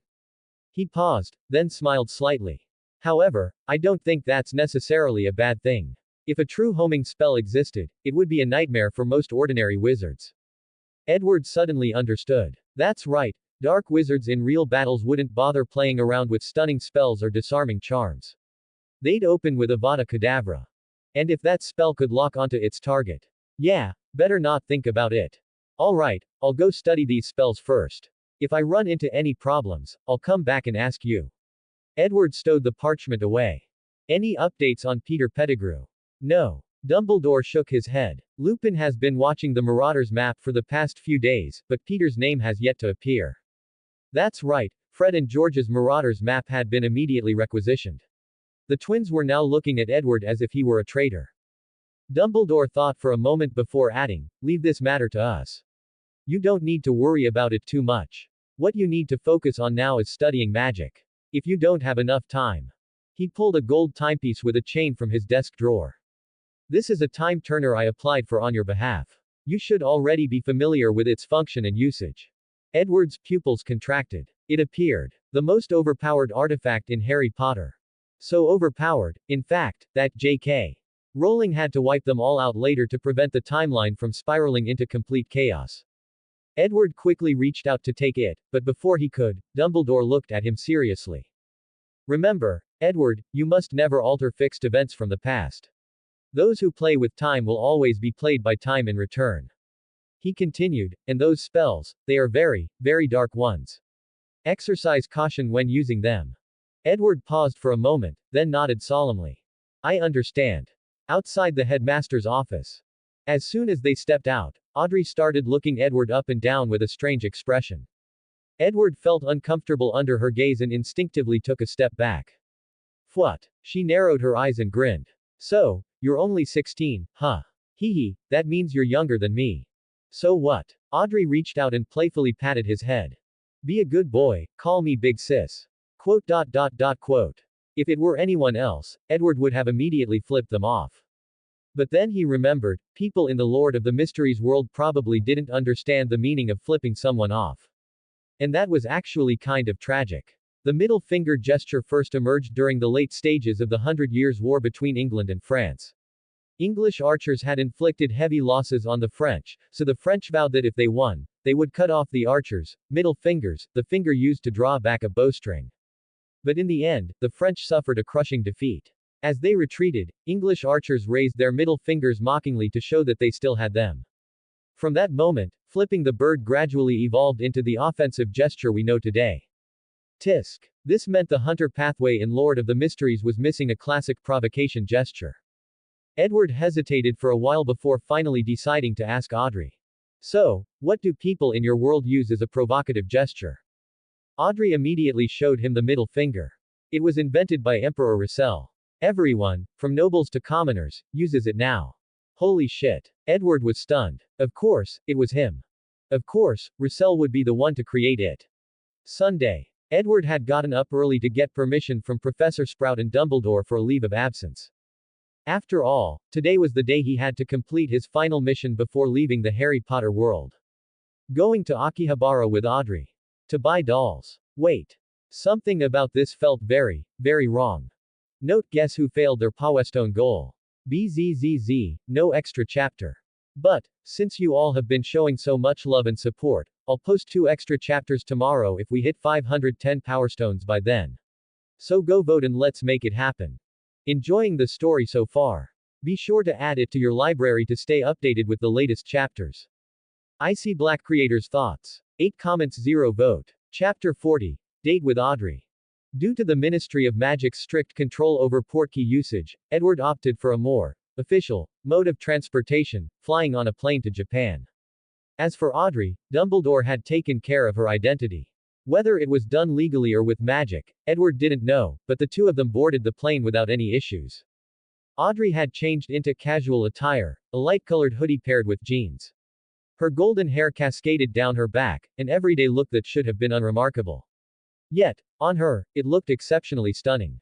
From the moment they stepped into the airport, she became the center of attention. Truly, good looks can make anything fashionable. As the plane took off, a wave of weightlessness washed over them. Audrey instinctively pressed her back tightly against the seat, gripping her pants with both hands. Her cheeks flushed slightly with nervousness, and even her delicate nose glistened with tiny beads of sweat. 10 minutes later, as the plane stabilized, she patted her chest and let out a soft sigh. For a moment there, I felt like my soul was leaving my body. That was terrifying. She eagerly lifted the window shade, peering out at the vast landscape below. Everything seemed miniaturized, even the towering skyscrapers now looked no bigger than a fingertip. So this is what the world looks like from the sky. I wonder if I'll ever be able to fly by myself someday. Edward chuckled. You could just use a flying broomstick. It's not the same, Audrey said, a little embarrassed. Besides, I've always thought the way people ride broomsticks looks weird. Then you've got a long wait ahead of you, Edward mused, thinking back. For the spectator pathway, you won't gain flight abilities until sequence 4, when you achieve your mythical creature form. Her reflection in the window showed clear disappointment. Sequence 4. But I'm only at sequence 9, that's going to take forever. Well, it's just. Before Edward could comfort her, the plane suddenly shook violently. Audrey instinctively grabbed his wrist, the color draining from her face.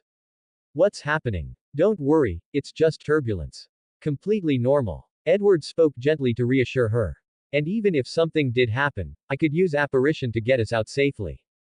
This was their first time holding hands since the unbreakable vow.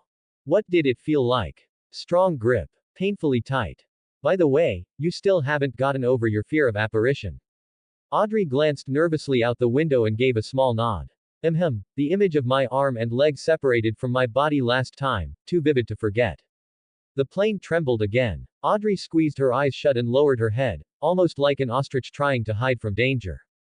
Just then, the captain's voice came through the intercom. Ladies and gentlemen, our apologies. The turbulence was caused by shifting air currents. A few minutes later, the plane finally stabilized. Audrey let out a long sigh of relief and released Edward's hand. I can't even imagine, if something really happened at this altitude, what could the passengers do? Statistically speaking, the chance of a plane crash is 1 in a million. After a brief pause, Edward added, though if it does happen, the fatality rate is basically 100%.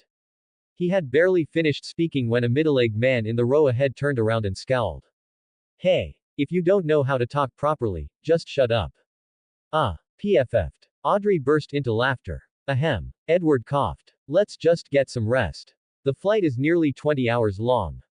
By the time they arrived at Tokyo International Airport, it was already the next day. Their first stop was the currency exchange counter. Then, they took the subway straight to Akihabara. As they walked through the bustling streets, Audrey couldn't help but stare at the completely different-looking people around her. In the Lord of the Mysteries world, she had seen people from various countries, and while there were differences in height and facial features, they all still looked somewhat similar. But Japan was different. Nearly everyone had black hair and black eyes, clearly a distinct ethnicity. Akihabara. Stepping out of the subway station, the sight of a bustling street filled their vision.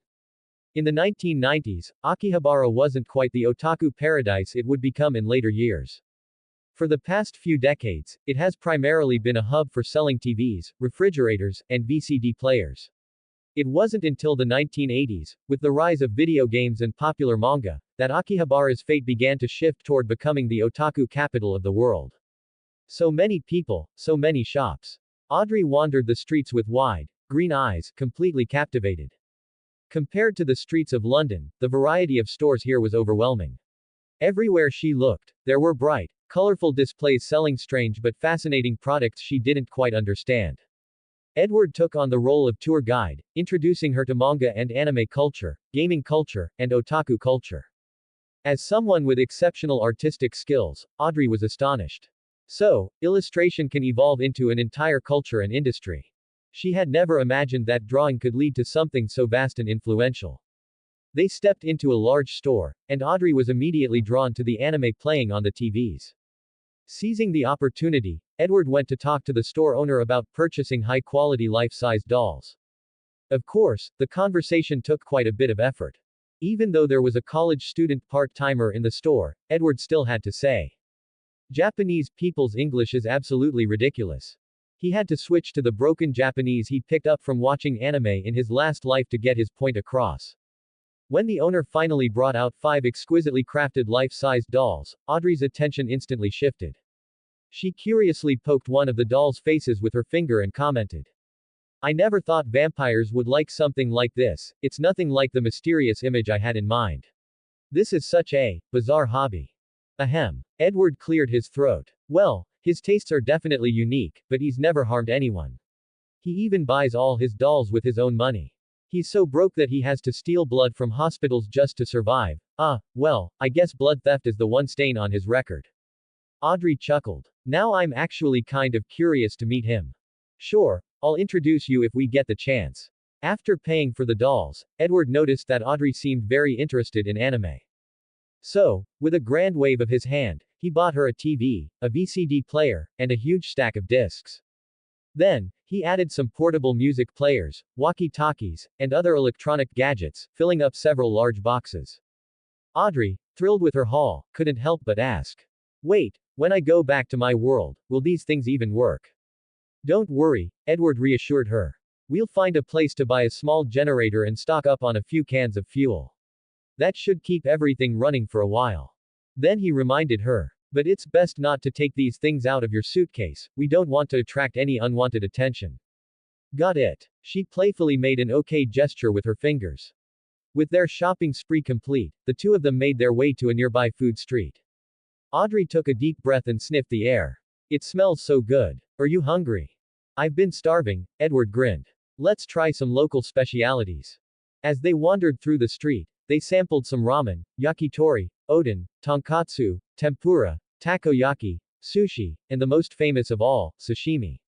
Audrey enjoyed almost everything, except for the sashimi, which she found a bit hard to get used to. Their dining experience was eerily similar to when Edward first arrived in Backland. Eat, eat, eat.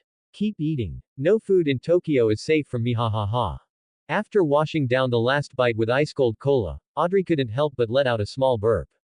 She pinched her nose, looked at the red Coca-Cola can, and said curiously, "This drink tastes so strange, the first few sips felt like I was drinking potion. But the more I drank, the better it tasted." Edward never imagined that, one day, Coca-Cola would be compared to potions. If I had to assign it a sequence pathway, sequence 9 would probably be something like, blissful couch potato. Then let's buy some more to stock up, along with some snacks to take back. Audrey beamed, her green eyes crinkling with delight. Yay! After resting for a while, they continued their adventure, visiting arcades, where they played classic games. A maid cafe, where they had coffee served with cute gestures, and even a capsule toy shop, where they spun gacha machines.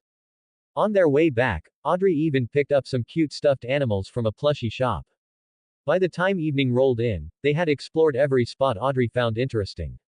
As night fell, the two happened to walk past a haunted house attraction. It was themed after a creepy hospital, and even the promotional posters at the entrance looked terrifying. From inside, shrieks and screams echoed down the street. Edward immediately explained, "This is a haunted house. They use scary props, sound effects, and costumed actors to frighten visitors. There's nothing like this in Loan, right? Audrey thought for a moment and shook her head. No, we don't have anything like this. Then she frowned in confusion. But, this place charges money, right? So why would anyone pay to be scared? Ah, thrill-seeking. Edward shrugged. I haven't played in a haunted house much myself, so I don't really get it either. He glanced at her and asked tentatively. Do you want to try it? Just then. A young couple came sprinting out of the haunted house. The girl buried her face into the boy's chest, trembling. The boy held her tightly, whispering soothing words into her ear. Edward clicked his tongue. TCH. This guy's plan worked perfectly. Not only did he get some intimate moments, but he also got to show off his manliness. Wait a second. As the couple passed by, Edward caught a glimpse of the girl's fleeting smirk. His heart skipped a beat. Damn. The most skilled hunters really do disguise themselves as prey. Unfortunately, Audrey didn't notice. Instead, the couple's interaction had sparked an idea in her mind. She suddenly activated her spectator state, her gaze locking onto Edward like a hawk. Edward immediately felt a sense of injustice, as if he were being falsely accused. Hey, what's with that look? You were the one who got interested in the haunted house. I was just offering a suggestion. What's with those suspicious eyes? I swear on my life. My feelings for Audrey are 100% pure friendship. Not a single impure thought. If I'm lying, may the lights.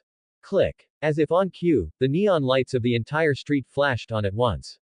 In an instant, Akihabara transformed, the vibrant glow of the city painting a dreamlike scene, as if fantasy had become reality.